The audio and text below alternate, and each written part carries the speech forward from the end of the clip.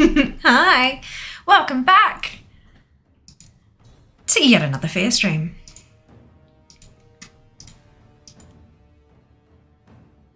Hope you're all having a wonderful day today. I know I am. I've gotten some very good news today. We're good, everything is fine. All right, let us place some, ooh, Templars. Where's my Templar? Because they've got a real long cooldown, so let's pop that one down first. Sweet. Dun, dun, dun. Oh, actually, no, before I go there, makeup, because you didn't guess it last stream. Anyway, we're brown, we have moss green, and we have like shiny greeny brown. Yari with the resub. 18 months. Oh my god, 18 months. Holy shit. Has it really? That's just, like, the last 18 months has been a bloody whirlwind. It's amazing. Thank you so much for the resub. Much appreciated. There's 2 babies. No, I refuse. No. Good. Right, so brown, moss green, greeny brown, shiny shit on the inside. And my brown lippy from Mellow Cosmetics in the shade chocolate because I can and it matches.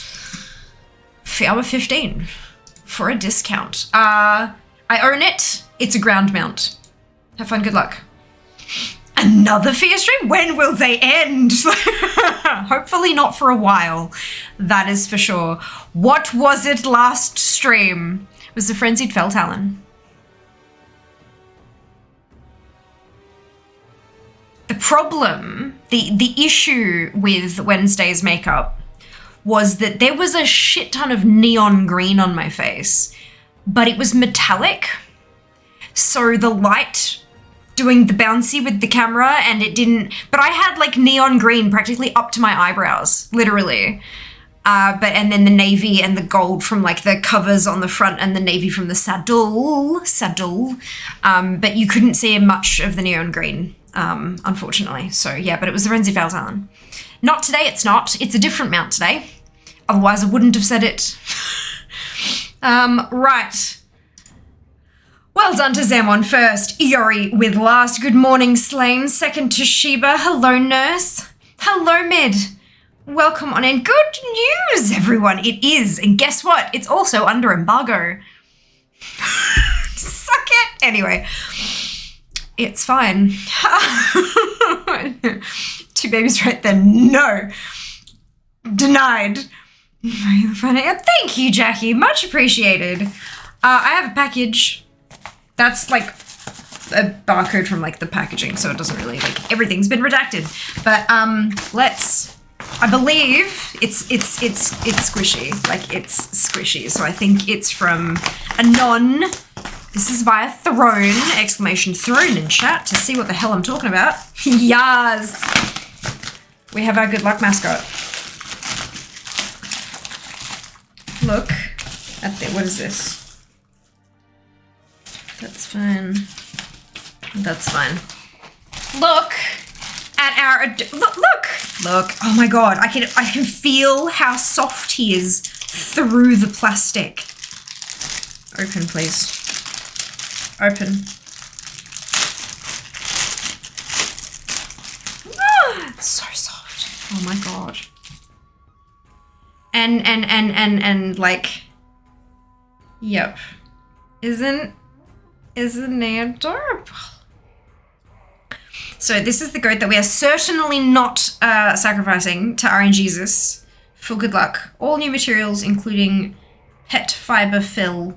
Oh, PET fiber fill and polyurethane pellets. Okay. Living Nature. Let's have a read. Living Nature, living-nature.co.uk.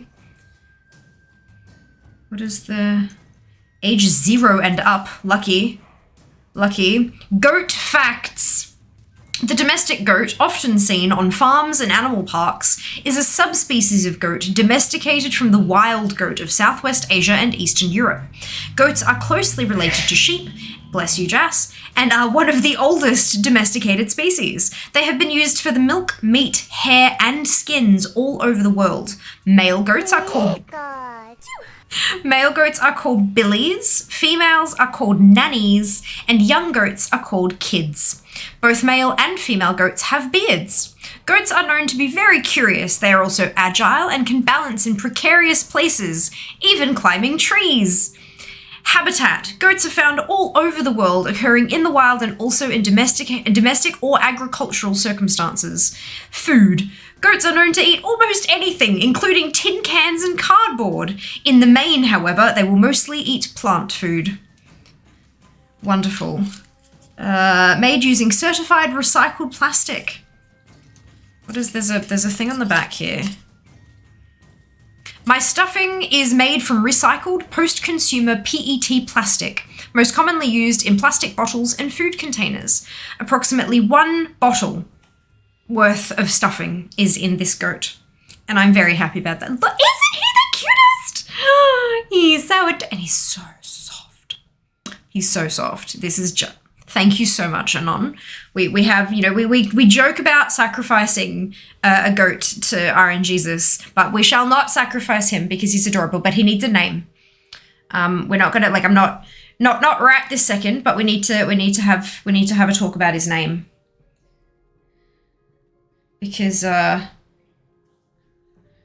he deserves to have a name. He's so cute. Aren't you adorable?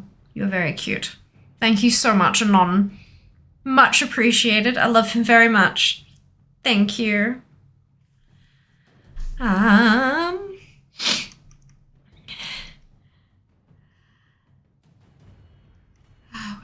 we?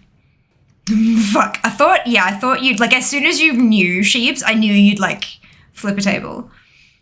Brawler's Burly Basilisk. No, unless you want to confuse us. Is the Feltalin again? No, it's not the Feltalin. It's not enough green today for the Feltalin. I mean, it's still green, but it's not like green. You know, it's a different green.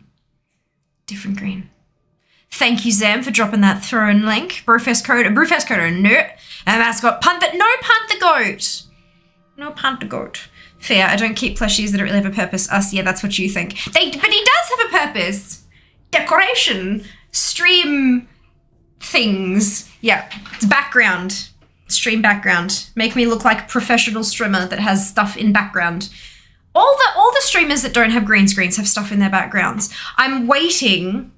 The Bitfest stuff, the Bitfest rewards have been delayed for a few reasons. And so I'm waiting to get my Amazon gift cards so that I can buy my lights for, I can't like draw a straight line with my hand from this angle. Yeah, there you go.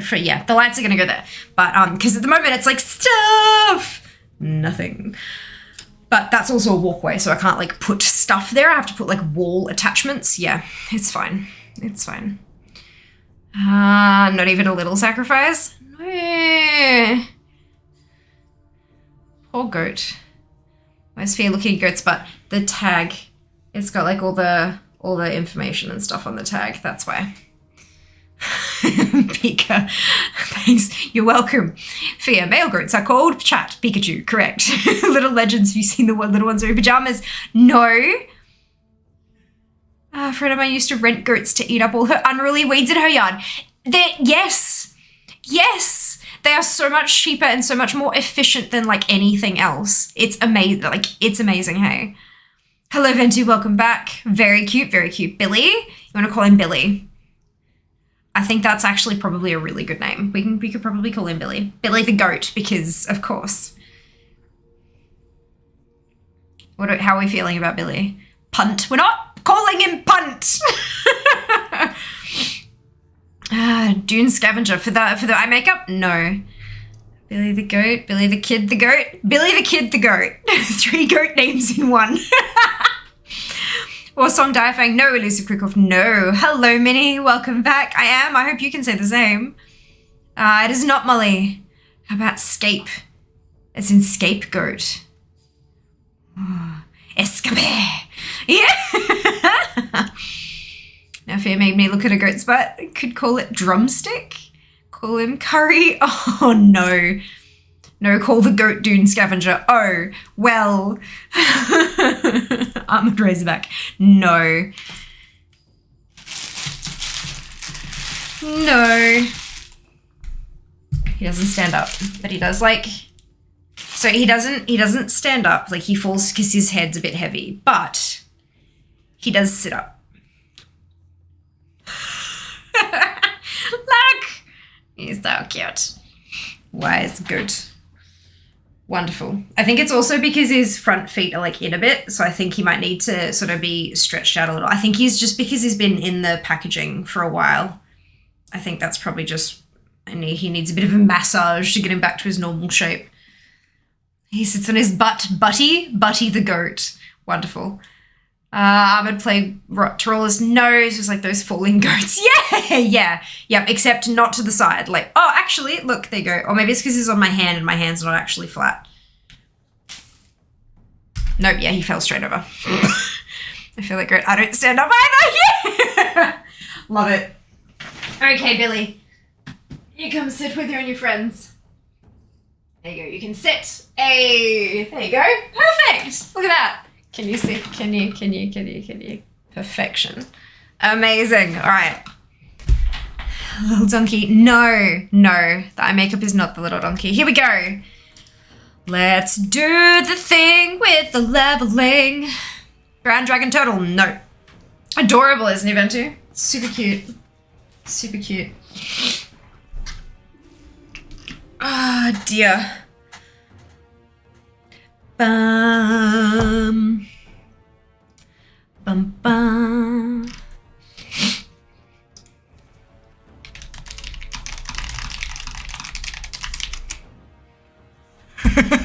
Sheeps. It's fine. Everything is fine.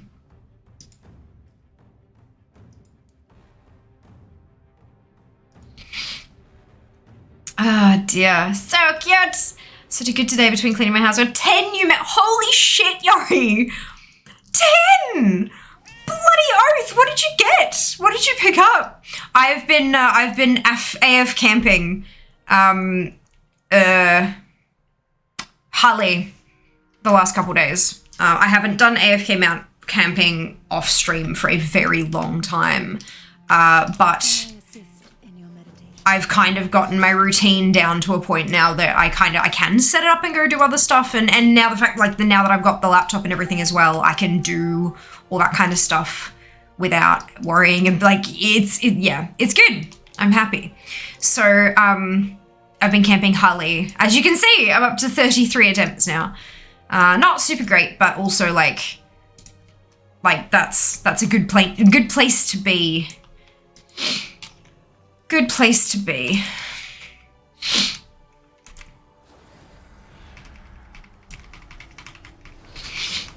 I'm buying my fucking shelves. I'm gonna get tomorrow and put up the stuff I've been collecting. I really need to fix Cozy House menu figure. I don't want to take him out of the box yet. I mean, can't you just like take him out a little, fix them, and then put him back in? They ate from my current outlet. Ah, and then 2 from Saber Stalkers with the claw things. Amazing. Fantastic. Look at you go. That's so good.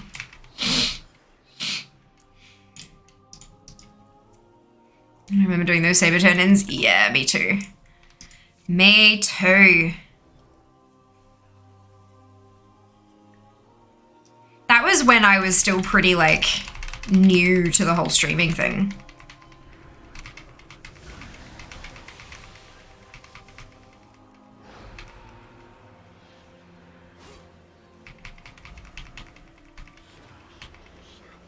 It's a while ago. It really can. It's also very covered in plastic. Yeah, fair.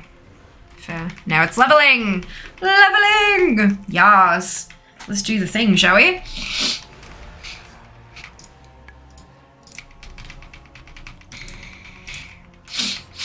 I remember when those videos were formed for druids, so insanely broken. Where am I at? So I'm at 53.08%. It's not bad. Not great, but not bad. I have a sneaking suspicion that I'm not going to make it before Dragonflight. Especially considering that this month I was like, yes, I'm going to plan for all of the leveling. And then let's just say this month's schedule is changing. Because of course it is. Of course it is. But yeah, I'm still going to try to squeeze in a bit. Really neat cat form. Look at the tail stuck straight up and did not move at all when you moved. That's hilarious. That's so funny. Oh my lord.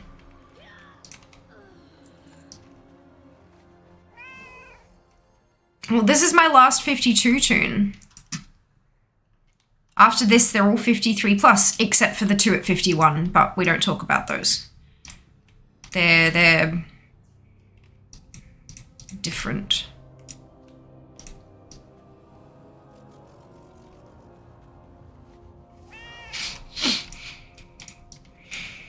I feel like I'm doing pretty okay. Oh, there we go. Never mind. I no longer have any level 52 toons. Amazing. Placeholder toons, correct. I still want them there so that I can use them for extra mount chances and stuff, but they are placeholders, yeah.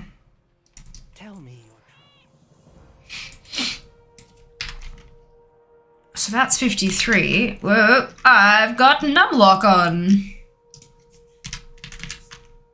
Which means that I'm now at 53.25.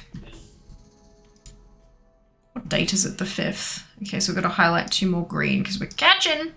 But I just got another day's worth of progress with that ding, so that's good. Perfection. All right. Acid Belcher. No. Good guess, though. I can see why you would think it was that one. Not that any other guesses aren't good, but like, sometimes every so often I'm like, oh yeah, it could be that, couldn't it? Just off the top of my head, because I don't remember much off the top of my head. You know this. You guys know this.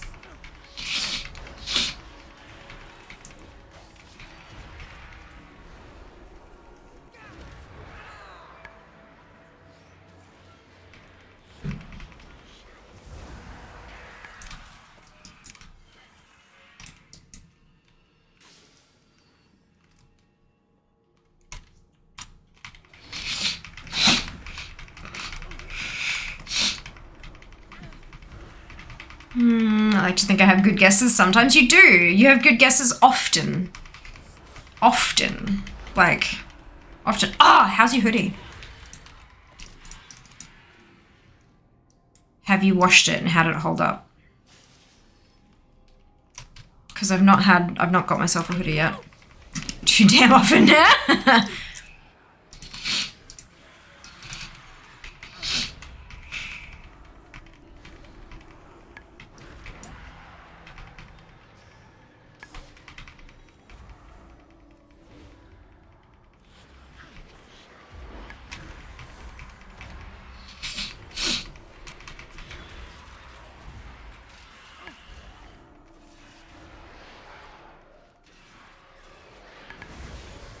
Really comfy. Good. Good. And the printing held up through the wash and all that kind of stuff real well. It's in the dryer still. Okay. You can put them in the dryer. Awesome. I wasn't sure about the care instructions. Does anyone know if they'll be raising the toon cap past 50 the direct they're coming out, or will some of us have to delete toons? Some of us will have to delete toons. They haven't raised the toon cap ever. They've raised the cap per server. They've removed the restriction on having only Alliance or only Horde on some like PvP servers used to only be able to have one or the other, not both. And then eventually they deleted the required, like you could have all 50 toons on one server, but they have never in 17 and a half years raised the toon cap. And the reason for that is that they have to be able to guarantee that every single account out there can use every single slot. If they were to up it even by 1, that's 1 more character for every single account out there. Even if they're not all going to use it, they still have to have the capability on their data servers to store that many extra characters. That's a big job, a really big job. Yeah, so I've got two characters earmarked for deletion. Which is why they're staying at 51 and not leveling with the rest of them, because there's no point putting that effort into them because they're gonna go bye-bye. New to the shops, leaving the stream on. Thank you for the lurk, Jackie. Appreciate it. I hope you have fun at the shops. What are you gonna main in Dragonflight? Mage. I've been maining Mage since I started playing in early Burning Crusade. I've never changed mains. And I don't plan to start now. Mage.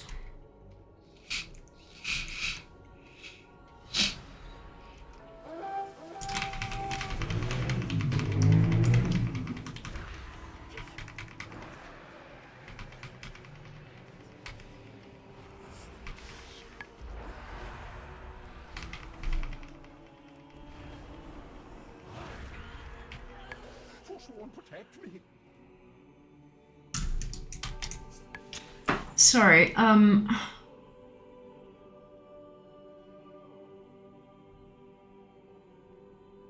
holy shit. So one of my cousins just became a doctor. like just now. That's awesome.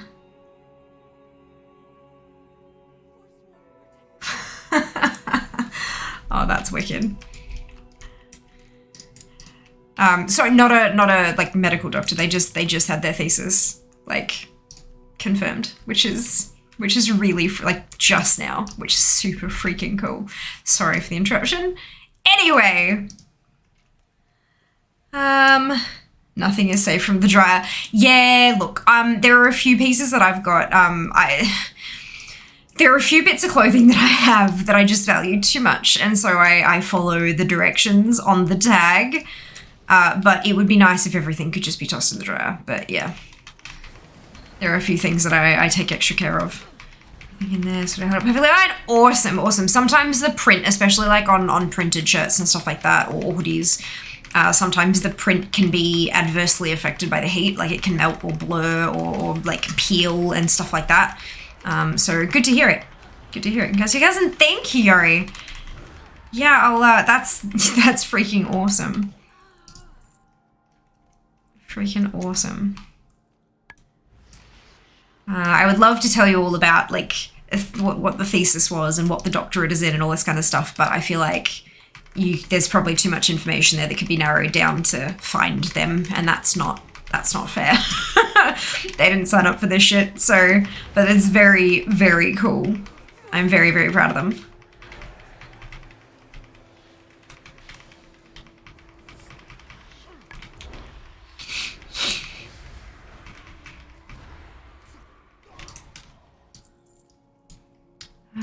All right. This way? This one. Let's get this one. Sweater seems like it'll be nice for Canadian winters. Good! Fantastic. There's a picture of Discord. Ah, awesome. Good to know. Whoa, I forgot Discord was up on this screen instead of that screen. Oopsie. Where is that? No, that's, you can't post there. Why am I clicking there? Okay. Look at it. Oh, and the color looks really good as well. Oh, I'm so glad. That's fantastic news. Yay. You're happy with the color, I hope? This is trying to, something classic to learn the law. Fair enough. Fair enough.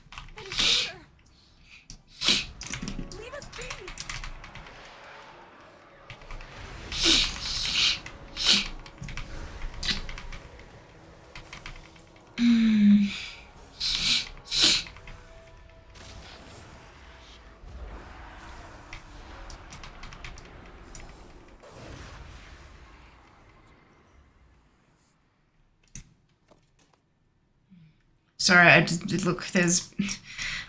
When Discord has a ping, you're like, what?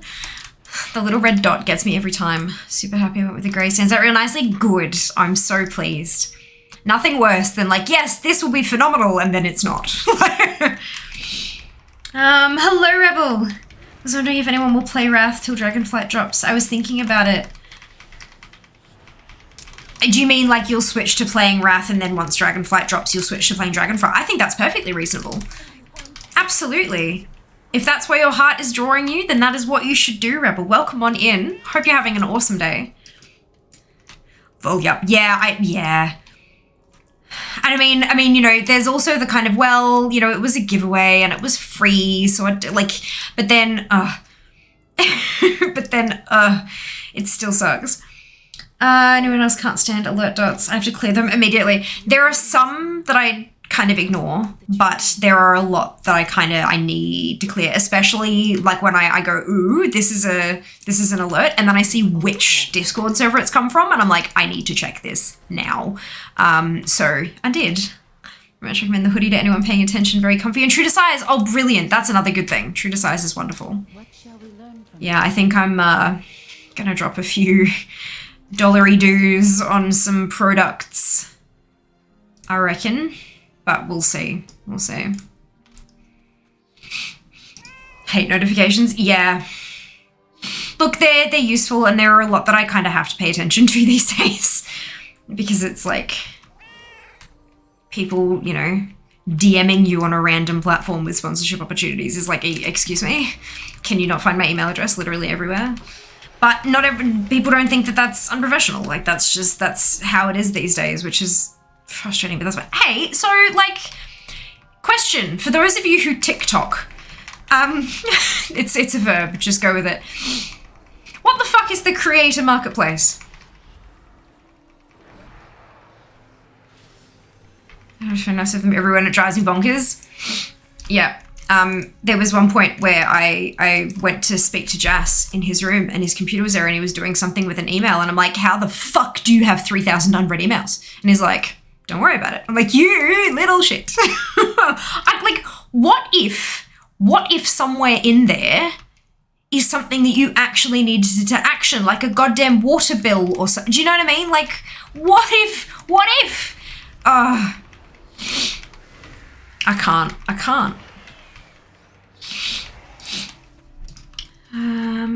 Not a single clue. Okay, good. How's it going? 30% left to account manager 360. Fantastic, Big. Congratulations. You're almost there. It's going quite well. Thank you for asking. Hope you can say the same. No idea, spend way too much time just thumbing through the For You page. So, I was checking my comments and stuff on my TikToks, as you do. As a content creator, you got to respond to people. Ugh, people. Anyway, and in the, like, in your alerts thing, like in your inbox of like people have liked you or people have followed you or people have commented or whatever, there's a from TikTok section. And every kind of week or so there's something in there and it's usually take advantage of promote now, get 20% off. And I'm like, it's literally like you're buying to put your TikTok in front of more people. No, I don't have the money for that. I just sell your stuff similar to Instagrams. Well, and so like I tap the, because it's like from TikTok, I'm like, again, I tap it expecting to just kind of swipe away the notification. And then it's like, you're invited to the TikTok creator marketplace. And I'm like, what?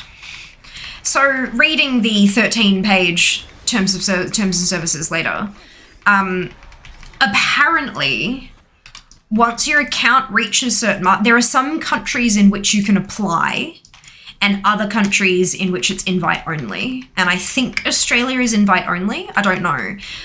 But if you're in the countries that you can apply, there's like milestones you have to hit. Like you have to have a certain number of age, like a certain number of, like you have to have had your account for a certain amount of time, certain number of followers, all this kind of stuff. And I'm thinking, and I'm like, do they know that I've got less than 1,000 followers? Is this an error? But I had a read of it, and it's essentially, apparently it's a place where, like, it's a creator marketplace. So I am the product, and upon accepting the invitation, I am listed amongst a whole ton of other creators, and brands can browse through that looking for creators they want to work with. Kind of like, think GGWP, but probably far more broad. and a bit different and all that kind of stuff, right? So they can kind of browse through these people and pick somebody that they want to work with and then approach them directly and make their offer or whatever, right? But it looks like TikTok doesn't actually facilitate any of it. They just make the browse of the creators available, so they don't take cuts or anything. All of that's done privately between a brand and a creator. It's quite kind of interesting that they're kind of like, it's there. TikTok says it's, you know, helping you monetize your content, but they're not like, all they're doing is putting you in a bucket with a bunch of other creators. They're not actually like helping in like the traditional. It's interesting. So I thought, fuck it. And I clicked the accept button, or tapped because it was my fucking phone. And yeah, so that'll be interesting. I have no idea beyond that, but yeah, there you go. Thank you, please to sell your stuff, still doing Instagrams. Not letting it let in anywhere near the tick or the talk. Why? Out of curiosity. Like, I'm not going to try to convince you otherwise, but I am genuinely curious as to why. Trained Snarler, no. Hey, Vorian. You're doing well? I am. Thank you so much for hoping. I hope you can say the same. Sounds useful, even though it's TikTok. I mean, it is another avenue of monetization. One little baby step closer to full time. This is like, by joining the marketplace, that doesn't mean I have to say yes to anything. If all it is shit offers, then I can just say no to everything. Easy. Good afternoon, dude. Welcome back. Hope you're doing well. Yeah, so I figured I don't really have anything to lose. All the terms and conditions were basically, you know, don't post any, like, even if they're asking you to do something, if they ask you to do something and that something is against TikTok TOS, and you post it and you break TOS, then it's on you, not on the brand. Like, all this, do you know, like that kind of, just that sort of don't be a dickhead thing. And there was a whole section that was for Australians only because of our, you know, our particular laws, which was very cool. And Zam, Ventu, Bua, and Neke, congratulations to all of you on your ownership. Well done. Well done. Making and editing videos. Ugh. I mean, yeah, but you could just like point your phone at Illidan for like 30 seconds and then post that and you'd probably get a bajillion followers. There was an Am I the Arsehole post I read yesterday, I think it was. And they were not the arsehole, but they were talking about, because the post involved somebody talking about their social media following and stuff, and how many followers they had. And there was a person who was in the comments was like, look, social media following is bullshit anyway. I know that I know why it works the way it works. But he said, you know, I've had an Instagram for 3 years and I've been, you know, posting my photography stuff and I've been optimizing my hashtags and my captions and blah, blah, blah, blah. And I have like 75 followers after 3 years. And then my partner, you know, puts photos of her dog on Instagram just every so often, you know, does a photo dump. No rhyme or reason as to when. No, like, posting consistently, nothing like that. Every so often she'll just make 10 to 15 individual posts with no captions, no hashtags, nothing. And she's got 3K followers in 2 months. And I'm like, yes, because it's puppy. It's like, yeah. It's hilarious. Hilarious. Raid Shadow Legends is going to find you. They already did. We've spoken about this, sheeps. They messaged me on Discord. They joined our server, DM'd me, and then left the server because, like, they only joined so they could talk to me. And they sent me this big wall of text, and I was basically like, have you watched any of my content? This is not at all what any, like, no. Plus their, like, monetization, like how they were going to pay me was absolutely trash. So I said no. So I'm probably on a blacklist. Pure Spectro music at the moment still working. So of course, every little bit you can get out there. Pennies that up. Exactly, right? Exactly. That's what I feel like. Hello, Mad Doc Ren. Welcome on in. Hope you're doing wonderfully well today. Work lurk. Cat videos always win. Moss Hide River Wallow. No. Is dog photo is popular. Correct. It's me. I'm Raid Shadow Legends. Yeah. Brilliant. Glad to hear it. they did approach me, would you guys actually want me to take it? Considering that we wouldn't be able to, like, you're not allowed to shit talk them and all that kind of stuff during a sponsored stream for obvious reasons. Like, would you actually want me to take that kind of, like... They don't watch people's content through their copy-paste message to literally everyone. Exactly, and see where it sticks, yeah. And it'll stick with smaller content creators who are like, oh my god, money! I'm gonna get paid for doing what I love? That's amazing! And it is amazing. Until you realize that they don't value your time. They will absolutely screw you around. And it's just not worth it. Like, the amount of work you put in trying to get people to play through the tutorial to get you your cash, it's not worth it. Like...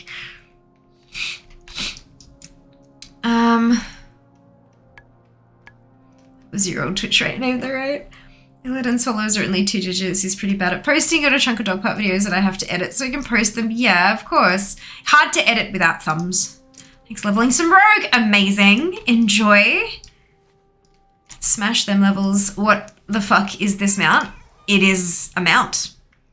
That is a ground mount that I own. Knowledge do you bear? Raid doesn't blacklist anyone. There's always a potential whale in the making. I don't know. They reached out once a couple of years back, like 3 or 4 years back, and they haven't since. And I've certainly grown since then. Nope, lady, it's cash. Take it. I mean, depends on the money, but in general, no. Yeah, it was good money for you. Do you? Who are we to judge what you choose to do? This is the problem with those shitty ass fucking monetization games like that, where it's literally pay to win, and they want to encourage you to spend as much money as possible. What they end up doing, a lot of them have this kind of like scaling. Shoot a sliding scale of how much they'll pay you. Like, there'll be this small amount that they'll pay you for the actual content. But then it can scale all the way up to uncapped because it's a commission thing. It's an affiliate program. And in order to do that, you know, you've got to have your viewers download and use your code or use your link and download, and then they have to play through and finish the tutorial. But then there's all these little, but they didn't click the OK thing and they didn't do the first quest after the tutorial, so we can't actually confirm that they finished it, and all this, like, there's hinky stuff in there that they try to, like, yeah. And, like, my time is worth a little more than $50 these days. And often it'll be like you get $5 for every person who does the tutorial. So if I have, you know, there's like, so if you've got like 100 CCV, that's up to $500 for you in just half an hour, because that's what we require you to actually do. And it's like, yeah, but it's not going to work like that, because I have lurkers, and then there's going to be a portion of my viewer base who doesn't like these kind of games, and there's going to be another portion of the viewer base who's already done this from another streamer, so they get taken out of the mix. Like, it just, yeah, it's not, they're misleading as fuck. Really misleading. So those kind of things are only, like, those kind of, you know, pay per play that you encourage tends to only be really, really worth it when you know this is up your own alley, and therefore you know that it's going to be up a ton of your viewers' alley. So for example, if Arclight Rumble said to me, this is what Wen did the same structure as Raid Shadow Legends tried to do, hell yeah. Because I know so bloody many of you are planning on trying the bloody thing anyway, if you haven't already been trying the beta. And then beyond that, I know that I'm going to have so much fun with it. Even people who are on the fence, I'll probably convince them to at least give it a go. So, like, it's different. It really depends on your own. But if you play a lot of games that are just like RSL, then yeah, like, it'll work for you. It'll work for your content and you can make it happen. But to be honest, even like nowadays, back when they messaged me, whatever, but like nowadays, now that the vast majority of their ads is literally just watching their female characters walk as you slide through who they are, it's just fucking disgusting. Not interested. Not interested. Anyway.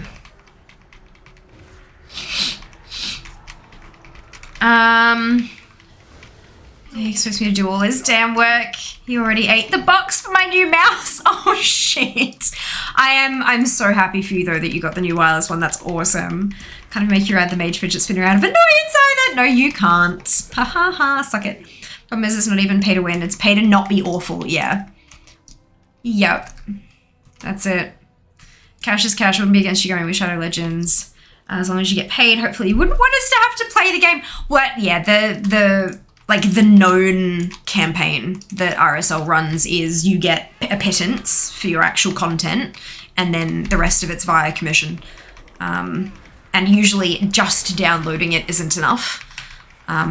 You got to download it and play through the tutorial and all that kind of stuff. But yeah, it's not worth. Hello, Jack. Welcome back. You get enough of your viewers to spend money and use your code. Yeah, exactly right. I still hate how these things. Me too, sheeps. Me too.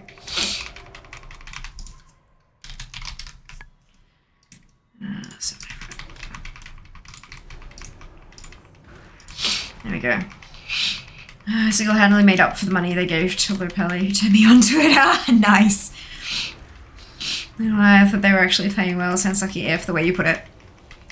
It really depends. If they find you and they think that you're a worthy investment, obviously the number will be higher. They'll have some kind of internal document that says X number of followers equals X number of payment, X number of viewers equals X number of payment, and they'll use things like Twitch Tracker or Sully Gnome, that kind of stuff, to have a look at what they reckon your average viewers are, because that information isn't available publicly. It's only on my dashboard, but then those kind of websites calculate it themselves. But look, for some people, it may well be worth it. You just need to know how to value your time. Every person's time is going to be valued differently. Like, I've had a handful of sponsorships recently. You guys have seen that. I've got a couple of things coming up that are under embargo, which I am like waiting on a contract for at the moment. So like, and what I was quoting 6 months ago is different to what I'm quoting today. And that's not just because my numbers have changed a little bit, not by much. There hasn't been like a ton of growth, but Metafon, thank you for the resub, much appreciated. I hope you're having a fantastic day today. It's not just because my numbers have gone up, not by as much as you might think in a 6 months period, but they've gone up a bit. But it's also because I've refined my craft. I'm better at putting together socials posts. I'm better at content creation on all the different platforms and stuff. Like I'm learning, and so my work is more valuable. And so yeah, I've made adjustments to my rates that I quote people when they ask. And so when I have a spreadsheet, shocking nobody, I have a spreadsheet where I have my rates for like a Twitter post or a TikTok or an Instagram post or Instagram carousel, an Instagram video, an Instagram reel, an Instagram story. There's so many different fucking types of content on Instagram, I swear to Christ. A Twitch stream per hour, having one of these on there, having a panel, having a mention in my Twitter bio, having a chatbot thing that comes up every half hour. All those things are all chargeable. Everything is worth money. There are companies out there who might not be able to afford a whole ass sponsorship, but they can afford having you put a panel there for a month. And so if that's what they can afford, that's what they can get from you. So I have all these different rates and what I would charge for all these different things, so that when someone comes to me and says, we want to offer you $100 for 4 posts on Instagram, 4 posts on Twitter, a 2-hour feature on stream, a thing in your chatbot, a blah, blah, blah, blah, blah, I can go back to them and go, ha, no. Well, that's not what I say. I go back to them and I say, for what you're asking for, my usual rate would be blah. If you wanted to keep it within the budget you mentioned of $100, here are a couple of different packages I could offer you. Where I could do this, like a half-hour stream with a panel, or I could do this with that, or I could do da-da-da. Like I can put together a bunch of different bundles that add up to $100 if that's their budget. And then they can kind of go, okay, I can see what you're doing there, and I can see what the bigger number is where your usual rates are. And then they can kind of go, okay, well, what could we get for 250. And then kind of, you know, obviously everything's open to negotiation. And you work for, well, sometimes it's not open for negotiation. It depends. Do you really want to work with the company? Are you willing to shave off some money because you've always wanted to work with these people? Or have you heard nothing but trouble about them and so you want to bump your price up because you think that you might have to deal with a bunch of crap for working with them and you want to be compensated for that as well? There's a lot to it, and there's a ton of guides on the internet as to like what you should charge or how to calculate your rates for all of those things. I tend to look at it by how much effort I'm going to have to put in. So like if they're giving me a panel versus they want me to make a panel using their stuff, how much time is it going to take me to sit there and make the panel? Am I going to charge, like, so I need to work an hourly rate into what I charge them for that. And then kind of, yeah, like you got to make sure you paid your worth, but what you're worth is really difficult to pin down, especially if you're anything like me and, you know, minimize your achievements and minimize who you are and what you can do sort of thing. Like, I've been doing this for 6.5 years, but there are a ton of people out there who are so much better at this than I am. But that doesn't mean I'm trash. That doesn't mean I'm not worth anything. I'm not worth what they're worth, but I'm still worth something. And that's what you need to, yeah. So look, whatever, if Raid Shadow Legends gives you an offer, it may well be worth it for you. It might not be a shitty offer.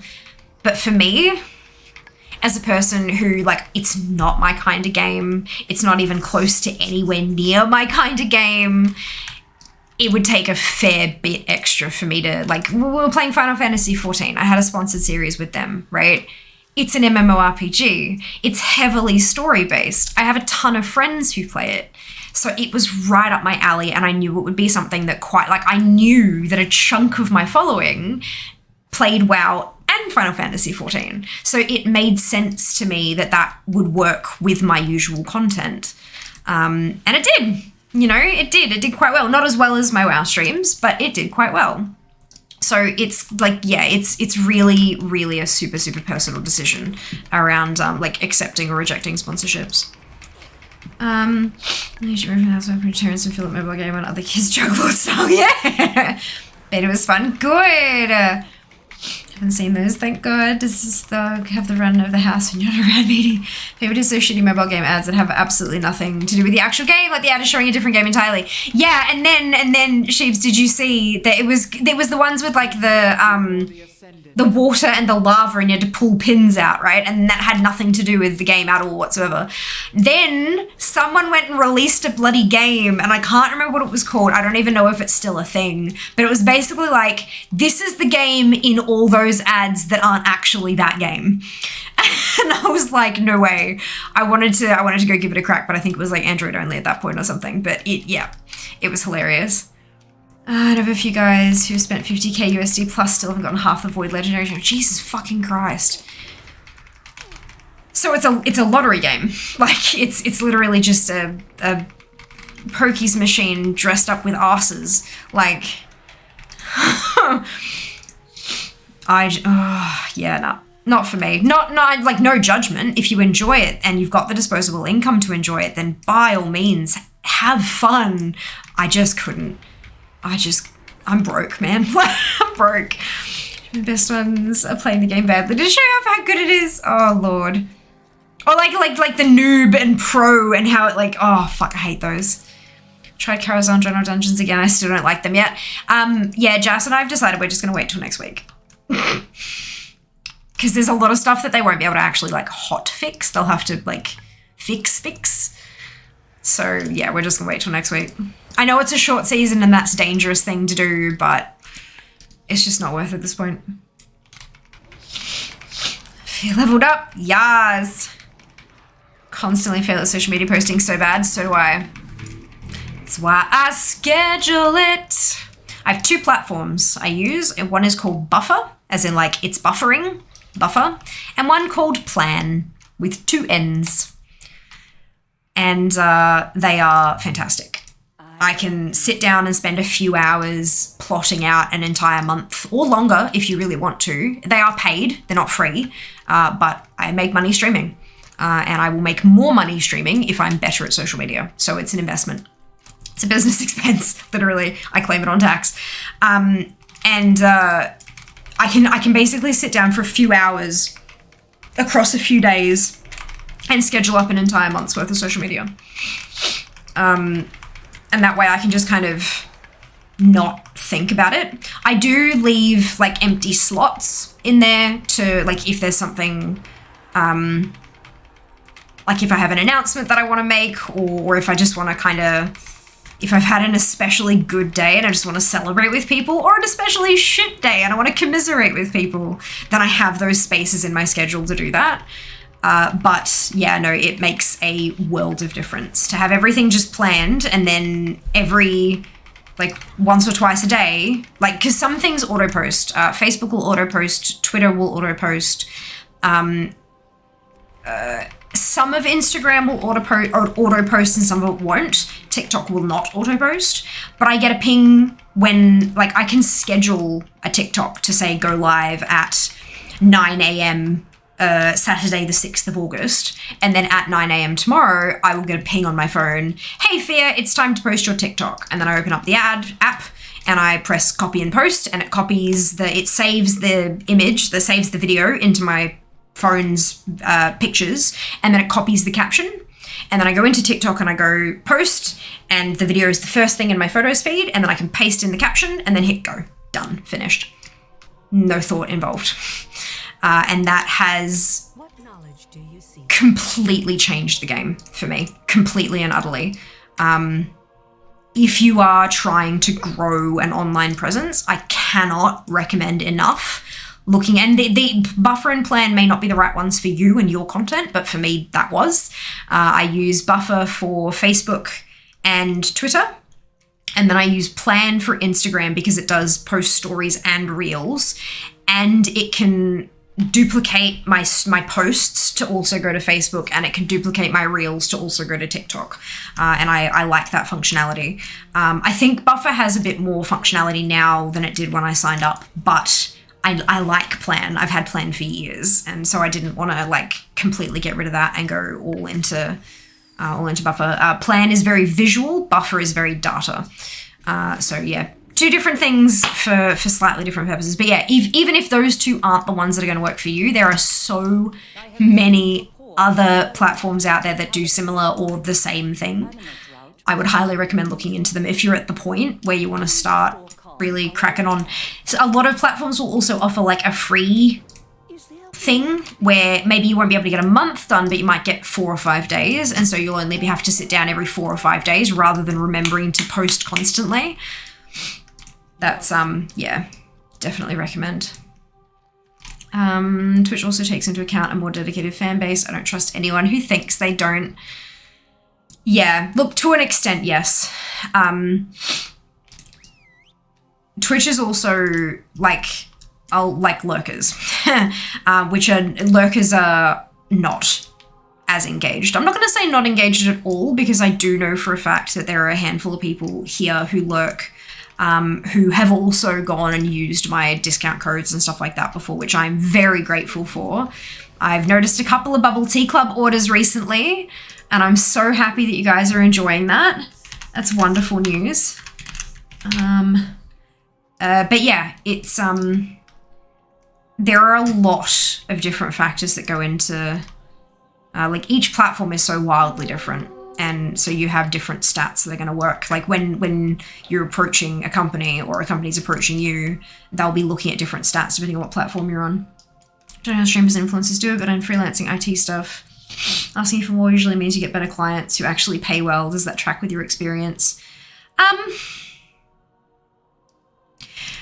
So I'm not really sure that I'm going to be the right person to speak to that experience. I have never reached out to a company and asked to partner with them and gotten a response, except for affiliate programs, that's not a sponsorship. It's a bit different.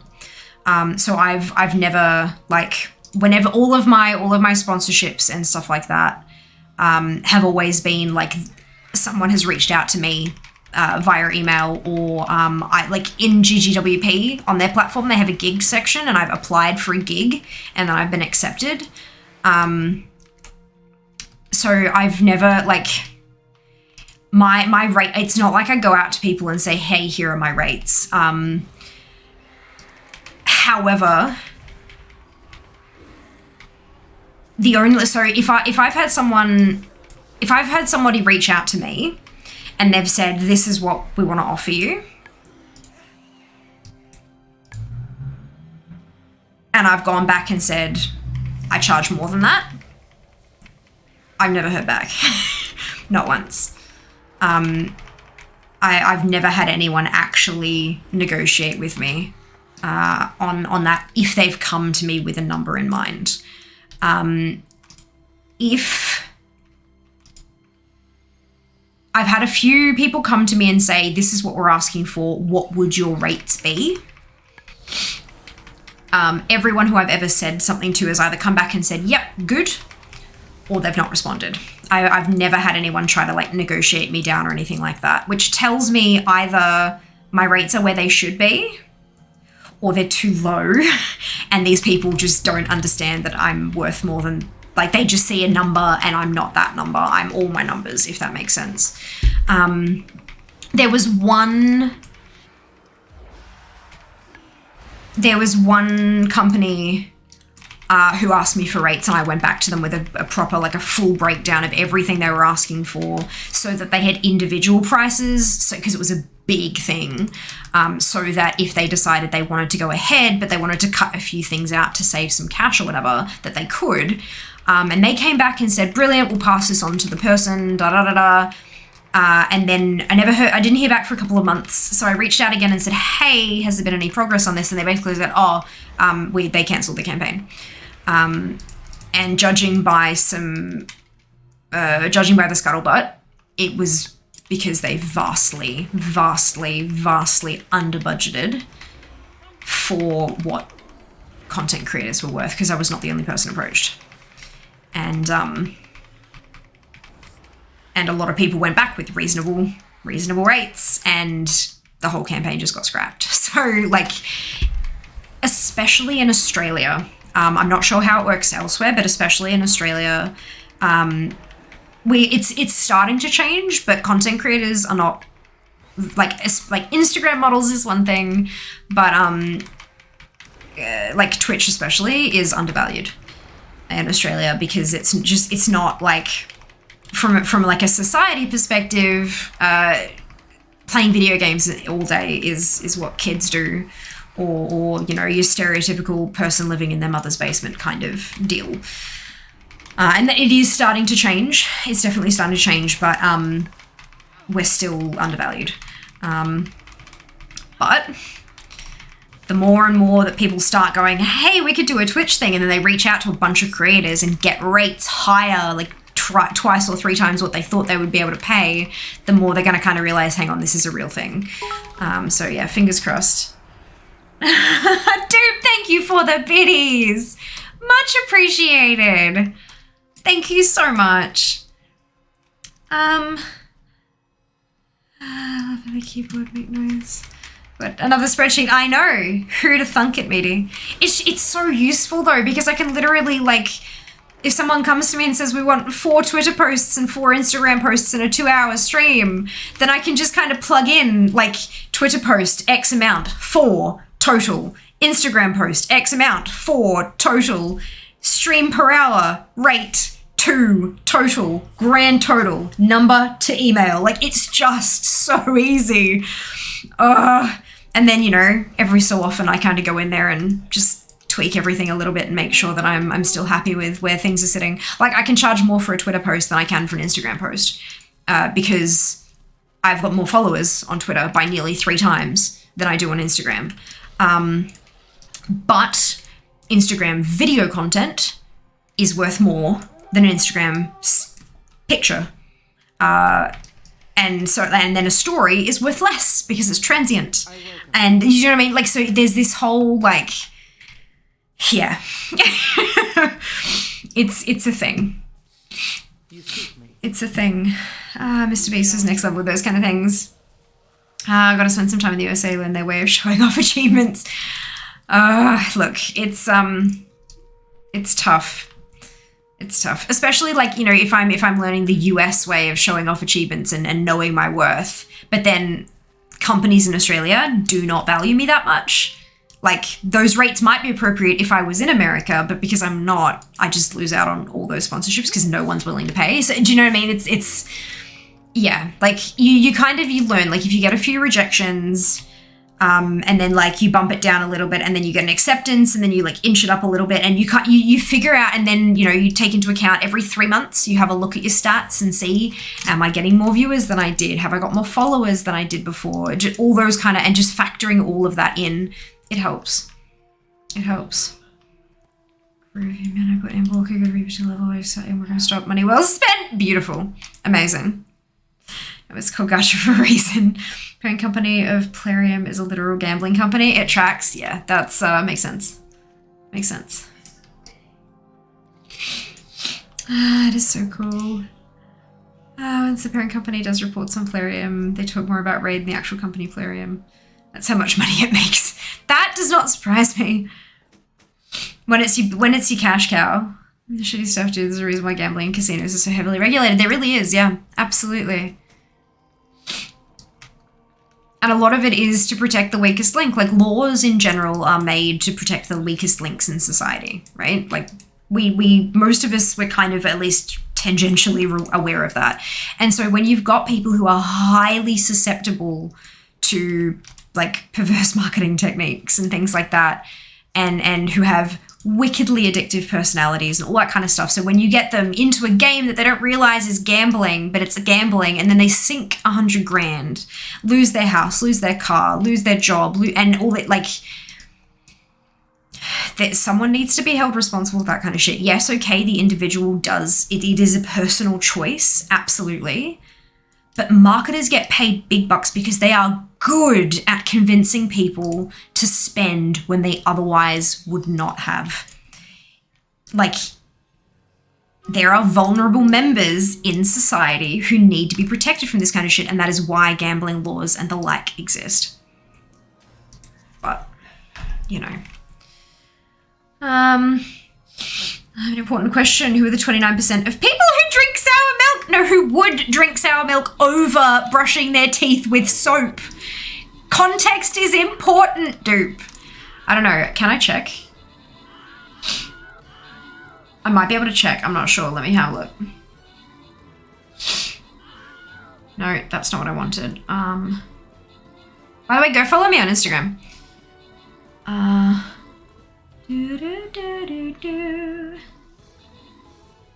It's this one. No.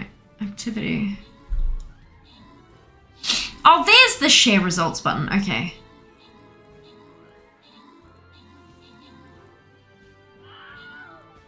To see all. I don't know any of those people. I don't recognize any of the usernames. I'm sure that they oh, actually, unsure. That, like, sometimes people obviously will have different usernames across different platforms and stuff like that. Meaty, Show, and Zam, congratulations to all of you on your bonus shit. But I don't recognize anyone out of those 6 names who is like super duper active regular here. But I could be wrong because, as I said, usernames and stuff across different whatsits. I can see that's 1, 2, 3, 4, 5, 6. I recognize 6 of the soap names though. No, I'm not going to tell you who they are because that's like, there's a reason why that kind of stuff isn't shared publicly, and I'm going to respect that. So yeah, it's those answers are not quite anonymous, but I have to like actually share them And I'm not going to do that because that will make people less likely to vote in them sometimes. Little wants to pay you to manage his Insta. I told him you have no need for kibble. I do have no need for kibble.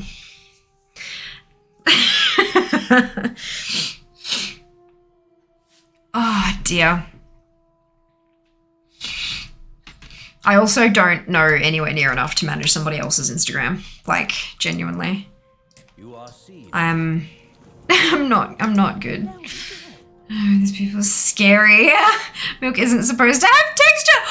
Oh my God, Mum always, there's a particular moment from Malcolm in the Middle that my mum adores. She thinks it's hilarious. When, is it Lois, the mother? I don't remember. It's been a very long time.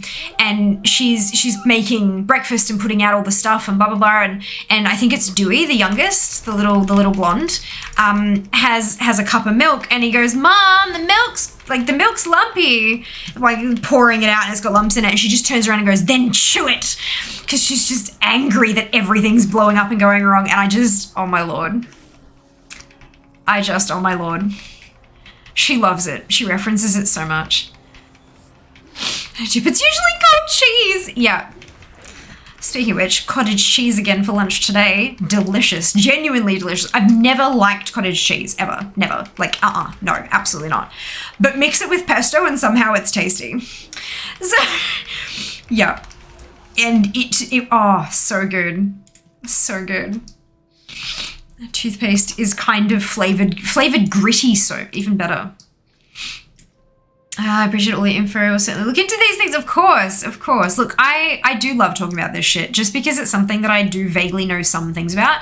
Keep in mind, this is from my own experience. My experience is limited. Granted, I've been streaming for 6.5 years, but I've only really been paying attention to my socials for maybe like a year and a half. So I'm not the authority on this or anything like that. There are so many great learning platforms that you can learn this kind of stuff. Although I have noticed that some of them, particularly for things like, like the short course learning platforms and stuff like that. What was the one that I had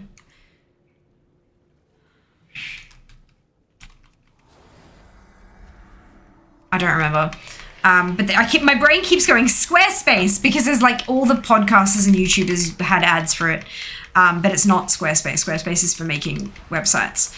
I think it starts with it. But yeah, those kind of platforms, a lot of them do have like social media, short courses and stuff like that. But make sure you could probably learn something from all of them, but there are going to be some where you only learn like a little bit. Because it's not targeted towards you and your kind of content. I remember one that I was watching, I learned a lot about like putting together your captions and like what length of caption works best on all the different platforms and stuff like that. But in terms of every other thing that she was talking about, she was an artist who was then selling her designs on pillows and blankets and bags and stuff like that. So it was like a lot of the rest of the stuff she talked about was useless to me because I don't make art. So I don't make that kind of art. So yeah, just keeping in mind, like it can be really tricky and what works for one person won't work for everyone and all that kind of thing. But you got to start somewhere. And if you try something and it doesn't work, but something else does, then you can kind of tweak around and be like, okay, well, what if I try it like this instead? And you never know when you'll strike gold. Bubble tea. Yes, Sam. God, now I want a bubble tea. I know I have experience leveling mage. Aspired, okay, leveling spec. I'm obsessed with fire spec. I main a fire mage, mad, and I always level in fire spec. Yeah, it's definitely possible. It's not like there's, like all specs are okay at leveling specs, to be perfectly honest, like genuinely. It's not like a speed leveling spec. Like if you're trying to speed run to max level, then there's probably going to be some other recommendations for spec out there, but you can definitely level in literally any of the 36 specs in the game for all the different classes. None of them are wrong. Just depends on how you play. It's fine to be clear, it's time in general. Spam Firebolt, pray for crits! Hello, Climber. Welcome on in. Hope you're doing wonderfully well today. We guess make it cook on an island. No. Hello. Hello, Craig. Maybe it was on that Matt didn't think of it. Love this discussion. A few streamers talk about this stuff. I don't know. I don't understand. I mean, like, okay, I guess I do understand that from the whole perspective that, you know, you're not here to listen about, you're not here to ask me about my career and all this kind of shit. You want to see video games, you want to see fun, you want to see entertainment. But for some people, this is entertainment. I've always been as open as I can be about this stuff. Like, I'm not going to talk numbers. Like, I'm not going to talk specific numbers, like what I'm being paid or what I'm charging and stuff like that, because that's, like, it's not... Firstly, what I'm being paid is often contracted, and there are often NDAs on a contract, so I can't talk about what I am being paid. And then if I start talking about what my usual rates are and things like that, then people may be able to extrapolate what I'm being paid by a contract, which could conceivably be me breaking an NDA, which I don't want to do that, because then I won't get future sponsorships, because this industry is small. Word travels fast. It's also kind of just a sort of an uncomfortable conversation to have, really. Like, yeah, I don't know. It's not, yeah. But of course, as you've heard, I will absolutely go into, like, quite in depth into what kind of things can factor into what you should be charging, kind of thing. And it's always really a good idea to have a range that you'd feel comfortable taking. Like, I wouldn't do this work for any less than blah, because then I'd be into, like, beyond minimum wage territory, and I'm not happy about that. But I'd really, like, I feel like I could be worth this much. And then you've got your range, and when you quote here, because then you've got room to negotiate down. But even if you negotiate down, you'd still be willing to take what you end up on, because it's still within your range. That's a really important thing to do. But yeah, so I'm always willing to talk about that kind of stuff. As long as it's not covered by an NDA, it's not covered by embargo, it's not like, you know, I'm not gonna jeopardize my future for a Twitch conversation, for a Twitch chat. But yeah, it's yeah, it's interesting. We value. Aw, thank you, dude. I feel valued, and I'm so far behind on chat. I'm gonna try to catch up. Hear that I'm in India is pretty bad here. Most people only understand stuff like PUBG. Also here, have a chip, delicious. We don't value this type of content, so I bet it will be cheap AF, yeah. Yep. It's like, I don't think I'm gonna make much money off this, therefore I'm not gonna pay much for it. Well, you're wrong. I guess that day job accountant loves spreadsheets. I know, right? But genuinely, I loved spreadsheets even before I started working as an assistant accountant. To be clear, I'm not an accountant. I do not have an accounting degree. I'm not a certified practicing accountant. The definition of what my job is bookkeeper, but I do other stuff that would be considered accounting. It's just that all my work is checked over. Like, every last thing is checked over, because, like, I'm not certified. So yes, but I do definitely work with money. Instagram, yes, a bit late. I wasn't asking for names, just for so many were into Sam. No, of course. I know you weren't asking for names. But I was just kind of explaining, like, yes, there are names here, but I'm not gonna say them because da da da. I know you're cool. Just a blanket statement covering the question that anyone might perceive to ask. Look at how cash shops are set up with the fact that the free boxes are next to 99-cent purchases, which then will normalize it's only 99 cents. Yep, and something that's 99 cents will sell better than something that is $1. Like, magnitudes better. Hello, Miko. Welcome on in. I mean, as many bars of soap I had to eat as a fair mouth kid soap wins. Oh, Minnie, that's hilarious. At least it wasn't lava soap. Or emote only, we can do that. Emote only. Time is on. Show me all of your gorgeous emotes and watch them bounce across the screen. I love cottage cheese, especially with the fruit and a little honey. I don't know, it was the texture or the total lack of taste or something. I just never liked it. But so it was like cottage cheese mixed with pesto and chopped up baby spinach. A basil pesto specifically, and then baby spinach spread on a crisp bread, and then popped a couple of sliced tomatoes on it, salt and pepper, and a bit of balsamic. Oh, so good. So tasty. In the middle looking kind of different. After Bibi was just so odd. Results may vary. Yeah, that's it. That's it. Oh, Shiba did mode only. Shit. Oh no. Sorry. This is what happens when I don't check shit. Ah, dear. I Chris is off. I believe you're thinking of Skillshare. That's the one. I've paid you now. Entertain me. Look you. Fucking X-Pack is this mount from? Yeah, okay.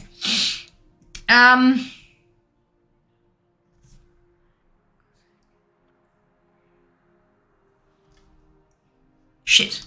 No, go forward. I accidentally pushed the back button.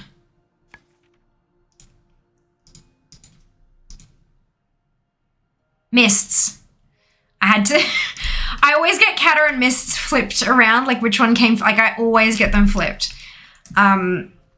So, yes, from Mists. So streams... fantastic. Not sponsored yet. Spons board. You know, when you're double sponsored somehow. Mm-hmm. Ding the mage. Yay, big! Nice as Wrathful Agent. Can't believe I mentioned Mr. Pyromaniac. Brilliant. Shut up, all of you. Shut up, all of you. So here, taking the redemptions. Yeah, no, he did. Shiba did. I'm just not looking at that because I'm too busy talking, clearly. Shut up, all of you. You wanted conversation, and this is what you have to deal with when you get conversation sometimes. Oh, Lord. Fancy ice cream for dinner. Yum! We're blame fair for it. Correct. Pass on that dish away for us to make it. See if we got basil leaves here. No basil leaves. Just the basil pesto. The leaves in the cottage cheese are chopped up baby spinach. I know, it's weird, but it's actually quite tasty. Great brand dragon turtle. No.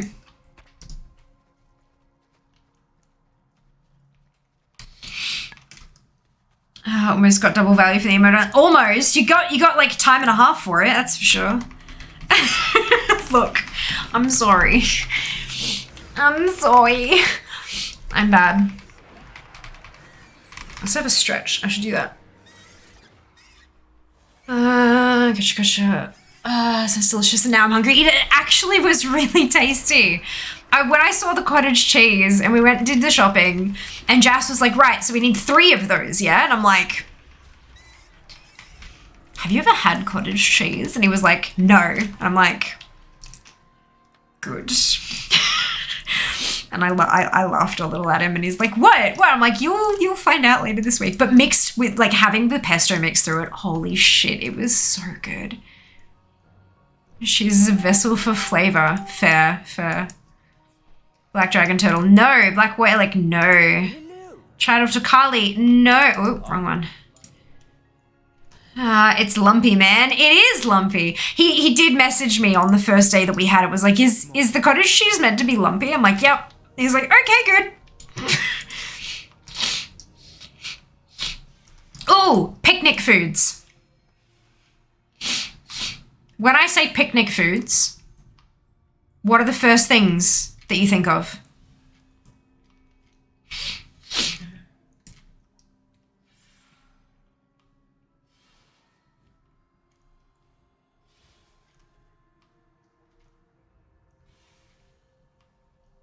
This is how we get chat engagement going. Let's do this. Egg rolls, cheese and crackers, watermelon, ants. Ants are not well, they are a food some places. Look you. Potato salad, salad rolls, fruits and cheese, like a platter, like a cheese platter kind of thing with like dried fruit and stuff. And some like wet, not just dry fruit, but like wet fruit too. Fruits and cheese, chips, grey riding yak, mount, not food. Thank you for the clarification. It's not the grey riding yak. Sodas, Woolies hot chook, hot dogs and burgers, a cheese board. No idea why egg rolls came to mind. I'm not questioning it. I'm like, I wouldn't have thought of that. I like that. And a blanket, not to eat, would obviously need a blanket. We do have a blanket. So for context here, I have like a whole bunch of content that I need to create over the next month. Some of it is not sponsored, but like free product in return for post and review kind of thing. So I've got a couple of those, and I've got a couple of like actual like my own content that I want to create and stuff, and a whole bunch of the things can be fulfilled during a picnic. So we're gonna go have a picnic tomorrow so that I can get all this content done and then like put it in plan and have it go out on the right days and stuff like that. So we're doing a picnic tomorrow, and there are obviously, because there's content stuff, there's a couple of things. Like I have a bottle of alcohol-free wine, and I have a, it is white, it's a Pinot Gris, in case anyone has any suggestions for what to have with that, because I don't usually drink Pinot Gris. It's supposed to be a rosé, but they sent me a Pinot Gris, is whatever. And there's like a thing of chips, like potato chips and corn chips, and then some other bits and pieces, but there is space there for actual lunch, like actual food, not just snacky bits. So I'm looking forward to it. But yeah, we do have a blanket and sandwiches or cold wraps. Hello, Fade. Great green dragon turtle. There we go. Thank you, Sheebs. You have got it. Well done. Now that you know what it is, do you see it? Did I do an okay job? Ham and cheese rolls with sweet chili. I've never had ham and cheese with sweet chili. I usually go ham and cheese with like a Dijonnaise or like mustard or something. Or relish, like yellow relish. God, that shit's tasty. Sometimes a tomato chutney, but like, cause like instead of like ham, cheese and tomato, you can have like a tomato chutney, but that's interesting. Noted. I'm gonna go get my booster shot. Have fun, good luck. Cheese always goes well with wine. It does, you're right. Grapes and strawberries. Ooh, yes. There is a Woolworths near where we plan to picnic, so I might go in there and grab some fruit. That sounds like a good idea. Because it's like relatively healthy too. Grapes and strawberries sound good. Grape blue dragon. Done cheese. The strangest condiment mix on my dogs. What do you do? What? Tell me, Brightside. I'm a barbecue sauce nut. Like, there was one point a while back that I literally had 7 different bottles of barbecue sauce in my fridge, and they were all half empty because they were all different kinds of barbecue sauce, because that is who I am. But yeah, no, tell me about your condiment choices. I'm basic. Mayo and mustard? Yes, it now. I think I was caught up by the brown on your lids. I know there's brown on the mount. I figured there would be more green. There is like a ton. So like all of this all the way around here and then all the way under here is all green. And then the shiny bit on my lids has got like a bit of a green shine to it, but it's probably just not coming up on camera. But this is the green that I've used. It's like an army green, like a moss green. Yeah. So it's not like green. Well, these are blue on camera anyway, but it's not like green.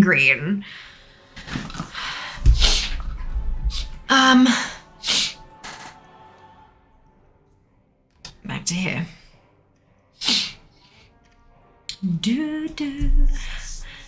So level look like good. 12. All right, perfect. Wait, what was the amount after all? Great green dragon turtle. Barbecue sauce is actually goated. Barbecue sauce is amazing.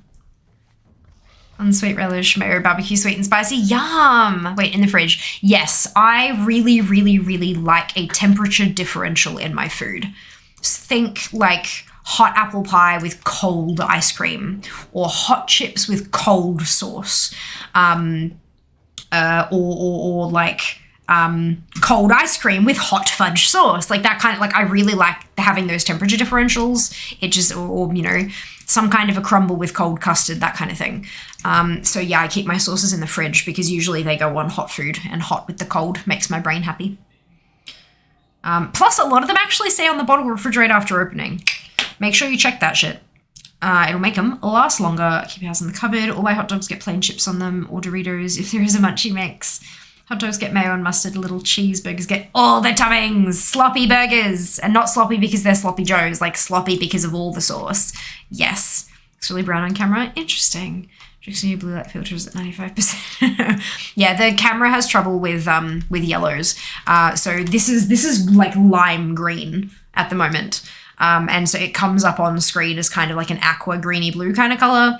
And then if they go yellow, like if they're pure lemon yellow, they come up as like peachy orange on camera because the camera just can't figure out how to do yellows, which is really interesting. That's also high. Hello. Always fridge, read the instructions. Also stops them tasting like ants. Back to ants aren't food. Look at this. Not a relish fan, grandma makes a zucchini relish. Just sort of, ooh, that sounds really tasty. I really like the sweet vinegar of relish. Sweet vinegar is like, yep. I like it.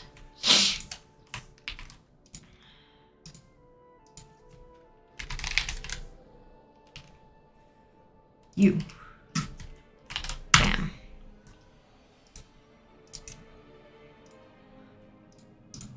Oh, excuse me. Wait, ants aren't food. Look, some places they are, but when they're not intentionally food, you can have some problems. Some states. Yeah, so you missed the original comment where I asked about what picnic food was and like what people thought was appropriate for like picnic food, and I think it was Yori said ants, and I'm like, look, in this context, ants aren't food. So I am aware that a lot of cultures eat ants as food. I get that. This was a different contextualized conversation. Cool. All right, on to the next one. Because we have finished Bastion on that tune. How many 53s do I have? 6. I don't think I'm going to get through them all today. But I can certainly get through a handful of them. Chips on hot dogs are superior. They will die on this hill. May eat all the ants you want. My food shouldn't taste like ants. Unfair. Let's get on the food without your knowledge. Remove them. Correct. Correct. I would imagine that ants that are being eaten are probably also like boiled or fried or something in a high temperature that kills whatever bacteria they might be carrying, whereas ants climbing on your food have been through no such treatment. Or ants climbing into your ketchup in the cupboard. Ditto. No high heat to problem, to remove the problem.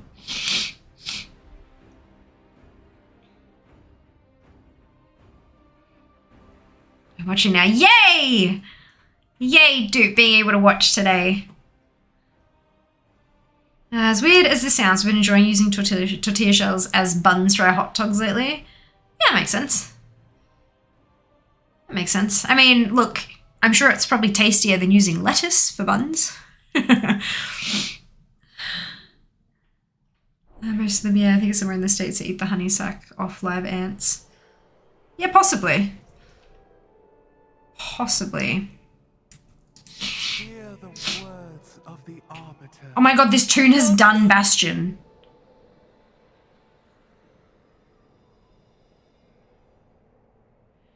Guys. Trust in the purpose. Guys. What?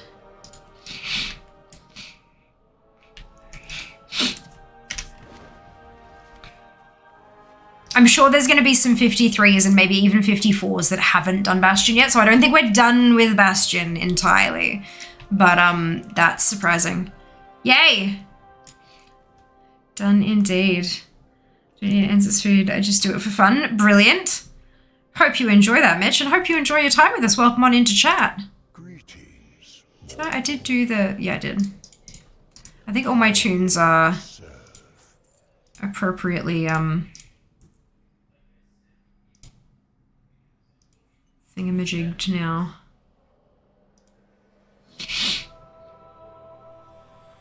Oh no, but she's not one that's being leveled. Yeah, but they're all 60 above. Cool. There you go. We're getting there. Twist is really good for XP. Yeah, I didn't feel it. I didn't find it to be, but it might also just be that I'm not very good at blasting straight for the end of it. I tried doing that a few times and just died, and it took me quite a while to get through there. I found that I was getting more experience from doing the zones than I was from doing Torghast. Per hour, that is. Honey ants are traditional desert food in Australia too. There you go. Interesting. Who indeed, with this so good investion though. It is beautiful, isn't it? What's wrong with lettuce and bun? Sancho Bao has left the chat. That's not a bun. That's Sancho Bao is using like, that's like lettuce as a taco shell almost. Like it's, I'm more talking about when you go and you have like sauce and tomato and cheese and a burger patty and all that kind of stuff on like a slice, one piece of lettuce and another piece of lettuce. It's just, it's not enough to hold everything together. There's no structural integrity to the lettuce and everything just falls apart. When you've got a whole bunch of like little bits in there, it seems to have more integrity to it. It doesn't fall apart as you're trying to eat it. Whereas as a burger wrapper, it just, I don't know, too much. From my experience, at least. Maybe they were just using shit lettuce. All right, so we're gonna change this to Maldraxxus. It's a fate.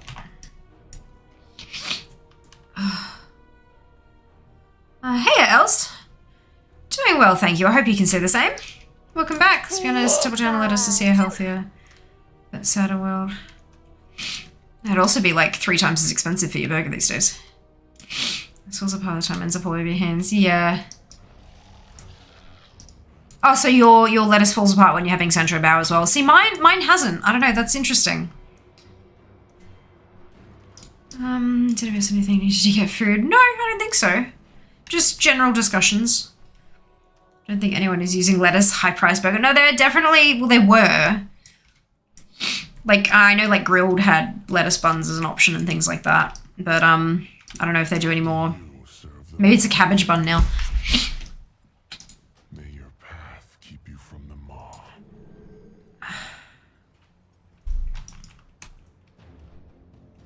I have something to do with me eating like a caveman, but...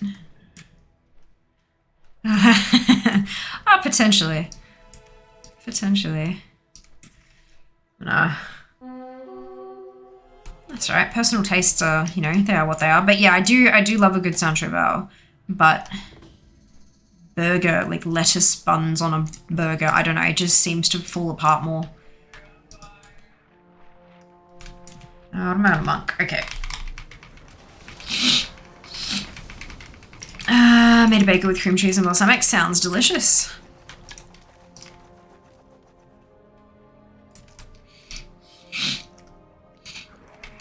I do love a good bagel.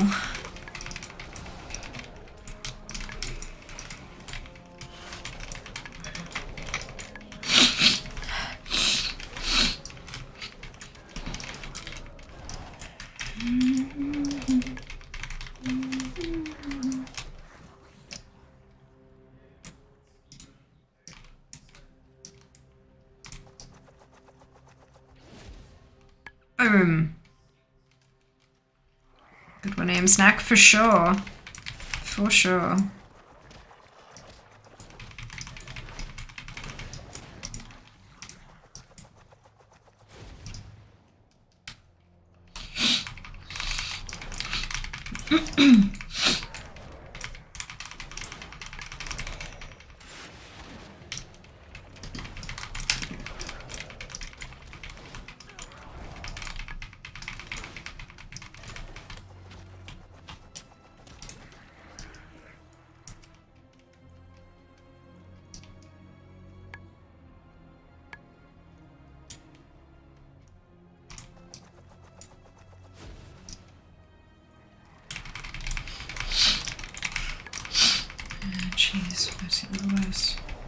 What level does Shadowlands content unlock? It's at 48, but I would recommend going to 50 and then going and doing the stuff. Just because like 48 to 50 out in the old world is still pretty quick, and if you start doing your Shadowlands stuff at 48, you might find that you're quite underpowered for chunks of it.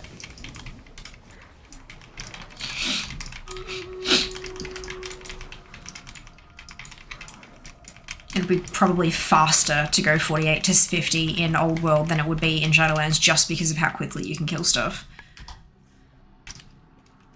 Instead of 48, you'll also get level locked in Bastion. Yeah, you'll need to do like all of the side stuff and all of the, yeah. I mean, even if it's on an alt in Threads of Fate, if you go through and do absolutely everything from level 48, there's a chance you might have to do a dungeon to get the last bit of the way or whatever. Yeah. Am I just getting home from work at this time? Usually dinner time. Fair. Absolutely fair. Was saying the priest through Morales was trying to be conscious of the number of quests I was picking up. Nah, don't. Just keep going. Just keep going and going and going until you hit the level you want to do Shadowlands, usually about 50, and then just clean out your quest log. You don't need to like be conscious of level of stuff you're picking up. Just go for it. You can always abandon quests. Krugen, Martin, Silverhood, Neke, Zam, Fade, One, and Slain. Congratulations to all of you on your bonus ship. Well done. Perfect. Onward to the next one. All compassions of pain. Push a hunter from 49 to 50 so I can skip them more. I did that once in Bastion already. Oh dear. Oh, excuse me. Can do Paladin. Let's do Paladin.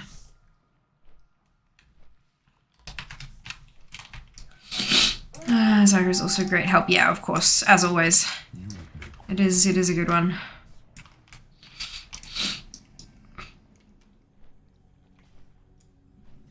You look oddly hale today. Trust in the cycle.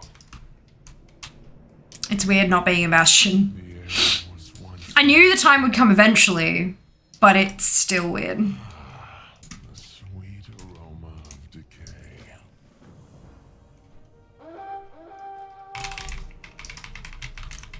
Why are you running away? Get back here. Oh, god damn it. I was gonna try to pull it up there so I didn't have to do the massive long run with the pot of crap on my back, but it didn't work.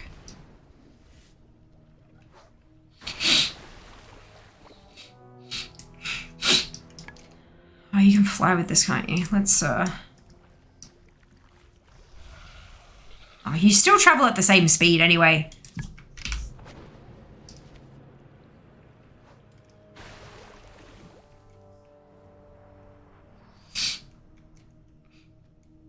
How's life been? What you been up to these days? Streaming. I kid you not. Streaming, working on stream, the day job a little bit here and there. It's been go. That's kind of, I'm at the point now where I'm putting in those hours to make the push for full time. And it's both scary and exciting all at the same time. So yeah, it's been a thing. I kept 50 remember one day. Oh yeah, Zygo's made for this. Correct. It was amazing. Agreed. So anyway, come back so I can kill you. Correct. Come back here. Die for me. Oh, it's a raid. There's a raid in chat. Join the raid. Wager your koala coins.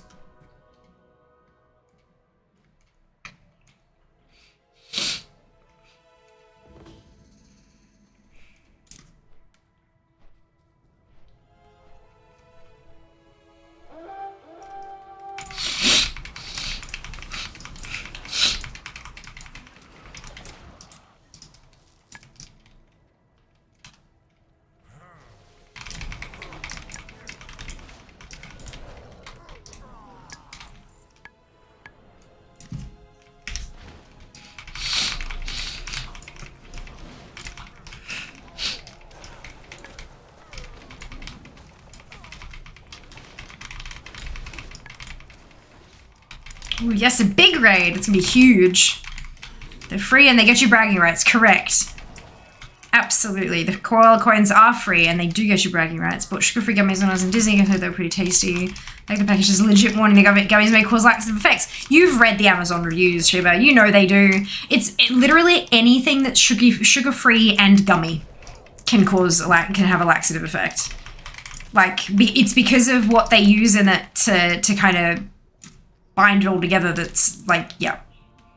There's a particular ingredient that is specifically found in sugar-free gummies. Can confirm that Vita gummies do the same thing.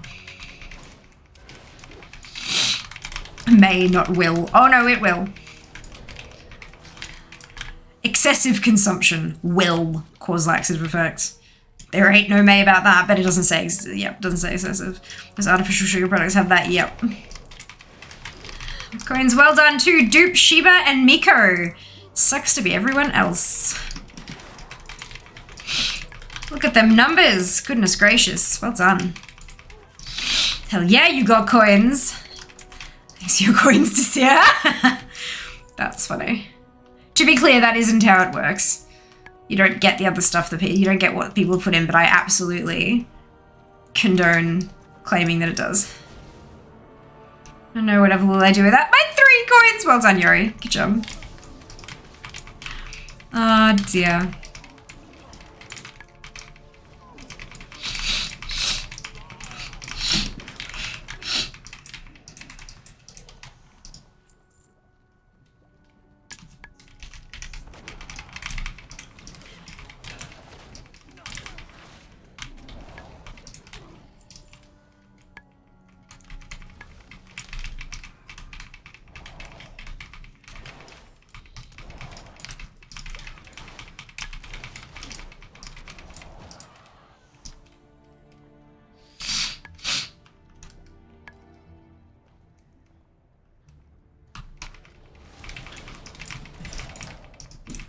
Hello?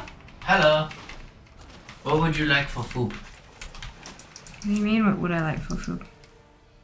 If I don't manage to cook the meat in the thingamajiggy. Ah. Softness again. I don't know. Hi friends. Especially cheaps. I don't know. What do you feel like? I don't know. We've got stuff in the house we can cook, surely. Or no?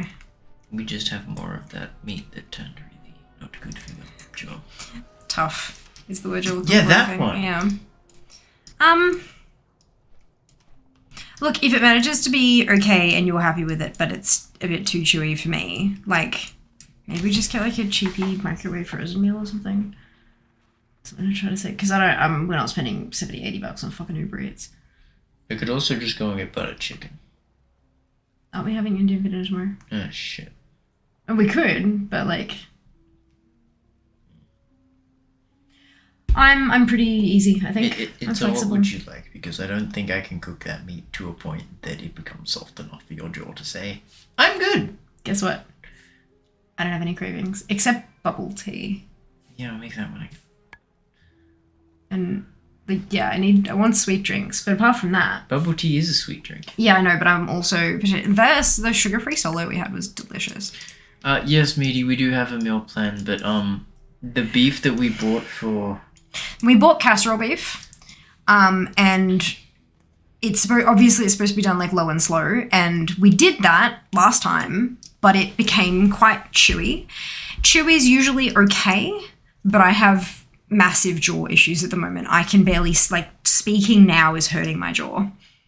Popping pearls from bubble tea and chewing on the coconut jelly hurts my jaw. Like, she ate all of the broccolini. And I had like 1 or 2 pieces of the meat, and it hurt. And I was in agony. So yeah. So we don't want the agony. And next week, if they have anything that's like, chop up this and cook it in that, we're just going to slow cook it. We're just going to buy a thwack or something to slow cook and just do pulled beef or pulled pork or whatever the fuck it wants us to do, because like I'm genuinely in so much pain. In it. The silver side was really, the silver side was really like, because it had texture to it, it had bite, but it was soft, like I could chew through it. So yeah, no, the silver side was good. KFC, no. Mickey D's, we call it Macca's here, but no, I'm good. So yeah, because of that, I prefer something slightly on the healthy scale. Because of that situation, we have to break away from the meal plan. Yeah, we tried, but we made a boo-boo. But I think so maybe just don't cook that casserole beef at all, and we'll use it the next time something calls for something, but we'll do the recipe in the slow cooker. In fact, I'll go through, because we've got to sit down tomorrow and do the grocery list, we'll go through and pick stuff out that's going to purposely be, like, soft. Yeah, it's fine. Yeah. So, what microwave dish am I getting? I don't know. I really don't know. None Do you want to, because you're going to have to head to Aldi anyway, right? So do you want to just go over there and grab something that looks tasty? Like, Yeah, I can do see that. whatever you're drawn towards? I would also not be opposed to, like, juice with breakfast tomorrow, or, Oh yeah, we did Iced scrambled tea. eggs again. yeah, cheesy basil. The scrambled eggs are cheesy- really good. Yeah, cheesy basil scrambled eggs. Yeah, they were really tasty. Recommend. Just not on the weekdays. Fuck. Microwave eggs? No. I mean, yes, but No. Blasphemy. Heresy. Heresy. But yeah, so like that could be good. But apart from that, yeah, no, just whatever. Okay. Whatever you feel good with. Get your quiche. I know you're not a big fan of quiche, but it is soft. I don't like It quiche. is soft. Yeah, I know, but I don't like quiche. I don't like The quiche. issue is I really like quiche. I know you don't like quiche. I really like quiche. So what we need to do is when we go out for food, we need to find places that serve quiche so you can have a quiche and I can have a not quiche. Or we could get you a big quiche and cut it up and you have for lunches for a week. Fear's not quiche. Yeah, I'm not a fan. It's quiche, but not quiche. Yeah, I don't even know why I don't like it. I just It's such a don't fun like it. word too. It's fun to say, but not fun to eat. Oh, goodbye. Bye bye.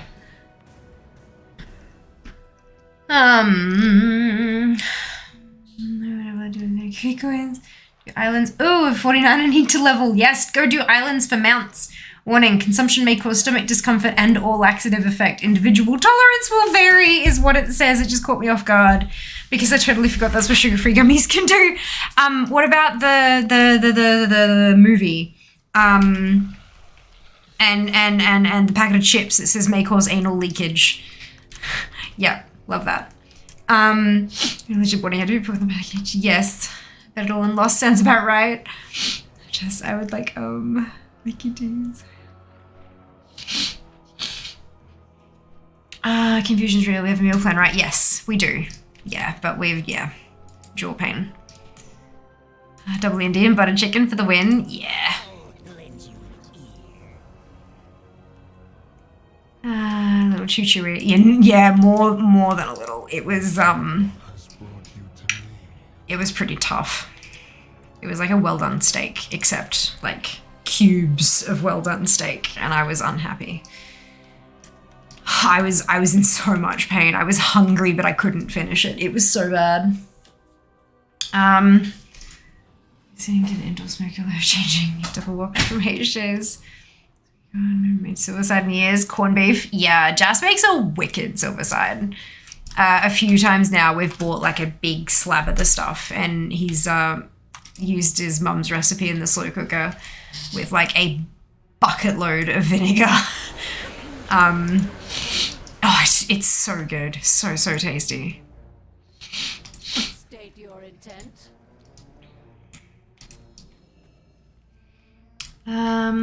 Just being an adult in a cartoon, bend down so we can see a face for once. Yay! That's funny.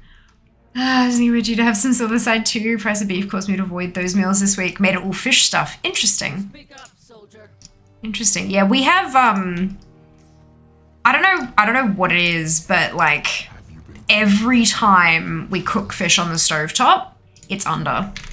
Every time without fail. It can be burnt on the outside and the inside is still, and we bring it to room temperature first and we flip it and do all the fun things and stuff. There's some, I don't know if it's the pans or the stovetop or something, there's just something really weird.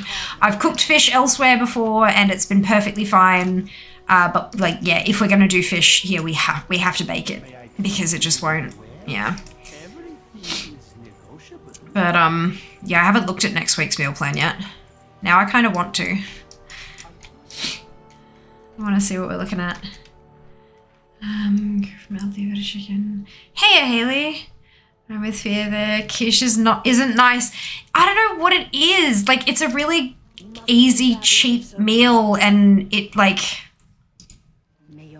yeah, I don't know. I just can't do it. It's not nice. It is soft though. It is soft, but it's not. But Jas really likes quiche. I can do it if I drown it in sauce.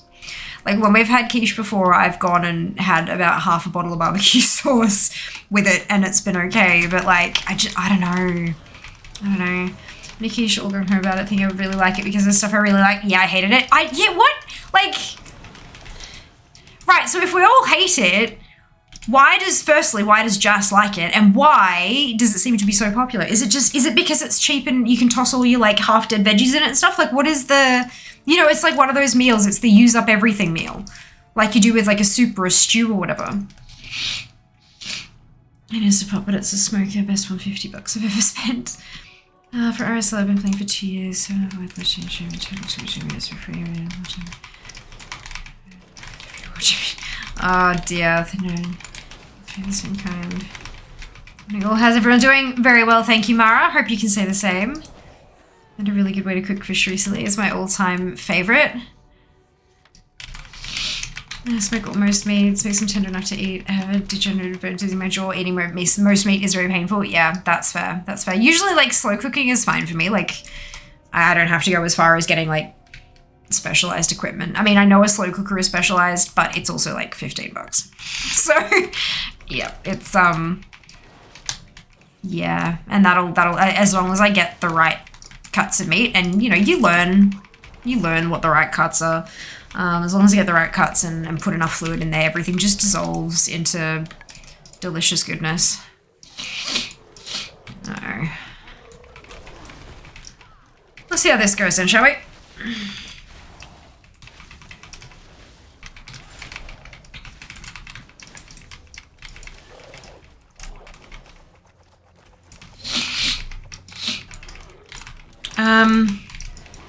Making the fish in my air fryer, interesting. Does it not dry out? That's awesome. Oven to broil, heat up an oven-proof pan. Oil very hot, stick the fish skin side down, remove pan, stove oven on broil for like 5 to 7 minutes. Yeah, I don't have any oven-proof pans. I mean, I've got like baking dishes, but they're all ceramic, so they're not stovetop safe. What about pasta bake? I fucking hate pasta bakes. No matter how much cheese you put on top, you always get like these bits of like re-dried pasta sticking up on top. I hate pasta bake. I hate pasta bake. Pasta salad, great. Pasta bake, good with quiche. Good things for the lettuce fries. Get both about from Toronto, the second half of the Thunder Food Drops. Ah, fantastic, Mara. Congratulations. Slow cooked pork tacos is the best meal ever. Look, slow cooked meat in general is fantastic, and often it means you can get the dirt cheap cuts as well, because they're the ones that are really usually tough and chewy, and then just cook them down. Oh, so good. Yeah, but you know, there's more cottage cheese on yours. Maybe mine looks different. Because weren't you on like the protein balance plus or something, and I was on the regular one, the basic? Just a bit low, about for one to go home. That's all right, dude. Not a worry. Remember, if you are using the app, you can put it on audio only mode just to listen. And that way you can at least stick around, and I'll do my best to read out messages that I'm responding to. I learned that I enjoyed macaroni salad, spent years avoiding it because I didn't like the concept of it. Oh no. Yeah, look, I'll definitely give anything a try. But there are just some things that I don't like. And I've tried them multitudes of times. Pasta bake was the easy go-to meal for like batch cooking when I was younger. And because it's cheap, and I get it, it's fair. Pop a couple of tins of tuna in it, you got a big thwack of protein, all that kind of stuff. I just don't, nah. Maybe that's why I don't like it. Because we had it quite a bit. I also don't like stir fries. Stir fry strips of meat. Unless you're getting it from like stir fries from like a restaurant or whatever, are fine. Stir fries at home, no, crap, trash, horrible. No matter what you do, no matter how gently you cook it, the meat strips are always overcooked and chewy as hell, always. No, do not like. I'm genuinely not that picky. Genuinely not that picky. If somebody makes something and I'm there, I will absolutely eat it. Like, it's not like it makes me puke or anything. I just don't, it's not an enjoyable food experience for me. It's still food, it's still edible, it's probably still tasty, it's just not great.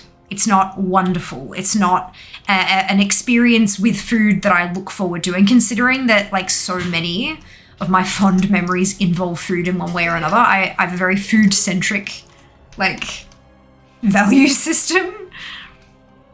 It's kind of that whole, like, why waste time with subpar food when you can have a phenomenal meal instead?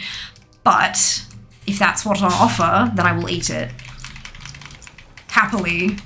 It's not great.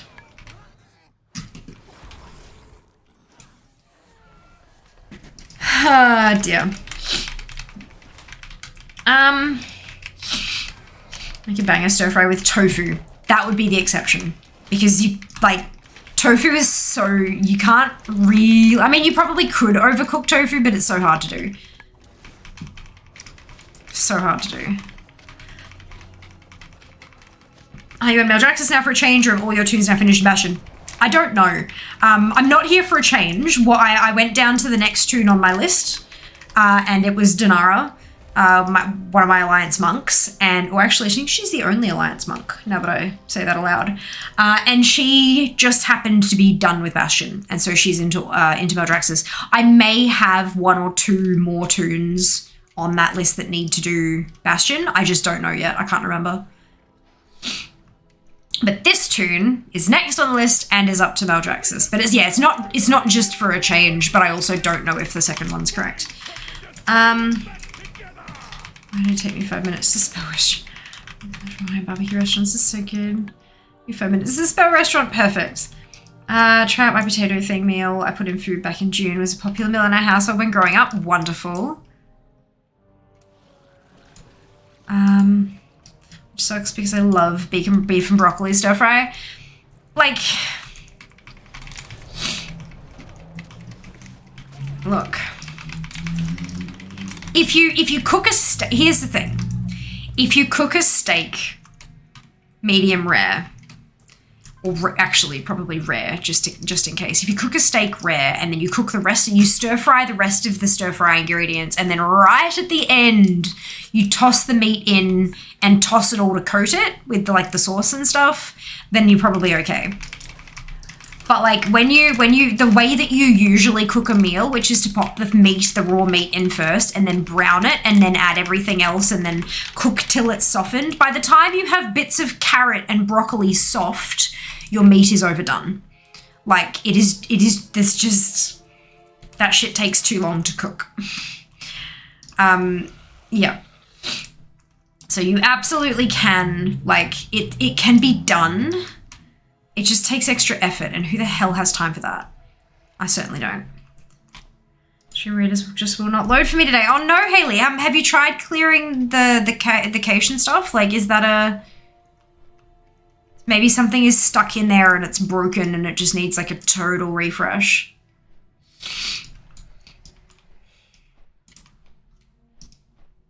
Still trying to find these skulls. There's one. Turkey stir fry with tofu, a typical version of these. Veggies are on the way out, quick meal. Yep. Why are you winking, Ventu? Vastly prefer crunchy veggies to my stir fry. Like, I basically do have it on heat them up more than actually cook. Decent luck with beef strips and stir fry. Yeah, if you're having them crunchy like that, then it'll definitely work better. But when you've got a bunch of them that need to be, like, warmed, it doesn't quite work so well, especially when you've got sore and you can't chew things properly. It's definitely made it worse, but that's okay. That's okay. Should have my stuff. I'm just having an off day in Ireland. Yeah, maybe. That's right. That kind of sucks. Yeah, very true. Yeah. I guess it just kind of depends what's in there. Like, I want the noodles, like, if there's noodles in there, they need to be soft.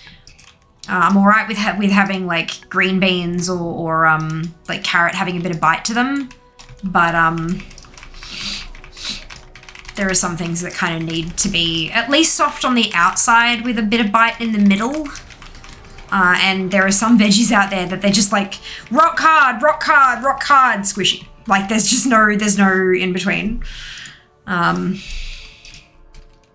Yeah.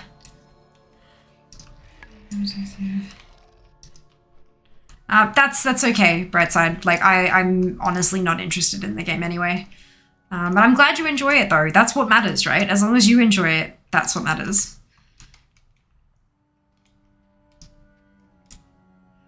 If you're not enjoying it, I hope you find something you do enjoy to take its place. But, yeah, no. It's, like very minimal veggies. Yeah, nah, I do love my veggies. They also help make a meal quite a lot cheaper and still filling. Because, as before mentioned, I'm broke. But that's okay. To each their own. I did locate the dead newcomer. Did I? Oh, I must have missed one somewhere. Possibly here?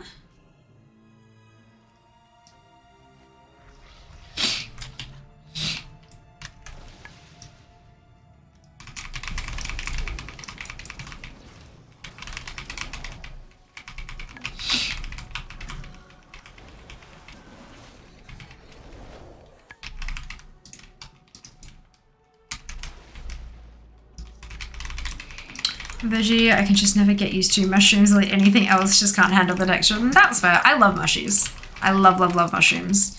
When you chop them up real fine, they're a really good substitute for like beef mince and stuff as well. But that's just me. Everyone has different tastes, and that's all right. I think of it, tomatoes are a fruit. Or only like one veggie lol.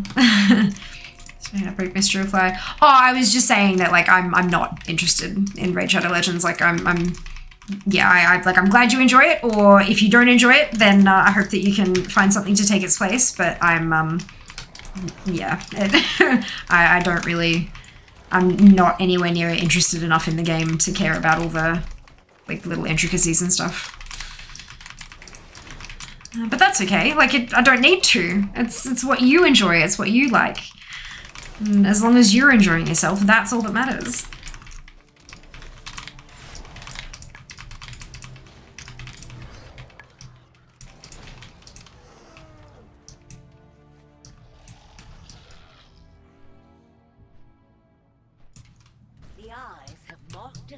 Okay.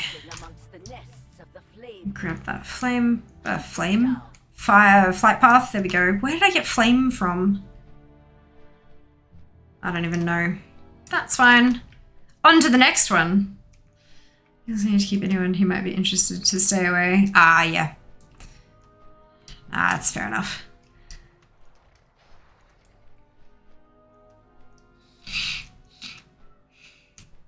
This app is being like, don't forget to care for your plants. I'm like, shit, I need to water them, don't I? Fuck. Okay. I can do that.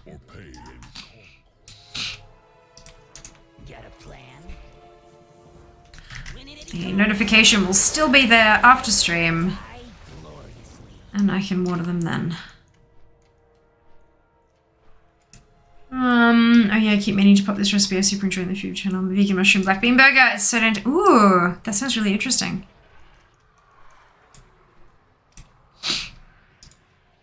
Alright, what are my recipes for next week? I need to know now. I need to know.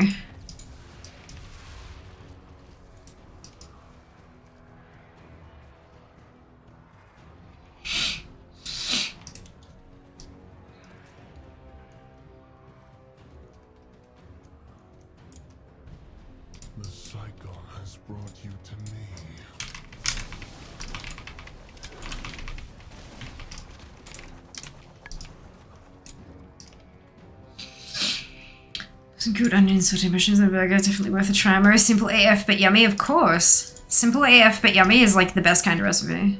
Sweet chili tuna looks tasty. Alright, what have I got? Coming up. Week 5. Carbs are not your enemy. This sounds good.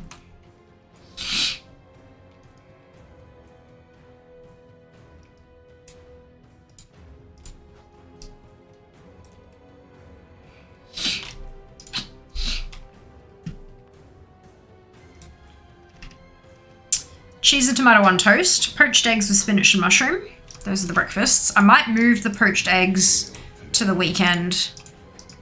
And then do the cheese and tomato on toast for the weekdays, just because it's less effort. I've got sweet chili tuna salad. That's sweet chili tuna, that's what I must be mentioning. For 2 lunches, and then rice and cottage cheese salad for 2, and then chicken sesame crisp breads. I do like when sesame pops up because I have this massive big bottle of sesame seeds that I need to use up. So actually anything is tasty. Then I've got sticky pork with garlic greens. Sounds good to me. And leftover sticky pork with garlic greens. Lemon and garlic lamb with roast veggies. Oh, yes.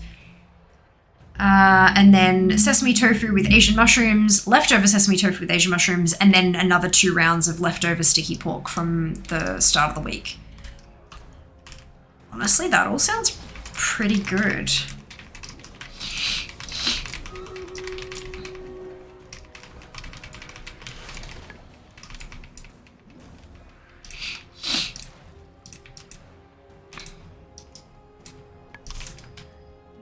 Awesome. Sticky pork. Yep, that's what it says. Sticky pork with garlic greens. I'm guessing, yeah, there's a bunch of sauces. You combine the sauces and pork in a large non-metallic bowl. Let them sit. Add the pork mixture, stir fry for 5 minutes or until cooked and dark golden. Yeah. Hoisin, oyster, and tomato sauces. That sounds pretty tasty to me.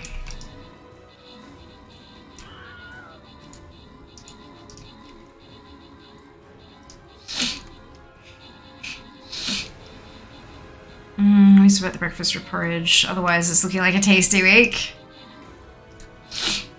Yeah, I am. Like, cheese and tomato on toast sounds really good, but like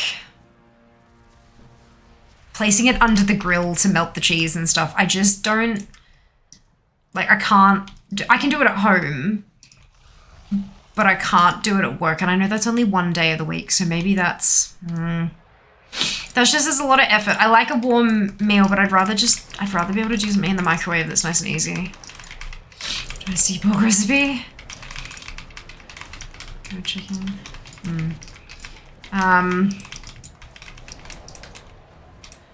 What if I hit swap? What does it let me swap it out to? Porridge steaks with spinach and mushroom.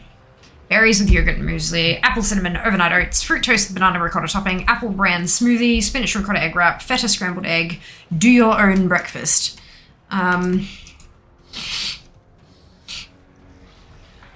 The fruit toast with banana ricotta topping was really, really tasty, but there was too much topping. There was just too much topping. Berries with yogurt and muesli is a really, really easy one to do. And the apple cinnamon overnight oats was great too. We used the food processor to grate all the apple, and it, my lord, that was fun. That was fun. But it was really super tasty. It was a big breakfast too.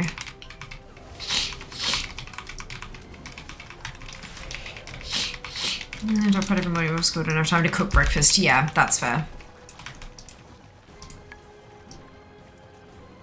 I wonder how because apple cinnamon overnight oats was kind of like a creamy version of bircher muesli.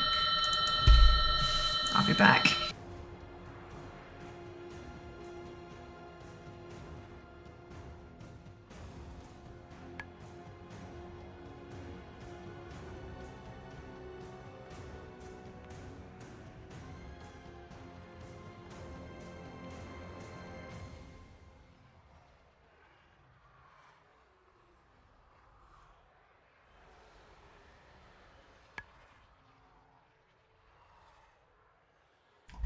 Pick up the phone.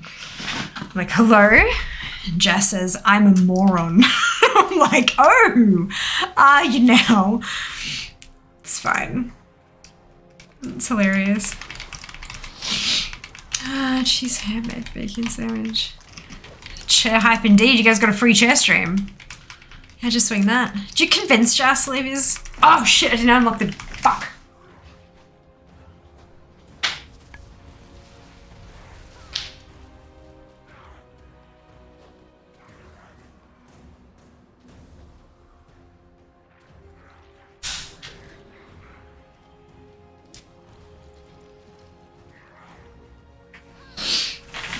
Forgot that I had to unlock the door as well. It's fine.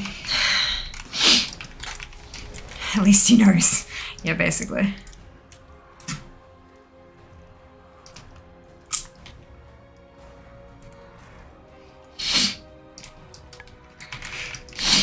I wonder, does it want you to microwave the poached eggs? No. Okay, it actually wants you to cook them in a pot.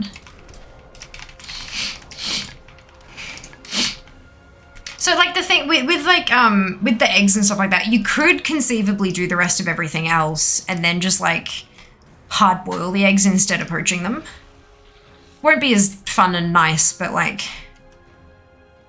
you still get the same effect.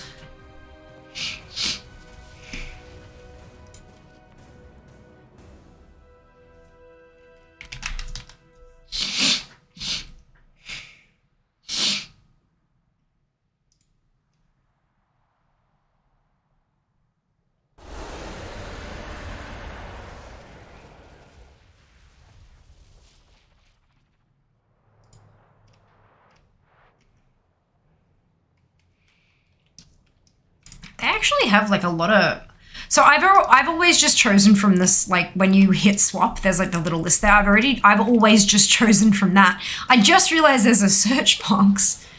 Overnight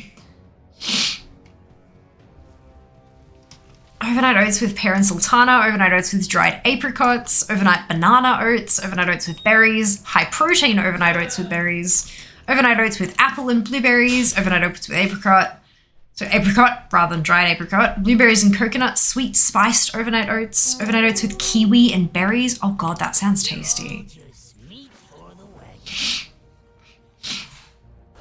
Chia seeds and shit too.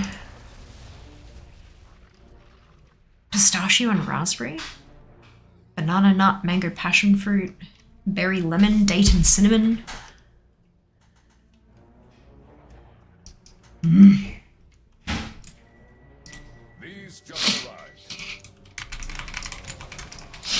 Can't win with the microwave eggs. The texture is never right. Yeah, look, I get that. Often you've got to like heat it up and then get it out and mix it a bit and then put it back in and get it out and mix it a bit and to like keep going to get them right. But yeah, it's rough. It's rough. Metal section. Ah, okay, hang on. Distracting me with this shit. Meaty, Silver Molly, Slain, Mick, Martin, Neke, Mara, and Krugen. Congratulations to all of you on your bonus shit. Well done. And the track are beautiful. There is like, there's mango oatsy. Like there was mango and passion fruit overnight oats. That sounds really tasty. Pumpkin seeds, piss off.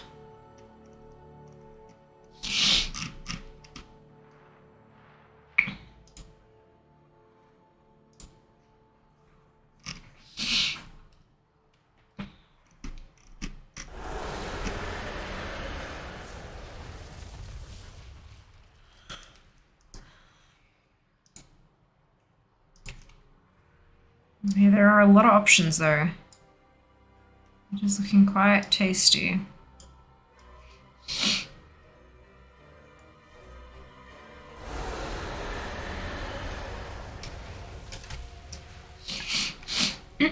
I do prefer things that can be like completely 100% pre-prepped, except for dinners. I much prefer, like, I don't really have time during the days to prep food. I need to just be able to grab it and put it in my face.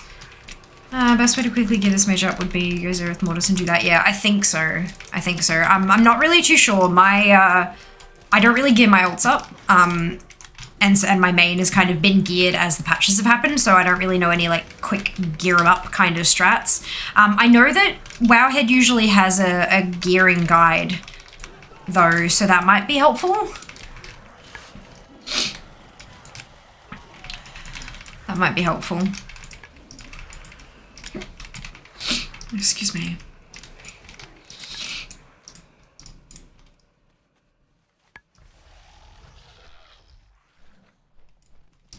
Who stitched you together? For you, I offer only the Wait, what? Reach level 55. good show. No, it doesn't.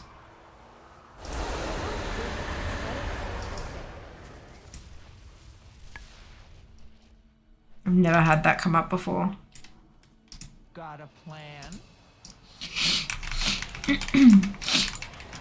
Team Woo, congratulations! Unfortunately, I cook for my mum as well as myself. She's very picky. Most of my food is boring at home, which is why I eat out a lot. Fair. Very fair. Got some meat on your bones, huh? Yeah,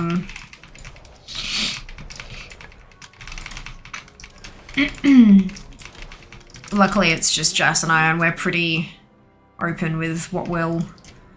Like, there are a couple of things that I'm not a fan of, and he's fine dodging that, and same for, like, he's got a couple of things he doesn't really like, and you know, but it's not much.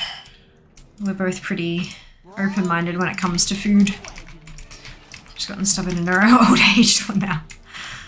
Oh dear. I mean, there are microwave meals for that. Wiggles eyebrows.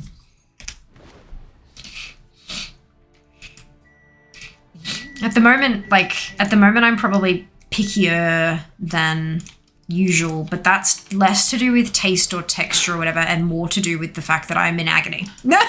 Like, I'm not used to... I'm used to be able to just eat what I want kind of thing, and now that my jaw is just so painful, like, chewing hurts, so I can't... I do have a doctor's appointment though, so... Hopefully I get some answers from there, but until then, I just have to kind of treat my body with as much kindness as I can. And that's okay. I can do that. Tried that. She was not happy with me. Well, then she can get her own fucking food. Like, light and easy and stuff. Tasty stuff. Like, it's good food. Very healthy. Balanced meals. Pain is a good reason to be choosy. I think so. I think so. And I want to be, like, I want to be at the point where when I go to PAX in October, I can go to that fucking candy stall and I can buy my gummies and I can chew them till my heart's content. Hello, Sam. Curry Mexican's pretty much the only thing I'm not a fan of. I like Americanized Mexican. Authentic Mexican tastes kind of strange to me for some reason. I wonder if there's a couple of extra spices or herbs or something in there that just have a taste you're not used to, and that's why it tastes sort of strange. Because there are a couple of, like, I love Indian food. Love Indian food. Granted, most of what I have is butter chicken. But I also love a good, I don't think Masaman is Indian, but it's a curry. Masaman and korma and stuff like that is really good. I can't do spicy, but like, so that does eliminate a couple of the spicier ones. But there are, every so often I'll have like an authentic curry that has this extra taste to it, and I'm like, I know what this, I recognize the flavors of everything, and then there's an extra flavor in there, and I'm like, what is this? And usually it ends up being some kind of coriander paste, because I don't like coriander. I'm one of the ones that it tastes like soap. But it's funny because when it's just by itself, it doesn't really taste like soap, so I feel like it doesn't really apply to me. But then when it's in stuff, it adds a soapy, like a detergent kind of taste to things in which it is an ingredient, so it's really weird. But yeah, look, I don't think that that's necessarily a bad thing. Like, you're allowed to not like a cuisine because of heavy use of a particular ingredient that doesn't agree with your taste buds. Like, that's, I don't think there's anything wrong with that.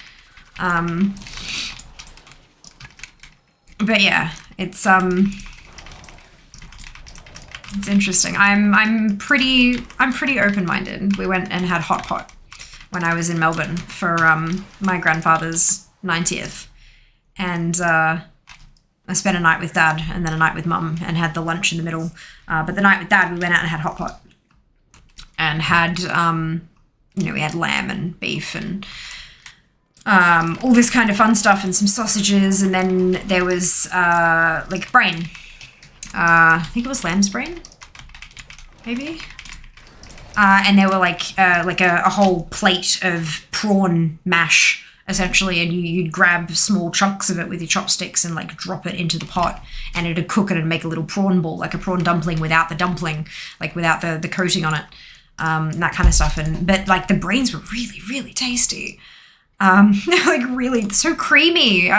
We had some soba noodles that we put in the hot pot, and I kind of chopped up a bit of cooked brain, or mashed it more likely, and then like tossed my soba noodles through it, and it coated it like a pasta sauce. Oh god, it was so tasty, really, really tasty. But I'm absolutely open-minded to trying anything like that, at least once. But I don't think there's anything wrong with not. You've got to, like, there are some really interesting foods out there, and they come with a lot of interesting textures and flavors. Jas tried the brain, and he was like, because he'd never had it before. And I mean, I had before, but he hadn't, and he was kind of like, do you want to try some? And he's like, maybe. And I'm like, if you don't like it, I will take the rest. He's like, okay, I'll try it. And he tried some, and he said it tastes really good, but the texture is just wrong. And I'm like, fair. It's a very interesting texture. But yeah, it's interesting because brain is essentially like, it's mostly fat. So it's just really like creamy. It's almost like you go and pick it up and you think it's going to be a solid, and then it just kind of spreads like it. Yeah. It's good though. I like it a lot. Not all the time, but yeah, it's not bad. Authentic Mexican food is my favorite. Amazing. To be fair, all the years of painting torture put my poor mum through to suffer through a few crappy meals for her. Fair. Very, very fair. And I think it's good that you're doing what you're doing. Most of what I am saying is like, in a little snarky sort of way. But like helping out people you care about it's a good thing to do. Give me something I get a little irked when people aren't appreciated for their efforts. Maybe my sister said she makes tofu soup. I've never had mine tested. Oh, I've never had it tested either. Like, you don't need to have a gene tested to put something in your mouth and chew on it and go, yep, that tastes like soap. Like, but you also don't have to have that gene to not like coriander as well, for sure. For sure, hot pot is so good. Hot pot's amazing. So good. Yeah, my dad's partner she's Chinese. I think I know what part of China she's from, but I can't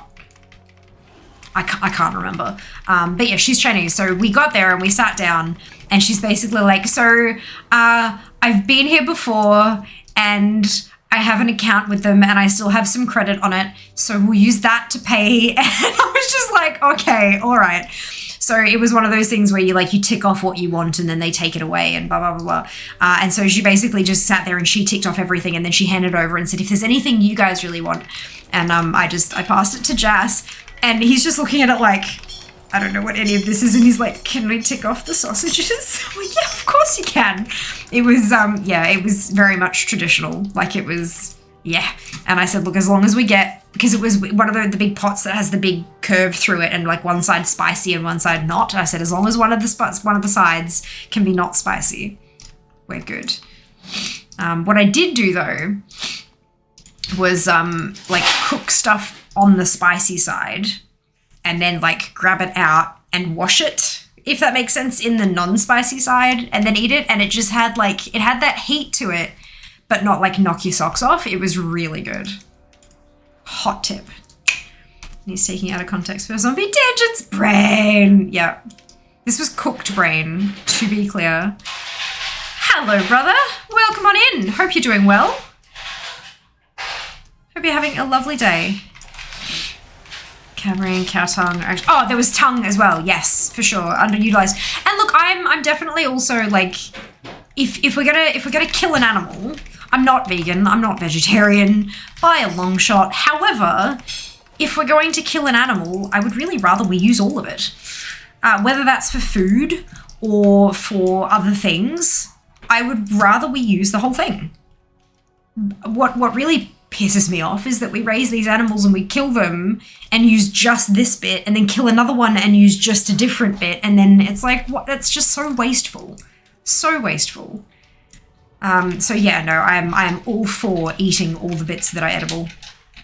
Yummy tea. Yay! Bubble tea! Thank you. I like bubble tea. It's the textures that I can't deal with. A whole lot of things. Yeah, fair. Totally fair. Nothing wrong with that.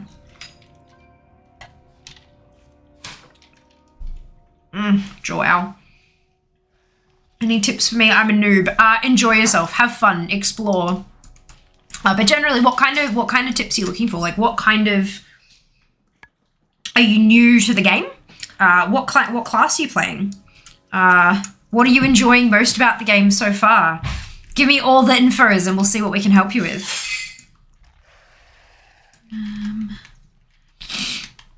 Can't quite decide if it tastes like soup or not. Call me strange, but I can't figure it out, and that's fair. Totally fine.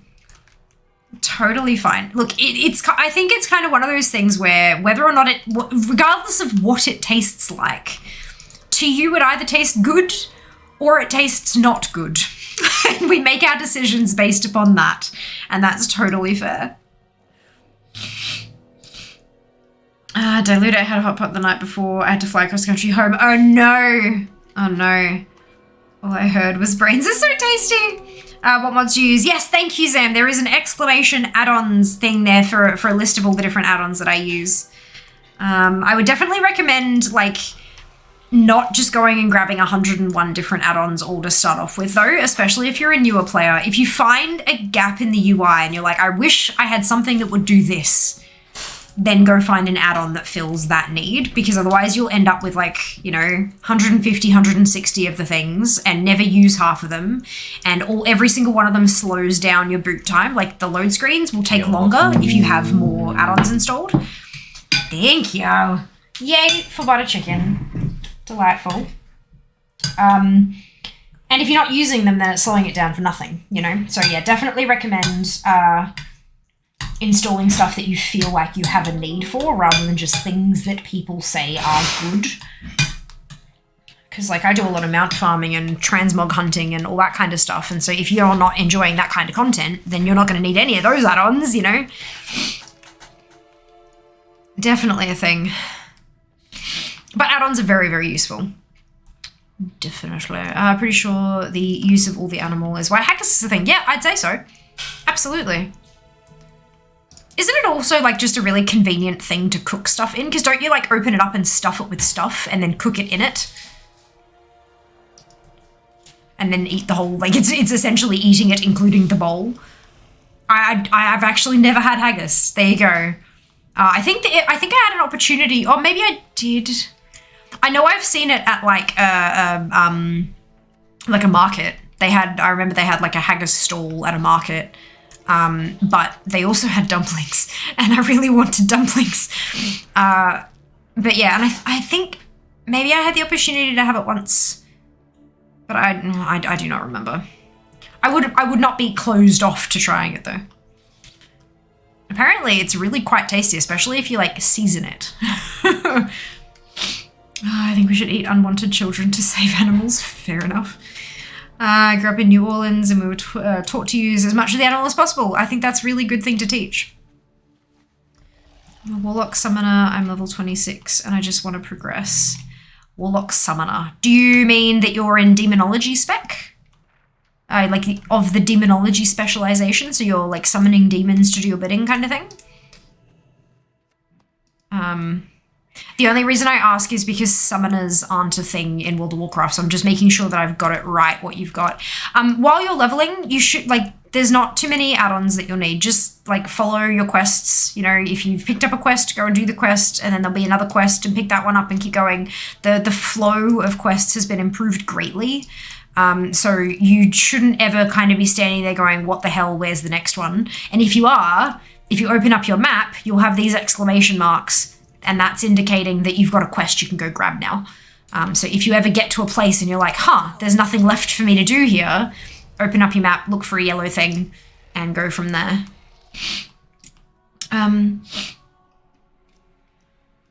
All the add-ons.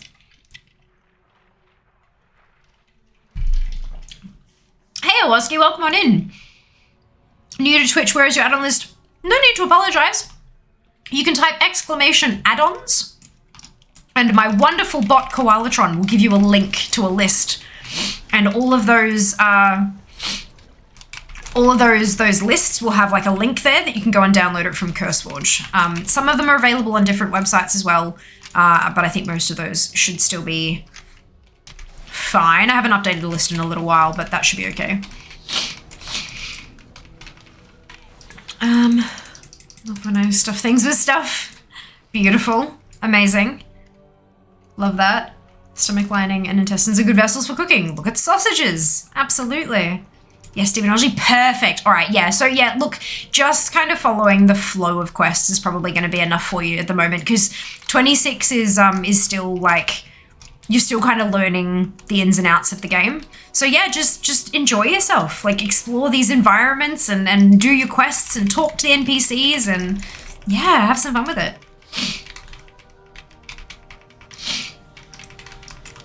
Proper haggis is now not cooked in the bladder, but still uses mostly offal pieces. Interesting. There you go.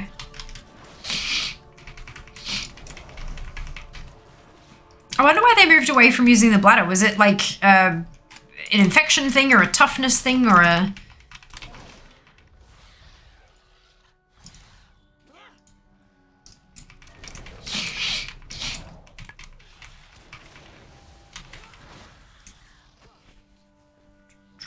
All right, so the ad should be finished now according to my dashboard. So yeah, we have ads here to keep pre-rolls off. The reason you could come in here and start watching straight away without any ads is because we play ads. But yes, they also help keep the lights on and stuff like that, because I do make a decent chunk of my income from Twitch. And keeping pre-rolls off also increases viewership. I know it sounds batty, but there's actually data to support that. So here we are, and I did personally notice definitely an increase in viewership when I started playing regular ads to keep the pre-rolls off. Yes, thank you for your patience. So the tips that I was giving you, level 26 is still fairly early on in the game. You're still leveling and that kind of thing. I would definitely recommend just following the flow of quests. So pick up your quests, go do them, go back and turn them in. You shouldn't, the flow of questing has been greatly improved over the last few years. So you shouldn't ever find yourself going, crap, there's no more quests. What do I do? Where do I go? I'm so confused. If you do ever manage to get yourself to a point where there are no quests in your immediate vicinity to take you somewhere else or anything like that, if you open up your map, you'll see these yellow exclamation marks. Those ones on your map indicate that there's a quest there for you to go and get. So that's kind of like, if you run out of stuff and you're like, now what? That's what you do. You check your map, have a look, and failing that, go back to capital city. So Orgrimmar for Horde or Stormwind for Alliance, and go have a look at the Hero's Call board. That will send you off to a new zone to continue your questing journey. Paul growing up actually hunted a lot of our food. Rabbit, snake, alligator, very common on my dinner table. Wow, delicious. Amazing, so good for the price, like oatmeal spicy sausage meat. Ooh, that sounds really good. Is the price low because people are weird about it? Or is it low because it's all the filler and cheap stuff? Like, as in filler, like oats are filler, for example. Small boat with cat shrimp, crab shrimp fish. Wonderful. How's your level going? Very well, thank you, Nab. How are you going today? I hope you're doing well. Hello, Crazy! Welcome back. How are you, my friend?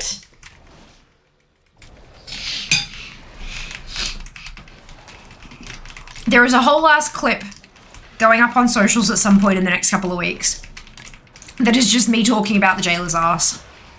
So, you're welcome. About 50 quests active, either forget to do them or do other quests, of course. Well, feel free to clear them out. If they're grey quality, like if you've got ones that are like that kind of color, like grey, you can probably like abandon those.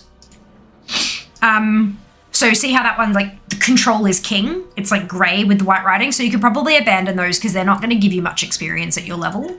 I'm trying to see if I have, like, yellow ones are pretty good. They'll give you like a medium amount, like a good amount of experience. You're probably wanting to do the yellow ones pretty consistently. Orange, like a dark orange to red. Usually these days you won't see very many of them in your quest log because usually you can't pick them up because you're not the right level yet. But if you do see them, it might be worth waiting until you get another level or two before you try them because it might be a bit difficult. And ones that have got a green name, they'll still give you a bit of experience, but they're probably going to be pretty easy for your level, so they won't give you as much for your time investment. But yeah, sticking with the yellow ones is a really good idea. But a lot of the, especially considering you're out in like leveling through to level like from 10 to 50, a lot of stuff scales. So you should be, you probably won't see too many green or grey quests, but you might see some. So it's good to know what that means. Hello, Finger. New to the game, an Orc Warrior tried to tank. I was just getting kicked, so swapped to a Fury Warrior for DPS. I still get kicked sometimes. Seems like some people get really angry at new players learning. Yeah, you're not wrong. Yeah, so especially in the last couple of weeks, there was a buff called Winds of Wisdom. And it granted people 50% extra experience, right? So it's a leveling buff, makes the leveling go faster. And what that did was it encouraged a lot of players who have been playing for a long time, like myself, to go back and level some characters that they've been, thinking about leveling or whatever. God, I keep doing this and he always kills me. So you had all of these like end game, very, very experienced players doing all of your early game stuff. Unfortunately, there is a tendency among humans, and not just WoW players, not just any particular type of game player, but humans in general. There is a tendency among humans in general to expect that everyone has the same level of knowledge as me. Me being whoever's the person thinking, right? So you've got a player who's been playing, like, let's say me. I've been playing for 17 and a half years. I jump into a dungeon, a leveling dungeon. My character's level 15 or 17 or something like that, but I've been playing for a really long time and I know this dungeon like the back of my hand. So when I've got someone in there who's not doing very well, or who's falling behind, or who's running the wrong way, or who's not doing enough damage, or who's pulling mobs that I know they don't need to be pulled, you can skip those. I'm going to get really, really frustrated, and I don't want those people in my group because they're shit players. That is a trash mindset. That is horrible and terrible and bad, and it sucks. And I'm so sorry that you've encountered those players in your leveling experience. I promise you, that is not what the entire player base is like. There are a good chunk of them, especially when it's some kind of buff like that, encouraging people to do low-level content. It definitely does increase the proportion of arseholes you're going to come across. But I promise you, it's not all like that. We have a really great community here. We call this the family. Everyone who's following, members of the family. It's like family, but fair. Yep. We like puns. Shut it. But we have a lot of people here who are leveling because I apparently influence people to do things like level. So if you want to join our Discord, it might be a really good place for you to find like-minded people to run dungeons with and stuff, people who will be patient enough to give you the time to learn what you're doing. Because here we have a mantra. If you kick them out of the group, how the fuck are they going to get the experience they need to learn how to do it properly? They ain't. So we don't do that here. If you would like to do that, you can type !Discord into chat or wait for Koalatron to just talk about it if you're lurking and you don't want to expose yourself. Totally understand, I get it. But that is a way that you can jump in the Discord. There is a Warcraft folk tag that you can give yourself in the welcome channel. And then anytime anyone is putting together a group, they can type @Warcraft folk and see if there's anyone around who wants to do something similar. That can be like end game or leveling or whatever you want to do. And keeping in mind, everyone, as well, that party sync is a thing too. So you can, like, if there's someone who's level 17 and you're 38, you can jump in a group with them and sync down to their level so that you can do content together and you'll still get the proportioned experience as though you were at level 30, whatever I said. But yeah, there's I am so sorry that you've had that experience. It's not okay. It's shit. I hope you reported the people if you were able to like remember their names or see them in chat or whatever. You know, the standard you walk past is the standard you accept and all that. But I know that it can be difficult to get the names of the party members if they didn't say anything in your chat box prior to being kicked. So I get that. But yeah, hopefully you have better experiences in future. And I really hope that you do. Really, truly. I'm not that far behind in chat. It's money from ads. I know, right, Ari? Like, what the hell? Hello, how are you? And I'm so sorry. I am very behind on chat. Catching. Eating children thing manager Jonathan Swift's a modest proposal. Ari, you guys get paid. Look, a little bit. Sometimes, here and there. Do you still get the money if we mute the ads when they come up?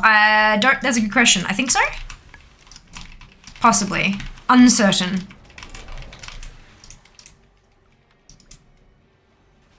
And I'm not sure that that's something that Twitch would make public, because then people would like, yeah, I don't know. I genuinely am not sure, sorry. Hello. Paid in love is about it for me. Consistency, Crazy. I'm kidding. I know what you've been doing. What else would I type it? Yeah, you did it in chat. When you did it, Koalatron responded to you and gave you a link. Koalatron is the bot. It responds to you right underneath your message. I'm quite solid in Jayla's house. Nice. Yes. I believe the artificial casing nowadays is a combination of actual stomach having a poor shelf life and cost saving, because the artificial casing means they don't have to plastic wrap it on shelves. Oh God. I mean, I guess good that they don't have to use more plastic. That's a benefit, right? It's mostly cheap because the ingredients are cheap. Awesome. Traditional mixed sweet one is like £5, 870 AUD for 2 kilo. Holy shit, little over half the price by weight. Similar to whoa, that's big. That's huge. That's like several meals. Amazing. That's why I stopped playing League of Legends. Nothing's more fun than being told you're trash or doing the wrong thing because somehow your teammate managed to climb the same rank as you. No idea how to properly play the game. Yep. Sarcasm. The family is a punish. It is. And because you premiered on the WoW home screen. Oh, amazing! Fantastic! So glad you found us. Oh, excuse me. My blood red issue makes me miss playing WoW. I mean, you can fix that. There's only 2 things get you kicked out of my group: toxicity and being a shadow priest. Jack. Oh my gosh. I'm currently playing Shadow Priest. Oh no!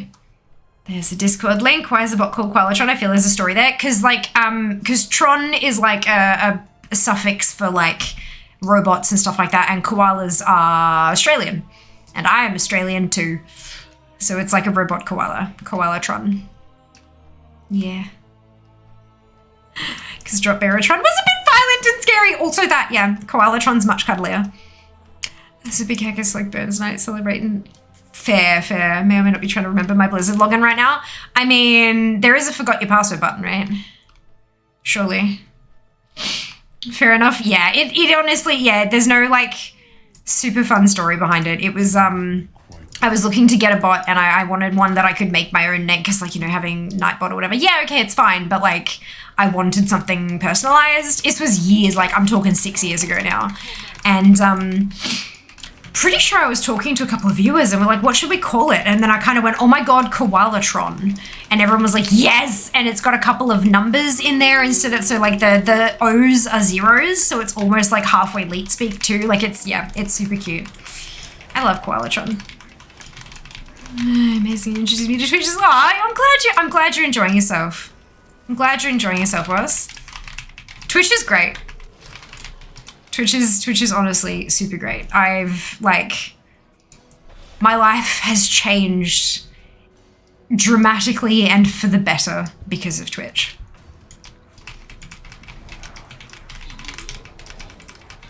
Love it. 6 years, you old fear. Look you!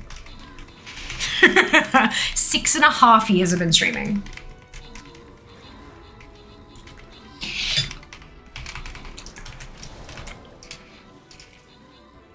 Like, It both feels like absolutely that long. It feels like forever and also not, you know, it's one of those tricky things. Cute. It is super cute. I like it a lot. Koalas are Australian, figures Australian doesn't mean figures are koala. No. That's not how that works, unfortunately. The stream makes me miss WoW too, but actually miss it by being distracted off and die because of stream. That's hilarious. I'm both sorry and also not sorry.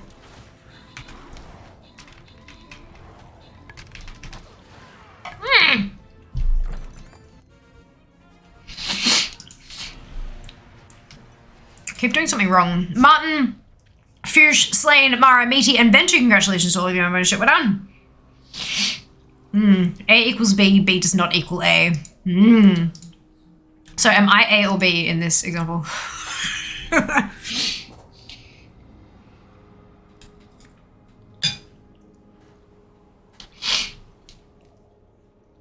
Krazzy says, to be fair, koalas and fear are about the same height, I believe.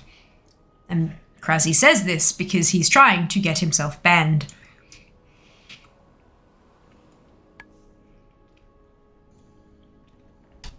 I am 5'3". You have met me face to face, Kraz. I'm not that short. I am of average height. You guys are all just ridiculously tall. Ben Amber Inc. Yeah. Enjoy your lurk, brother. I'll see you soon. Can raid leader get banned? Krazzy's not the raid leader.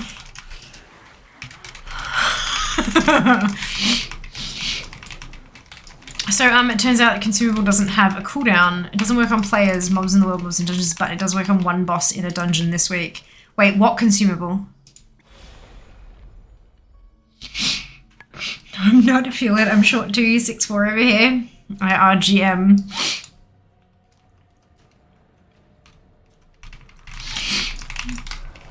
It's funny.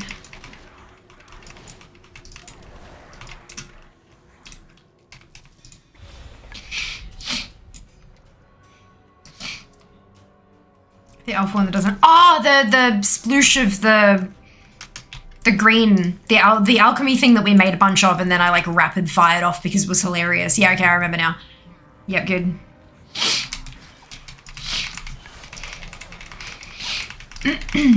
So that's intended.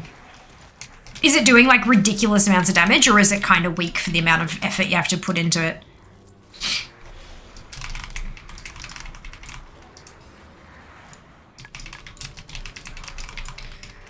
Koalas are Volpera sized, right? They're a bit smaller than that. They're kind of like a decently sized teddy bear.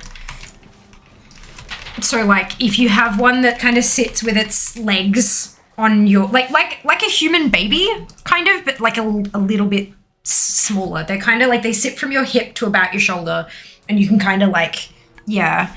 Because you get, like, there are zoos and stuff where you can go and have photos taken with them. Like, they can hand you a koala to cuddle while you take photos and stuff. Or at least they used to. I don't know if they still do. Yeah, drop bears of Volpera-sized koalas are a bit smaller. That's a really, yeah, that's accurate. Hello, Vale. Welcome back. To be fair, I go to bed before raid. You do. You do. Very true. Very true. But no, Stick is the raid leader. And Krazzy's the GM. Still a very important role, but not the raid lead.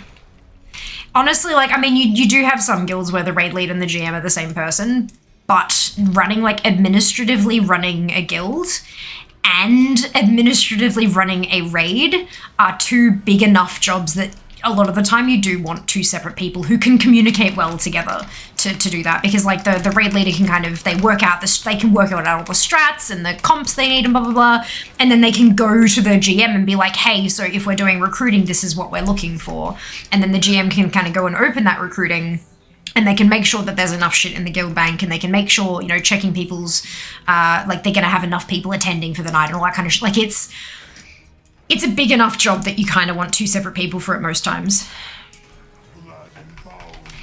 Koala cuddles are the best. I'm pretty sure there's an intended mechanic for it, but buff evaporates with the vials. I'm guessing this specific one is unintended. I'm guessing you've reported it.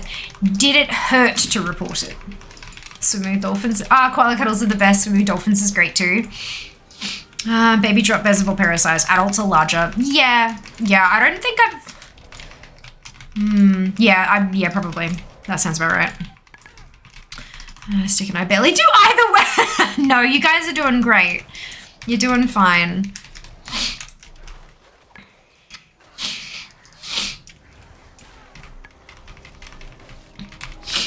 Have you cleared the faded raid yet? Yes. We did it on normal on Wednesday. I believe they're doing heroic on Monday. Are you guys... Actually, that's a question I had, Kraz. If you clear heroic on Monday... and then do sod normal and then sod heroic and then sepulchre normal and then sepulchre heroic, are you planning on going back and doing the heroic ones again, or are you just sticking with the once through for each of them? Or are you planning on going through all of them, normal and heroic again? I don't use the orb. And if you don't know, like, I don't know is a valid answer. Like, that's totally okay.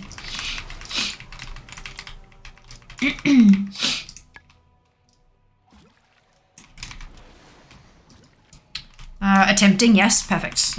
Guildies will insist on doing them again for their dinars. Yeah, true. That's very true. They want their coins for the loots. Cleared normal plus 4 heroic bosses in 2 hours. It's crazy the way that the raid is way undertuned. Yeah, we took a bit longer than that, but we're also, like, not super hot shit. We're just casual and chill, so no biggie.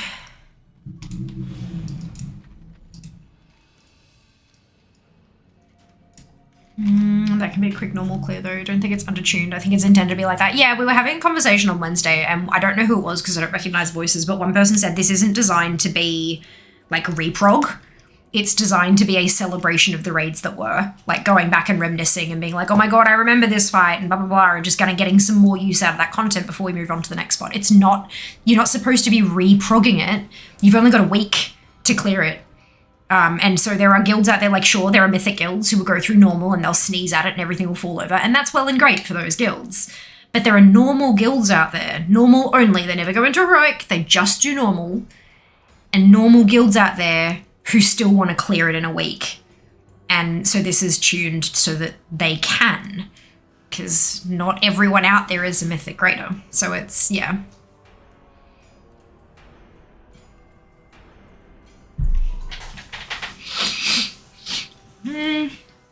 And likely only stay heroic for CM for now. Fair. Before you're going to evangelise. Ah, brilliant. Awesome. Yeah, I'm, I don't know any of them. So, yeah. But no, I found, like, I thought that was a really, like, a good perception of what was actually happening. And I agree with that, which is why I'm regurgitating it here. Thank you for the credit. Thank you for accrediting that, Krasi. I appreciate it. Little attempt to try to put together a casual team to help people who don't raid the Jellycat and normal. Just wish I could guarantee the time. Yeah, it's tough. Yeah. Not just that, but guarantee that you'll be able to get enough people in to do it as well. Because, like, I imagine that there'd be quite a few... We were talking about it on... we're talking about it in here on Wednesday while we were raiding. People were talking about how they'd love to do it, but it's, like, you know, social anxiety and stuff like that. They don't want to get in a pug because they're afraid of getting kicked or whatever it happens to be.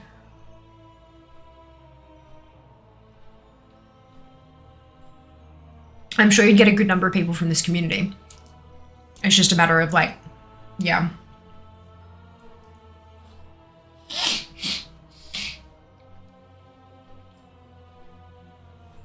But I do have the, your Carpe Diem community invite link up in, it's pinned in the Warcraft channel for anyone who's interested in, like, casual alt runs and stuff like that. They're not guaranteed to happen, but they do sometimes, and when they do, they're fun.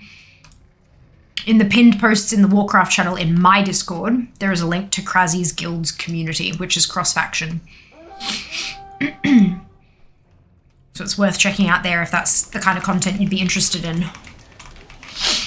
Regulars covering tank and heals and some baller DPS. Bringing people that do you have that social anxiety would be amazing. Agreed. Giving people a safe space to learn is, because that's the big thing, right? Like once a lot of that social anxiety can definitely be based around the fact that you don't know what you're doing and you're afraid of buggering it up. So if you go in there and you do bugger it up and you realize that when you bugger up, it doesn't make everything explode, that can definitely help ease some of that social anxiety, which makes them more likely to go and do something like reach out on Perky Pugs and try doing a run with them there or something. So yeah, having a safe space is definitely important. My shaman has social anxiety. 2 a.m. early. Not a worry, Minnie. We'll see you next time.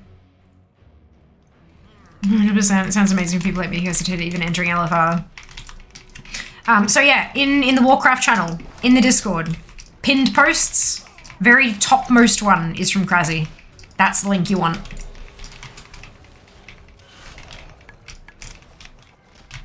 Thank you, Sam.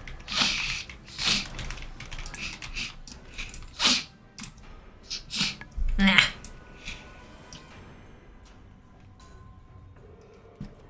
Esters. Good evening, how are you going? Many dings. Hello! Yeah, we've had a few so far. We're doing pretty well. I'm fairly happy with my progress so far. Looks like we're about to have another one too.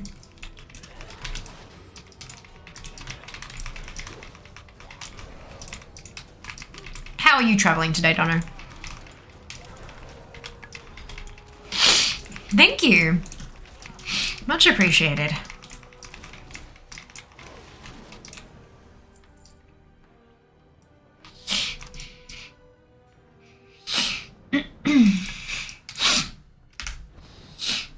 Not like unbelievable progress or anything like that, but certainly decent. I'm still ahead, and that is what matters. I'm still ahead.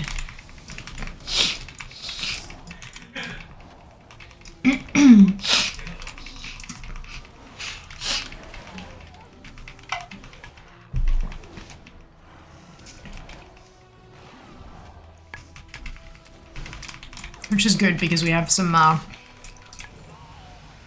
potential schedule changes coming up, which means I might fall behind again. But we'll see how we go. We'll see how we go. Nothing is set in stone yet, so it's all potential.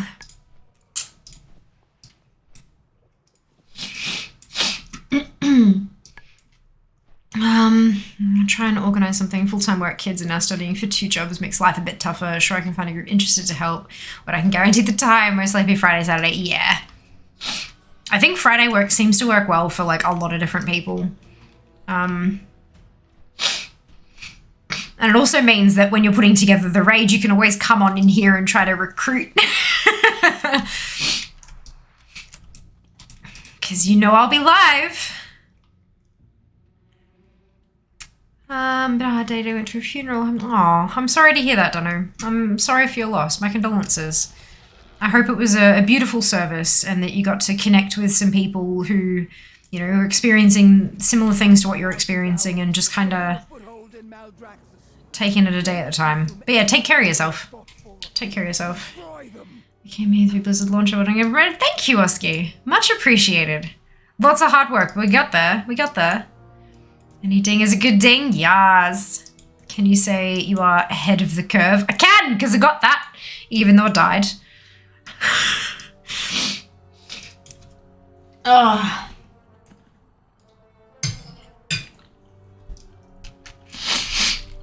Beautiful service. Good to hear. Good to hear. It's always good when it's a celebration of somebody's life rather than a mourning that they have passed. Like, yes, they're not here now, but you don't want to belittle all of the amazing things that they did during their life, you know? Hashtag garried. Look, I didn't die super early and I didn't stay dead for very long, but I fell in a hole. I walked straight into a hole and I hate myself for it because, especially considering it's gonna be on the internet forever, but that's fine. That's fine.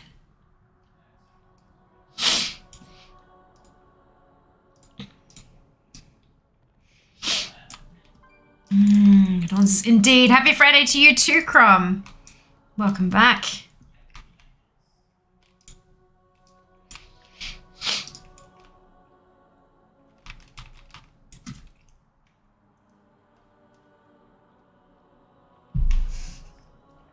I just can't wait to troll guildies with drag there. Why did I hear Gary then? Maybe, like, I'm not enunciating properly because of the jaw pain. It's like, it's definitely possible. Furiously searches for video. It's a clip. It's really easy to find. And it'll also be up on my socials at some point soon too, because it's a hilarious clip. Neil. Go. And why did you walk into a hole? Because I was watching the jailer. I wasn't, okay, to be very clear, I wasn't actually staring at his ass, but he was walking away from me and I was watching where he was going to try to stay in range of him and didn't look where I was going and then fell in a hole. But it's much, much more entertaining if we say that I was staring at the jailer's ass. Also a clip, yep. I'm also listening to like 7 other things you've just loudest. Amazing. Hear me, all other things. I am louder, therefore I win. Suck it. Won't all guildies be running neural silencer anyway? Look, yeah, possibly. Maybe not 7, 5 other things. We've all fallen into the hole. I know, but like, it still doesn't feel great, you know? I felt like I was letting the team down. Like, if it was like a complicated thing that I'd never seen before and I like, totally okay. I'm learning. I've figured out that kills you now, and so I will do better next time kind of thing. But what, falling in a hole? Like, I've been avoiding holes for like 17 years worth of gameplay. Why? Yeah, so it's yeah. Look. Neural silencer is illegal in our guilds. Healers are particularly prone to falling into the holes because they're staring at the rate of their A-frames. Exact. Look, you see, look. He do be kind of thick though. You're not wrong. You're not wrong. Bootay. Come back to a PC to hear Jailer's ass again. I was being asked why I fell in the hole, Kraz. I had to tell them.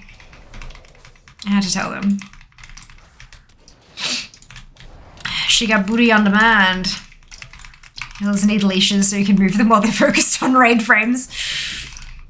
That'd be nice, wouldn't it? Right, so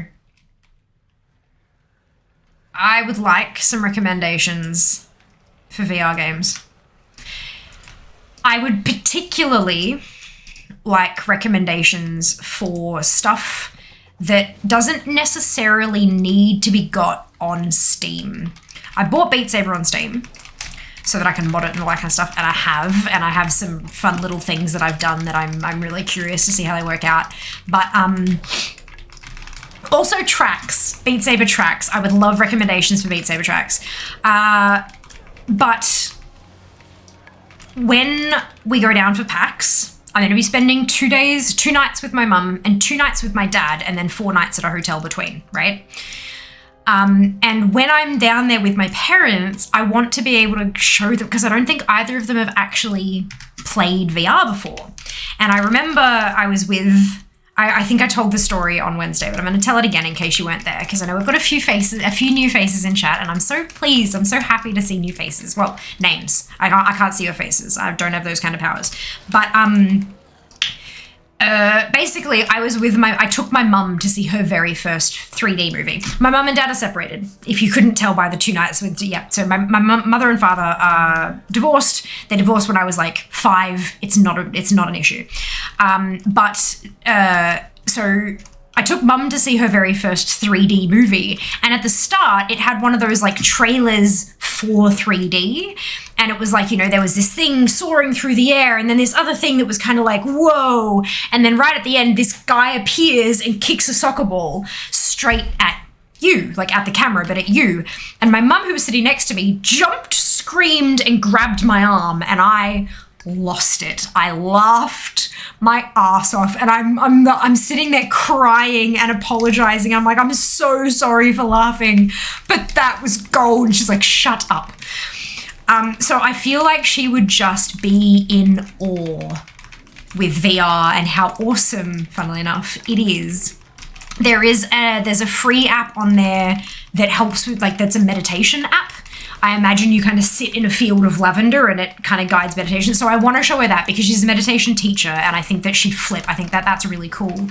But I also want to watch them play games. I'm genuinely tempted to purchase Beat Saber on the headset on the Quest 2 as well as but that's silly. That's silly. Spending twice as much on a game to have it on 2 platforms, that's just silly. I shouldn't do that. So what kind of, like, encourage me to spend my money?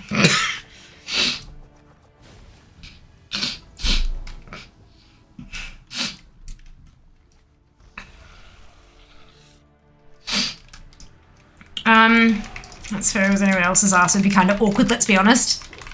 Yes, absolutely. It could have been so much worse, Kraz. The one asking may have already known the answer.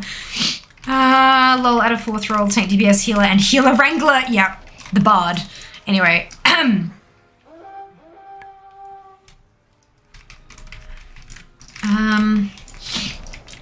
pretty sure Star Wars Squadron is VR compatible. I think it is. Legit, I would be a wrangler. Sounds like so much fun. 0 latency and North Melbourne. No. Comfort of own home, Kraz. Comfort of own home. I was kind of curious if like Fortress would have a place where you could take your own headset and hook it up and but I don't like, that seems like too many issues with licensing and stuff. Especially in Star Wars, your parents, they'll throw up for motion sickness. Yeah, no, brilliant. Yeah, Jas has been playing Elite Dangerous.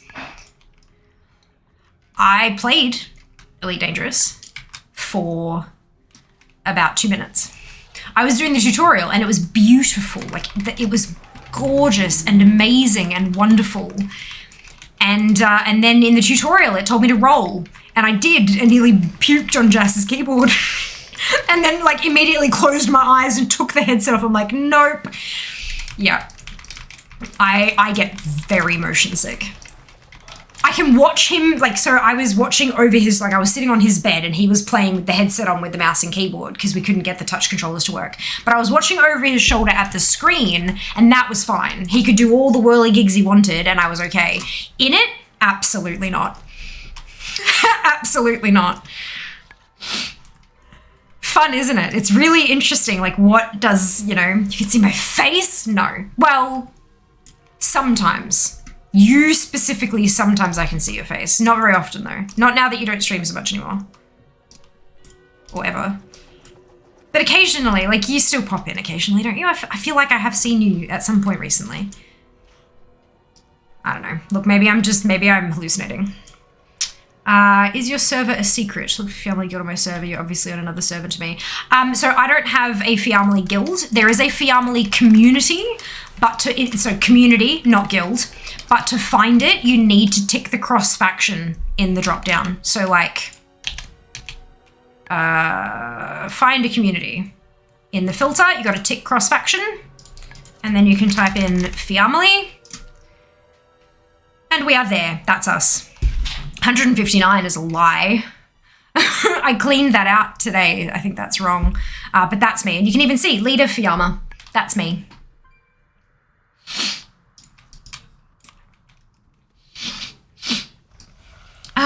But yeah, those are the servers I play on as well. It's community, not a guild. Also, it's community. Also need to tick cross faction. Did you guys see the screenshot I put in the welcome channel in Discord to show people what they need to tick? Are you proud of me? I'm being so helpful. So you say that I bought a Kami on the PC first, then bought a Switch for the sole purpose of having a Kami.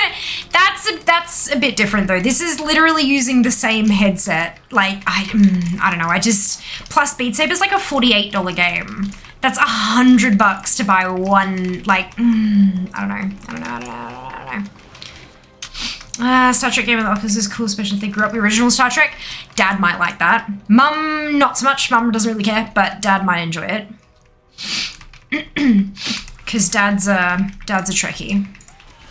I think he just likes sci-fi. He's not like a Trekkie or a Star Wars person. He likes stuff that is sci-fi. But I'm fairly sure. I don't know.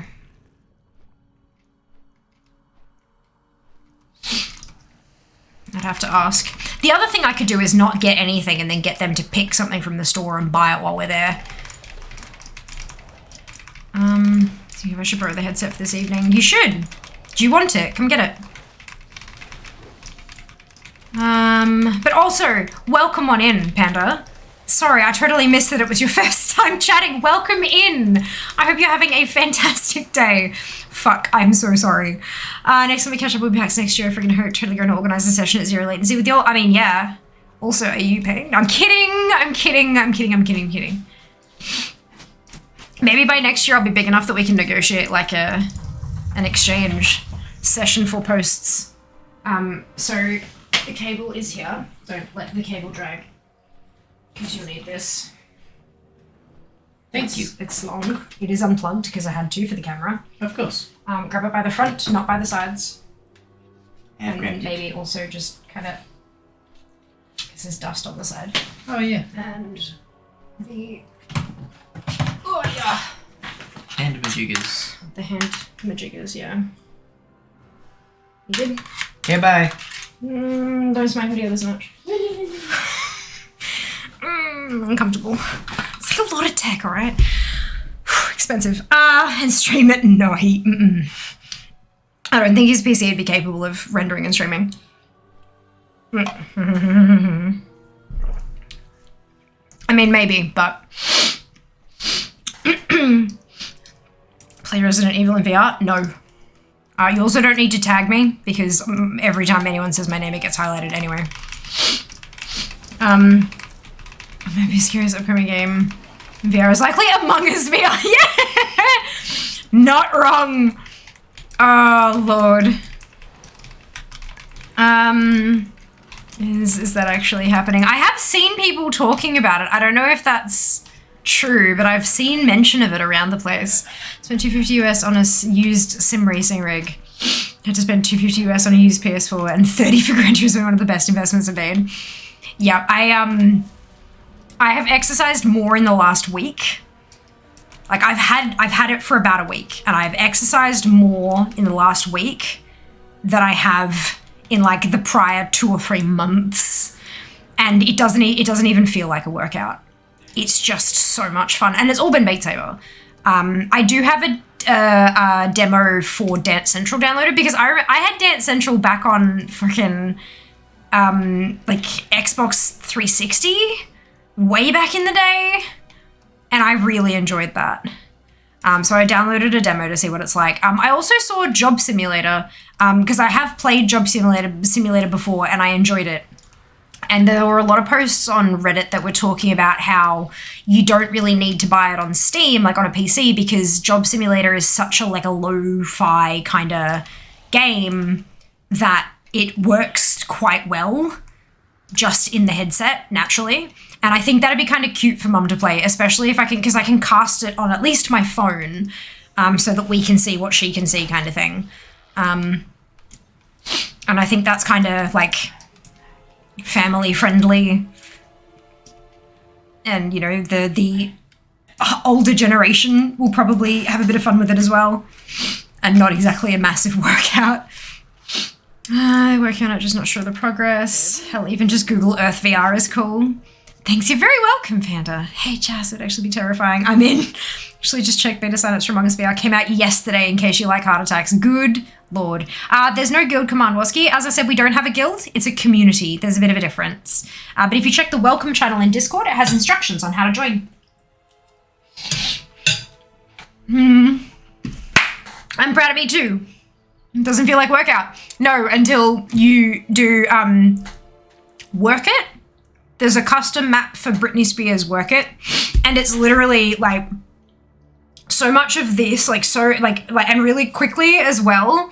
And then it's got a whole thing where it's just a block coming at you, so you gotta like squat and then stand up and then squat and then stand up a whole bunch of times. And I'm like, this is a fucking workout track.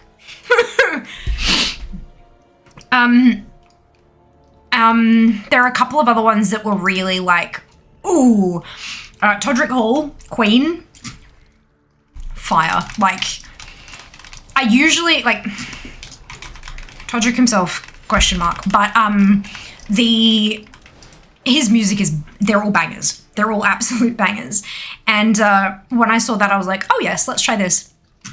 And the mapping is just so well done. It is fun as fuck. I was dancing my ass off and like hitting everything just with my own natural flow of like bopping to the beat kind of thing. I had so much fun with it. And then by the end of it, I was like, oh, I am sweat. It was gross, but so much fun. So much fun. So yeah, if you have like track recommendations, oh please, please, please, please. Would love them. Until the day after and your arms are dead. Yes. Very yes. My arms have not been not dead since I got the headset. Sim racing gets me sweaty and sore and even have to stand up. Amazing! Oh, that's so good. A seated workout. How awesome is that? You'd have 2 jobs, you don't need another one, even if it's just a sim. Yeah, no, but it's cute and fun. The job simulator, it's set in a time where robots have replaced humans for most jobs, but the robots want to know what having a job was like. And so they've recreated like a convenience store and an office, and you can throw a coffee mug at your supervisor. Like, it's just really cute. I like it a lot. It was a lot of fun. Lurking Kid Aggro, of course. Enjoy. Have fun. Chiba and Beat Saber, yes. Nightclub last night, yeah. Yep, absolutely. But yeah, I keep an eye on like subscribers in particular. Keep an eye on subchat. Because there are some things I want to test, some mods that I've implemented on my Beat Saber game that I want to test out, but I think I need other people to be able to help me with that. So yeah, I would love like just keep an eye on subchat and I'll let people know. Not quite Fade, Silverhood, Froz, Meaty, and Silver Molly. Congratulations to all of you on your apprenticeship. Well done. On our way. I love some sim racing, place locally. There's 15 of them, which I go with friends from time to time. Unfortunately, I have to get my own. I'd have to invest in a bigger house for somewhere to put it. Isn't that it, right? Like that is the whole problem with everything. Is like all these magical, wonderful things. First, I need money. Secondly, I need more money to buy place, like space. Yeah. That's really it. I've been playing Beat Saber here. Like literally here with that there and the bed there. Like, I can't move without Guardian being like, oh. It's like, ah. And I swear to God, if you've gotten too far through Guardian, like if you get too close to the boundary, it stops counting your swings. Like it actually, I've missed blocks that I know for certain that I hit, and I'm pretty sure it's because I wasn't quite inside the Guardian boundary properly. Like it's trying to teach me to stay in it by making me fail if I don't. But the problem is if I extend it, then I risk hurting myself. Like, you know, falling backwards into a mirror or like bashing my knee, which already has arthritis, on a bed frame. Like it's, yeah, it's a pain in the butt, which is why I'm considering also getting it for the headset in particular, because I have a lounge room like 5 meters that away, which has like a full-on 2.5 by 4 meter space that's all completely open that I could play there, but I'd either need Jass's PC, and you all know how I feel about commandeering his computer, or I'd need to buy it on the headset. And then also like learning how to put custom songs and mods and stuff on the headset itself is a little bit tricksy. It can be done, but it's not as easy. Playing hard mode with bonus obstacles. And racing rig. Most probably full size bed, lazy boy, Twitter, lashes. Room. What order do I have to start up the VR stuff in? You need to start up the Oculus Link on the PC. Then you need to start up the headset. Then you need to connect to Oculus Link. Then you need to start up Steam VR. Then you start up the game. Yeah, it's a bit. Do you want me to say it again so you can write it down?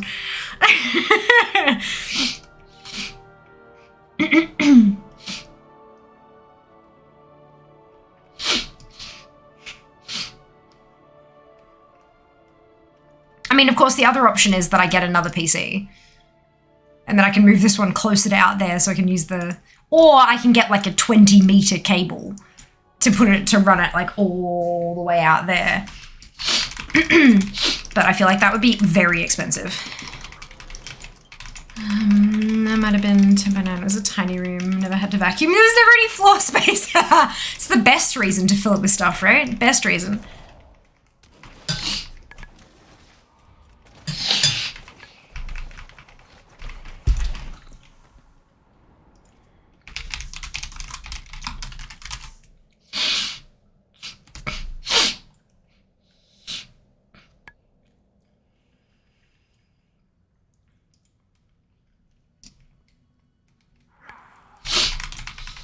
Cheaper than a new PC though. Very true.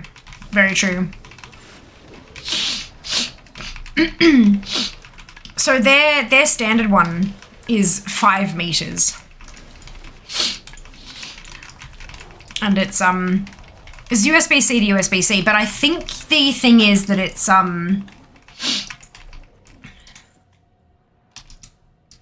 firstly, it also charges the headset while you play, which helps, and I'm not sure that others would... Oh, fuck.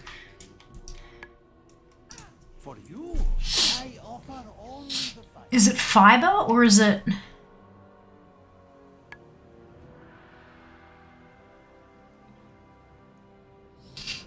Capable up to 5 Gbps. Link cables all the capacity you need for premium VR experience. Dug and weave more easily thanks to a fiber optic core that retains lightness and flexibility relative to copper-based cables. But does that mean it has to be fiber optic? Could I get a longer one?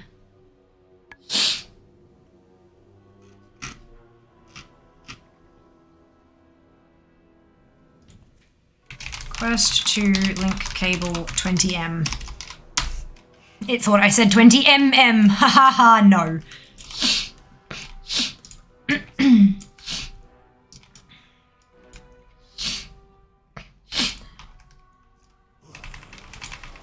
Trust me, better clean. This is fine, not a worry. Especially some matters to shooting. How does one go fish? So, you asked if someone has a certain card. If they don't say, you go fish. So, if you're looking for how to fish in World of Warcraft, you have a professions tab. The default binding to open that window like I just did is K, but you might have rebounded. If you haven't touched your key bindings, it'll be K. You'll notice here that there's a fishing one here. It says visit a trainer to learn fishing. So you find a fishing trainer, probably in your capital city, so either Orgrimmar or Stormwind. You can find a guard. It's an offhand, but I have a staff. Why do you want me to...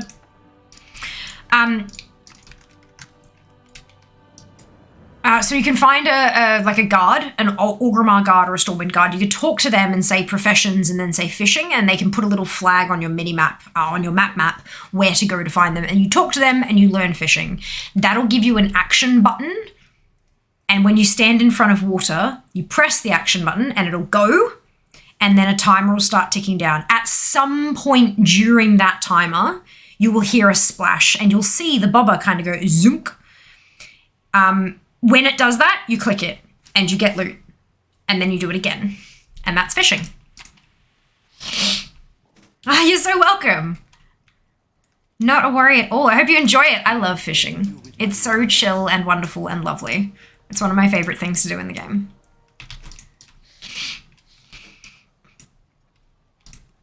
Got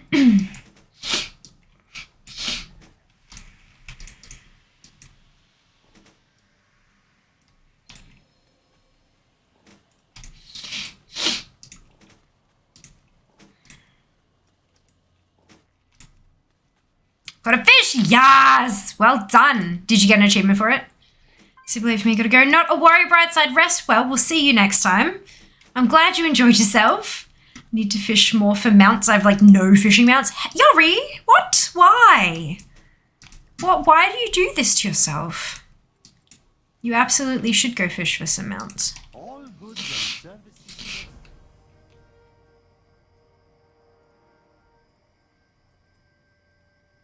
Go.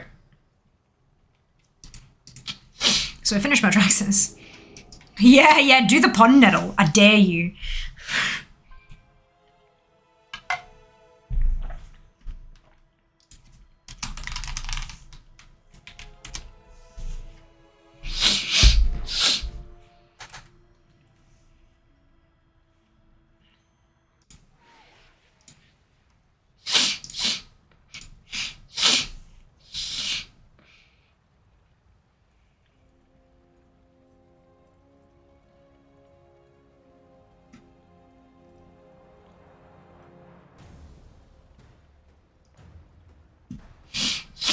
How do I cook them?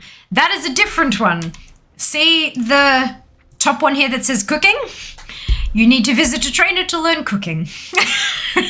2 different skills. But they can be learned in the same way. You just find the trainer, you purchase the cooking skill, and then you go from there. And when you start cooking, you only have access to a couple of recipes, but then as you gain levels, you can go buy more recipes and etc, etc. You get skill ups. Incredibly unlucky with fishing rounds. A dare in this economy? Yes. Is the pond nettle the one from the Garrison Waters? No, the pond nettle is the one from Argus. The lava on Argus. One of the zones, and I do not remember which, because I suck. Nope, the wrong zone. This one. Up here. Over here. This one. Entoran Wastes. Best place to fish it is right there next to the port inn, because there's no numpties there. But yeah, it's lava fishing just there. And the best bit, the worst bit, everything else that you catch there is junk. It is all grey quality, except for the mount. I hate it. I hated it so much. I learned it. How do I do it? You open up the thing. So you click. Hang on, I'm in a loading screen. Give me a second.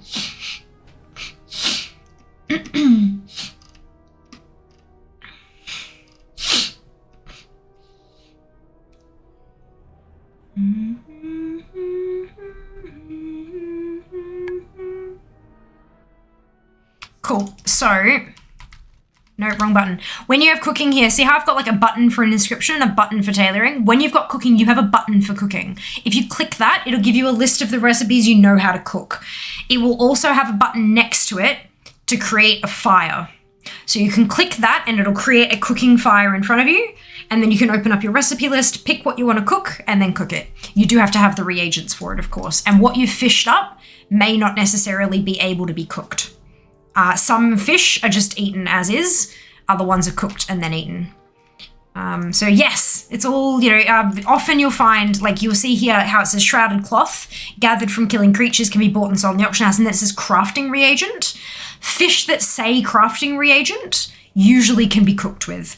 Some of them are only used in alchemy, but most of them can be cooked with.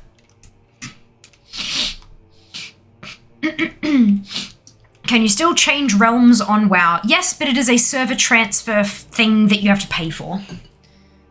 You can join in groups cross-realm. You don't need to transfer servers for that. But yeah, if you want to permanently play on a different server, you've got to pay for the transfer. And you can only transfer once every so often. I don't know what I think it's 30 days, but I'm not sure what the time limit is. Like, if you go from Sourfang to Amanthal, you can't go back to Sourfang for like a month.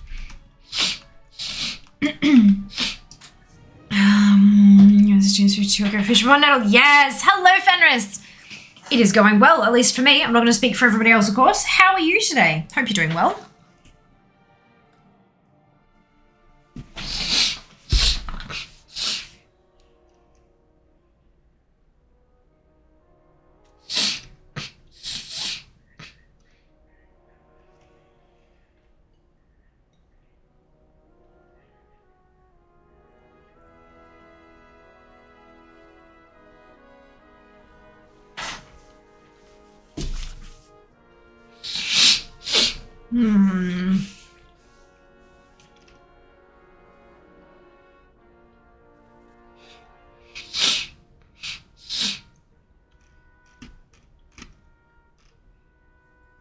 Sorry, I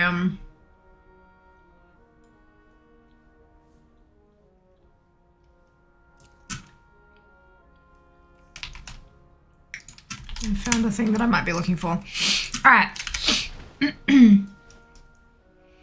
3 months deployment, 1 month trade course, and we go line in game. So epic! Oh, that's fantastic, Fenris. Well, welcome home.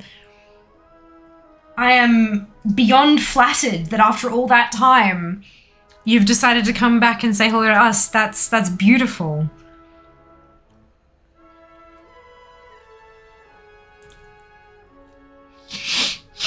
I'm just having it a month, although is I mean, guilds are still single server. I mean, you can raid cross-faction, all that kind of stuff, but I mean, there are still some guilds out there that want to make sure everyone in their group has the guild tag and stuff like that. So there are still some reasons to transfer servers, just none that I'm interested in. WoW Classic is cool too. It is! For those who enjoy it, it's very, very cool. Okay, so we got to 55. Not bad at all.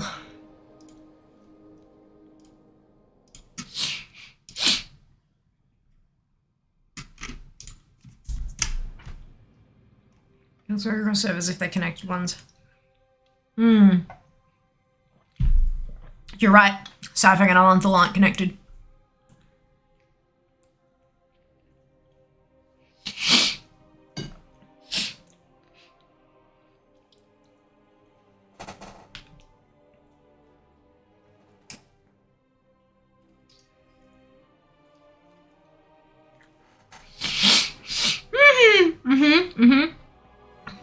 I do prefer to burn things like— holy shit, I said that before COVID. Fucking hell.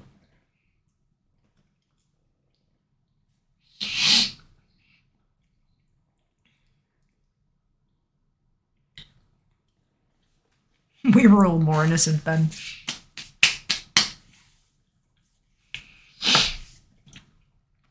Hello, Monkey Magic. I'm doing very well. I hope you can say the same. Welcome on in. Welcome to chat.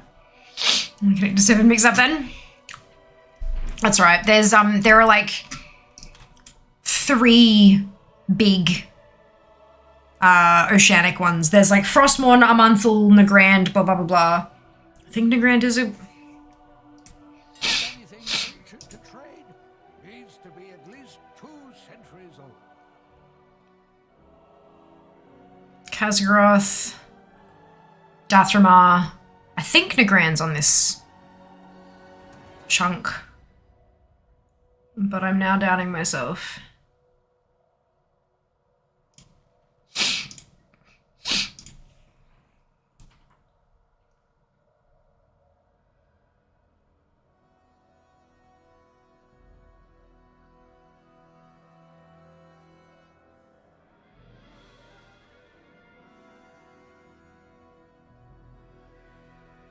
Maybe Nagrand is on the other connected, yeah, I think it might be.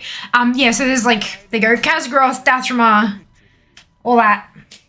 And then you've got like Saurfang, Nagrand, the other ones, and then you have Bathless by itself, because, excuse me, they're called blades, or shards. Shards are different. So you have your servers, then you have your connected server groups. A shard, you could have 3 people on the same server, not same connected server group, same server, but they'll be on different shards. Sharding happens when you've got, like, it's expansion launch and you have 100,000 people in the same bloody area, and it splits you off into different versions of the same zone. That's your sharding. That's right, a month always remember, is they linked and have the apostrophe? Good point. Good point. I could have sworn Frostmourne was connected to them too.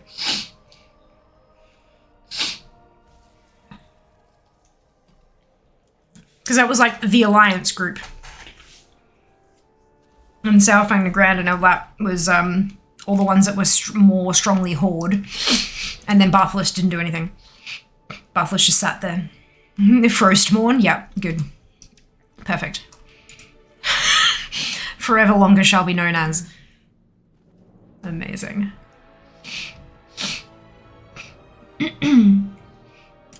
Seeker! The sun will. 15 months. Holy cow.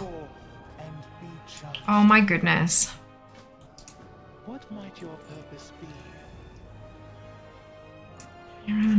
Months. Entertainment won't last. Aw, you're such a sweetie. I hope you're well. Blades of the physical. So, oh, right. Yes, the server blades. That's it. Yeah. I remember. Didn't they sell off a couple of those when they did like repairs and upgrades and stuff like that? They like packaged them in plexiglass or whatever and sold them off, and a whole bunch of them arrived broken. Yeah, blade servers when to put that together. Yep.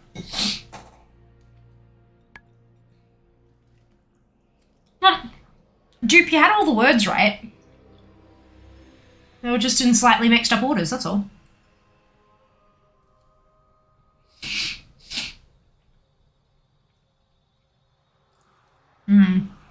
They were selling for a few grand a pop.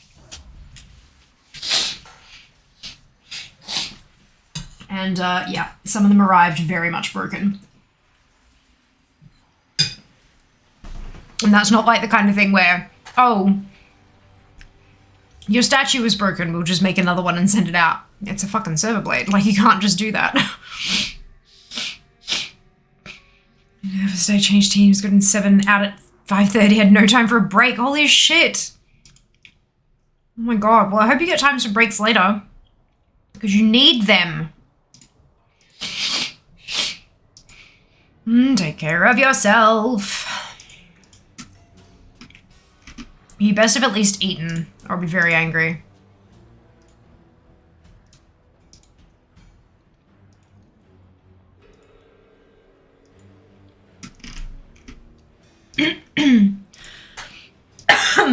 Excuse me.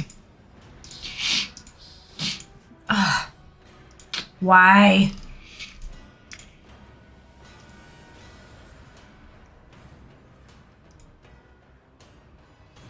Another hydrate.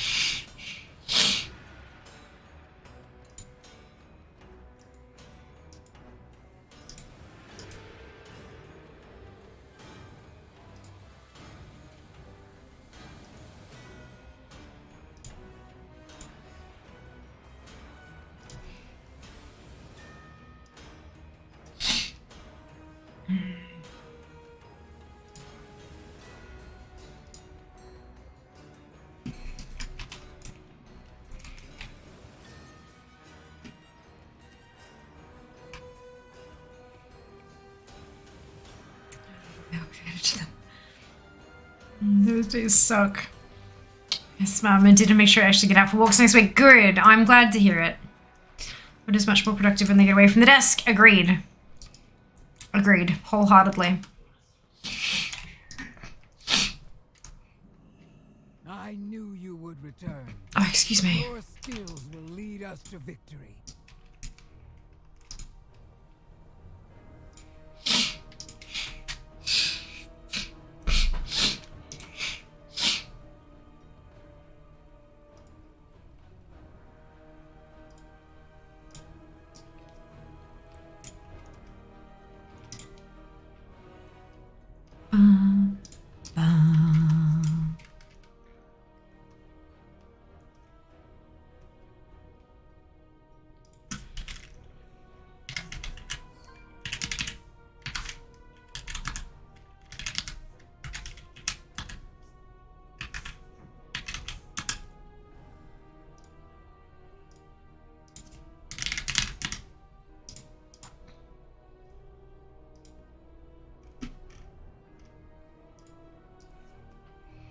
are we going? Here. Everyone has to start somewhere, right?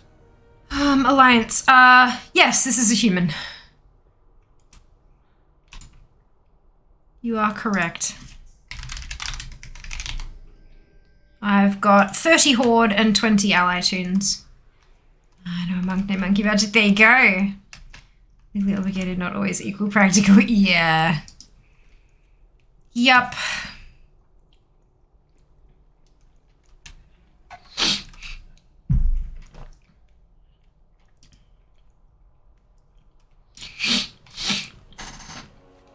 Especially when you're in like a new role and there's a whole lot of like if it's formal training with a trainer and all that kind of stuff, like sure, but then once you get on like, you know, with your team and all that kind of thing, sometimes it just doesn't quite work out because you want to keep on top of stuff and you want to help people and there's just no good opportunity to walk away.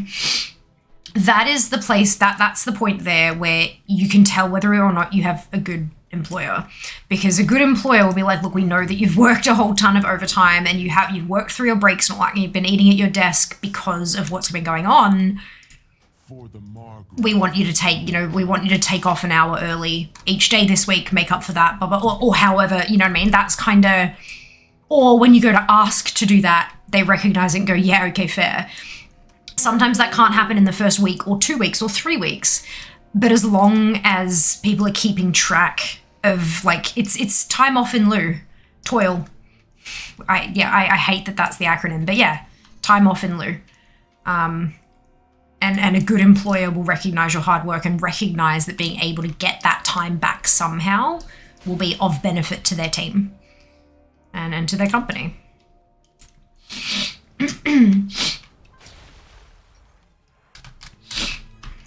Yeah, unfortunately, like, I mean, you know, if you're in there are a lot of jobs out there where you can have like a scheduled break, especially when there's more than one of you. Like if you're working a call center or you're in a customer serving role and there's other people at the same rank as you, all that kind of stuff. Like there are times that you can do that, but then there are a lot of jobs where that's just not an option.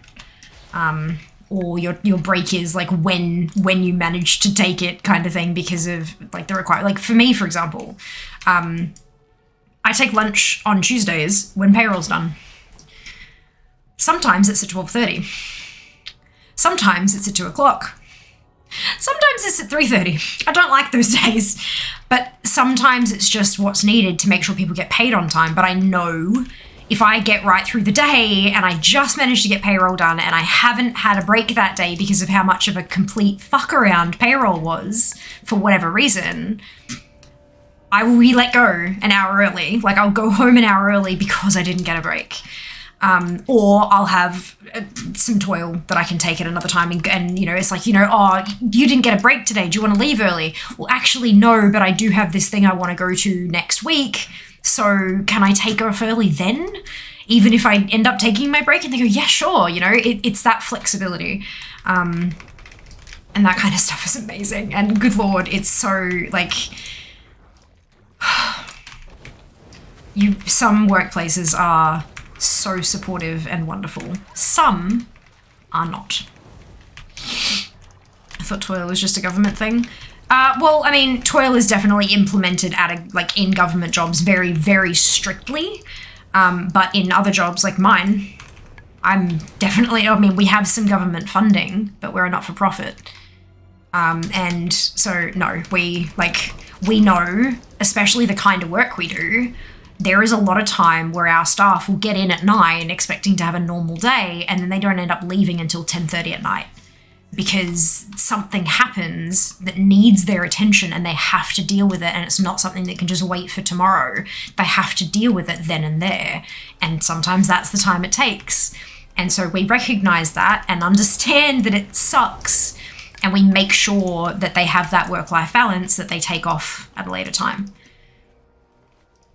There are some roles where it's quite strictly like monitored, like you put in timesheets and all that kind of stuff, but then there are other jobs where it's just kind of like, look, here's an email I sent at this time. I was obviously still working. Can I clock off early today? Like, it's, yeah, a little less. But we are also a small company, so it's easier to sort of manage at that level. Every company will be different. This is the big thing. Every company and every role within each company is going to be different.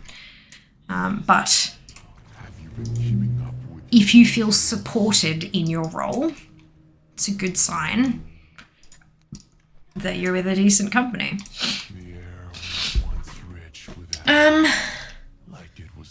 So clean, so many plants. This other day, I was arriving with my stuff sitting up cleaning the desk. Beautiful. How are you leveling your tunes? One level at a time. I want to rest. It is gone. Zone, actually, because I felt like it was a really good stopping point getting back to Oribos and picking a new zone from the table. So I do the whole zone. I get back to Oribos. I plonk the tune down. And I pick up another one. And for me, that's been working really well. Because it's only like, it's not too long to get through a zone, depending on how much I fuck around with chat. It's not too long to do a whole zone, but it's also like not super, super quick. I'm not spending a ton of time jumping between characters. Because that's my big thing, is that like if I spend too much time switching characters, that's time that could be spent leveling. Whereas if I do a solid block on one, it feels a bit more consistent. How's the government thing? How many 50s you got? None. No 50s. Not anymore. I have 2 at 51 that I'm not leveling because they're going to be their placeholder tunes for my evokers. I have 5 at 53. I have 22 at 54. I have 6 at 55, and I have 15 60s. But yeah, that's all in that spreadsheet that Zam's just linked. 50 60s now also works, Zam, just in case you missed that. Some jobs clocking off early doesn't quite work. Correct, absolutely.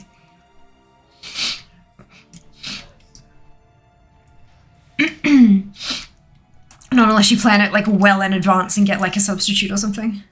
Just FYI, you don't need to pick it up from the table. You can just fly there. Yeah, but it's more fun and it's more like it has like a stopping point and I can log off at the table, and then when I log into the tune, they're at the table, ready to go.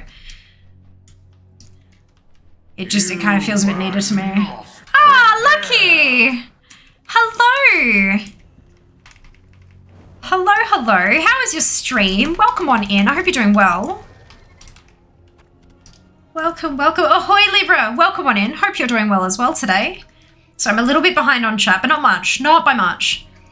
Kids are still in a classroom where patients still in a waiting room. Uh-huh. Good idea. Yeah, that's what I thought. It feels nice. It flows to me. But of course there are, you know, no shortage of different ways to level. This is just the one that works for me. It's nice getting there, definitely. Definitely. I am at 53.82% of my goal, which is not bad. I'm a couple of days ahead. Not much, but I'm ahead by just enough that I'm kind of comfortable. Yeah, both of them work. I thought it's obviously about time. Like the name of the spreadsheet has changed, but I've also now changed the command as well. But both work, just in case people are stuck in the habit. Because that's, yeah, a nice thing to do.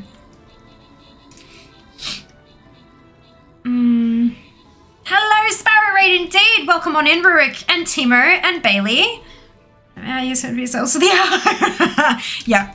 Here's some colouring sheets, have fun.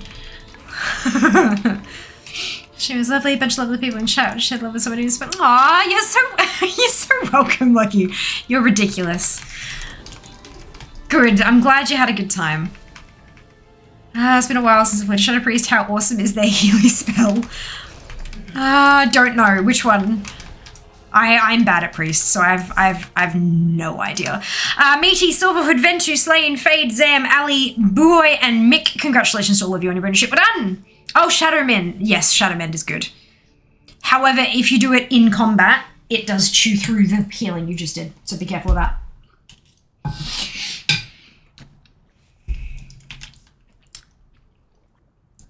But it has saved my butt on multitudes of occasions. Thank you, Lucky. I'm quite liking it today too. I feel like it suits me somehow. Like it's dark and moody, but like in a good way, question mark. It was the Great Green Dragon Turtle. Was the mount inspiration. Lucky, we're clicking the name right in chat. Yes, you can. How convenient is that? Click on Lucky's name and then click the follow button straight away. Right there. You don't even have to leave the page. Can I ask why this game is popular? Have the most player on Google. World of Warcraft? I don't know. I mean, it's been going for a very, very, very long time. It's like a 17.5-year-old game at this point, I think. So if it's going by like units sold, that's probably why. But it is still going reasonably strong, which is interesting for a game of that age. There are lots of reasons I personally enjoy it, but I can't really say that that's why all people enjoy it, if that makes sense. Like, obviously, there are parts of the game that I like that other people don't like. And then there are parts of the game that other people like that I don't like. So trying to pin down like why lots of people like it is, I'd say it's fairly difficult. But I think one of the really big reasons that I personally like it is that there is so much to do in just one video game. Like, there are a lot of games that I've played that it's like there's a story, and that's great. But once you've done the story, that's it, game over. That's the end of the game. Or another game, it's got like, it's puzzles, but it's like maybe 3 or 4 different types of puzzles and that's it.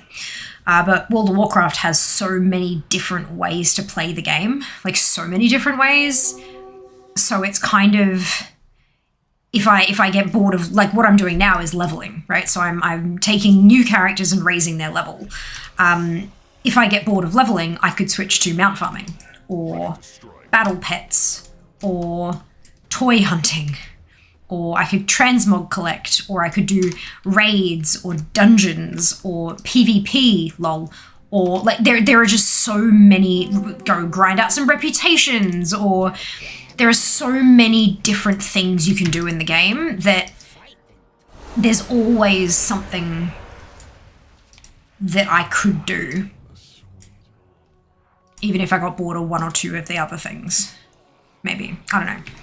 Interesting though, very interesting question. Big answer. It's even more fun. Hope you had a fun field day indeed. Butts saved. Oh, are you playing Final Fantasy? Like Shadow Word Death is a healer's problem, not mine. I'm currently dead on my feet. Managed to get back to a 3-hour stream after time after my surgery. Well done. Well done. Just take it easy, yeah? Take it easy. Oh, did I bugger up? I did.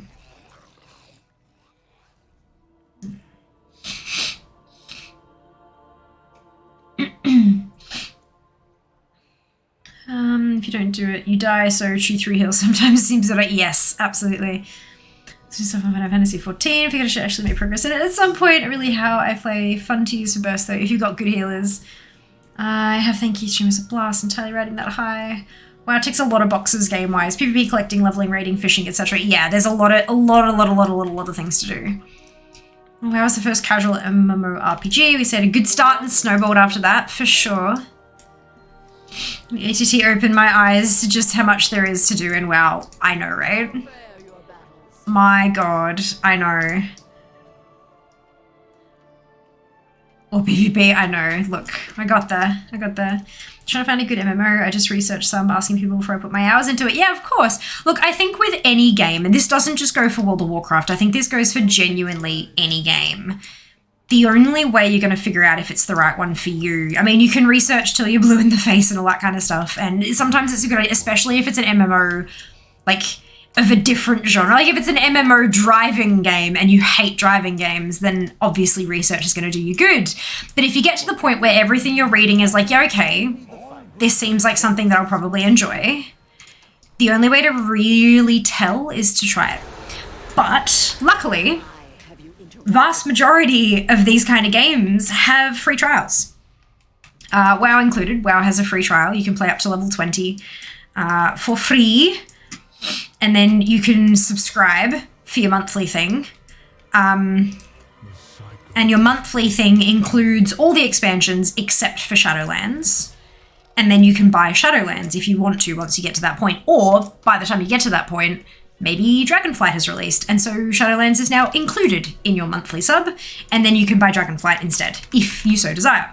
So, like, it's definitely worth giving it a crack. Because I really, honestly, I feel like it doesn't take too many hours of gameplay to figure out whether or not you're going to like a game.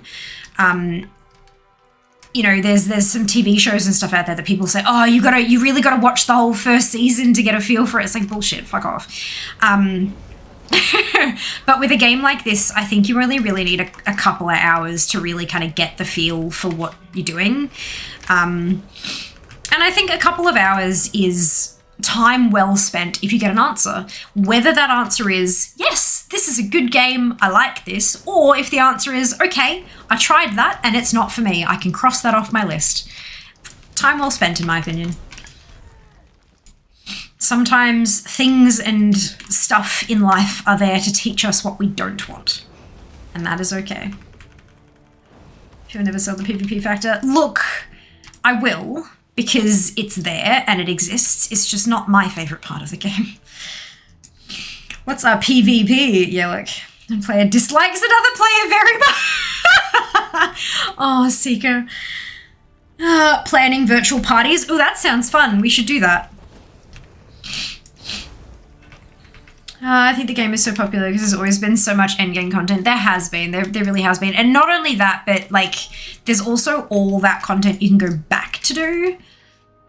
Like, the amount of time I spend running old raids and dungeons for transmog and pets and mounts and all that kind of crap, like, it's a lot of my playtime. But that's okay because I enjoy it, and that is the important part. It doesn't matter what, like, the only wrong way to play the game is to poo-poo other people's experiences. That's literally it. Any other way that you choose to play, as long as it doesn't harm anybody else's experience, is fine. I wasn't being careful when to go longer, given I'm currently seeing black spots on the edge of my vision. My main choice is stopping. Good lord. It sounds like you maybe still pushed it a little far out. It's not how you should feel after playing video games. I think it was as traumatic as PvP. I'm ready to look at a lie down. No, please do. Please do. Take care of yourself. Play on the priest 59 days, 20 hours. Wonderful. Should it just increase the free play till 50? I mean, maybe, but I don't see them doing that personally. But hey, they could. Never say never. But Blizzard does not monitor my chat, so if that's something that you would like to see, I definitely recommend posting it on the forums. Like, the official Blizzard forums is the best place to not only to voice those kind of opinions, but also gather support for it. Because if you have enough people posting in the same area, enough people voting for it and adding their voice to the chorus, the more likely Blizzard are to see and or respond to it.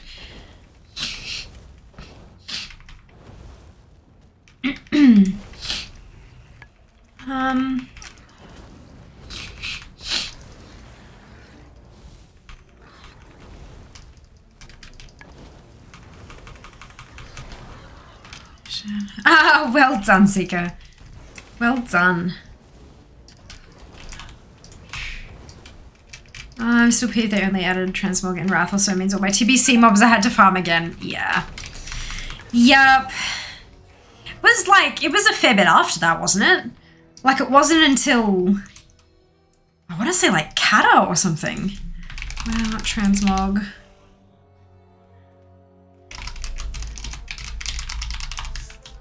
Transmog patch. Maybe that'll help. Feature released with patch 4.3.0. 430. So it was Kata. Kata and a half. Kata and a half. Holy cow. Like, it's been here for longer than we haven't had it. But it's still, like, wow, you know? And then I don't think it was, like, before then, like, even then we had to have the item for a while. They didn't have the, what's it, right?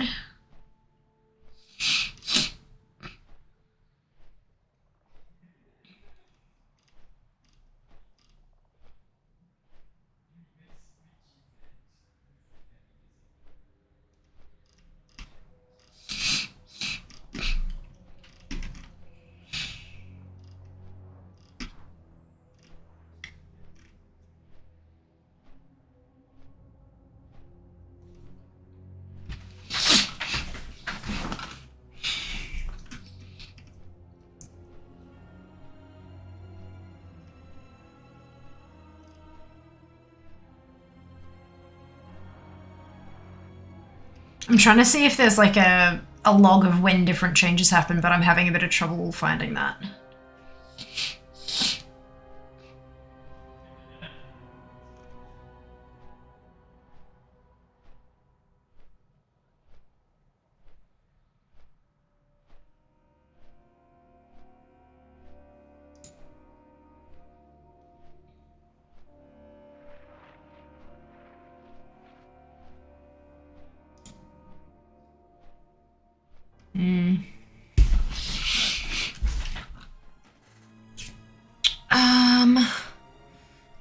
That's cool. Why is it 3 a.m.? That's how time works apparently.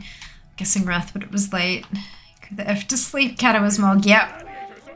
I used to keep your shoulders chest for city looks. Had to have the armor in your bank or on your person. I don't think collections and stuff came until even later than that. They were new to me when I came back, so they WOD at the earliest.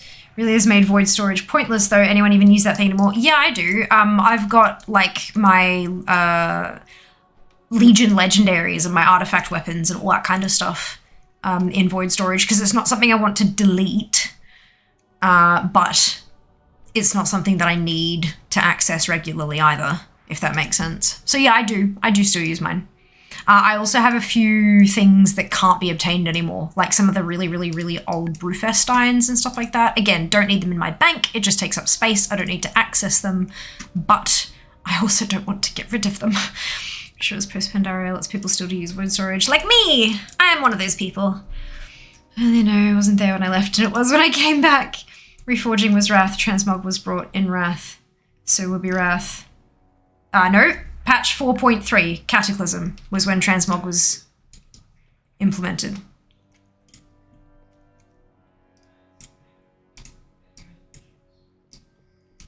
I don't know about, like, when it came, like, with the collections tab and stuff like that. I can't find that. But yeah, it's very much Cataclysm. Like, can confirm. If you Google it, it's patch 4.3.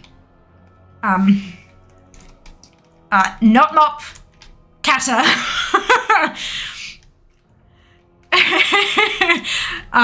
Yeah. That's why I keep saying Kata, because it was in Kata. But yeah, I don't know about, so when was like, WoW collections patch?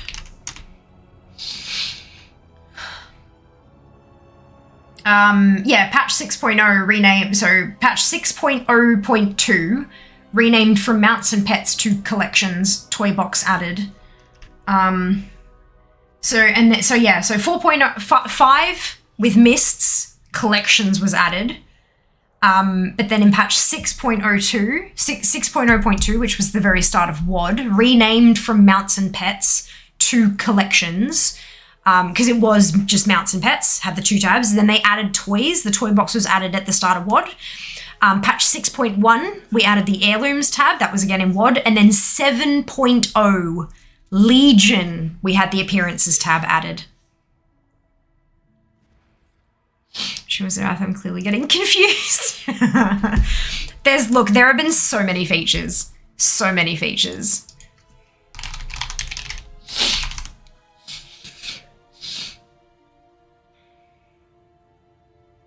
No, Cataclysm was also for reforging, according to Wowpedia.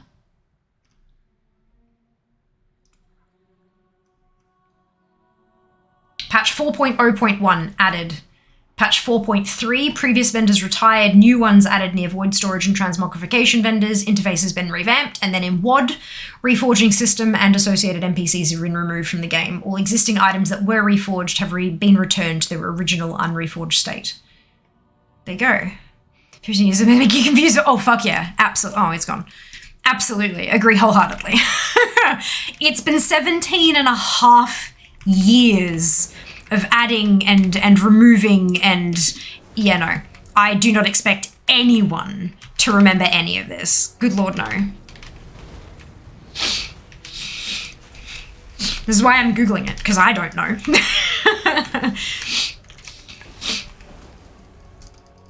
Wrath was when they added achievements. It was like the end of Wrath, I'm pretty sure, like close to the end of Wrath. It might have even been like Wrath's pre-patch before Kata or something like that. Because I remember that was the only time I actually ever have been on the PTR. And it was to transfer my character over to see what achievements I was really close to so that I could finish off the requirements and then have the achievement when they went live. Yep, I'm that person.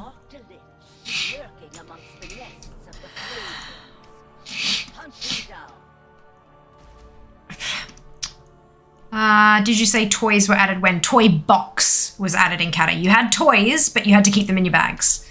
The toy box with an interface where you could just use them from there was added much later.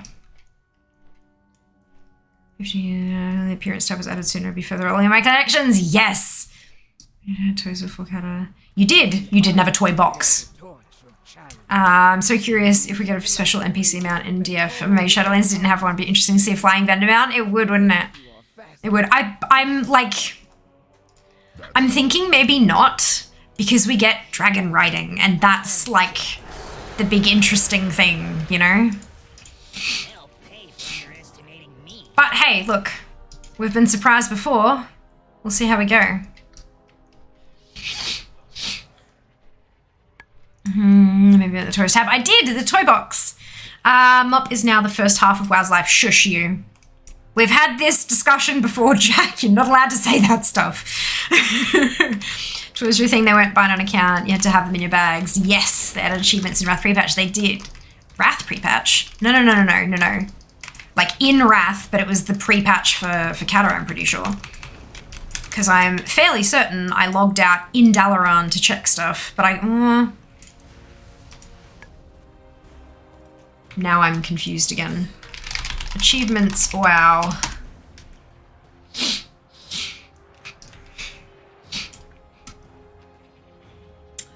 Oh no, they were added with the Wrath of Lich King expansion. You're right. Patch 3.0.2, you're correct. My god. Maybe I was in Dal, but it was in Dal because it was the pre-patch for Wrath. And so I was on the PTR in Dal, and that's where I've got my wires crossed in my memories. Yeah, okay, that sounds reasonable. My brain is shit like that, so yeah, that's fair. My bad, my apologies. TBC, that's such a fair thing to do. Yep, correct. Hello, it me. Have you met me? Ooh.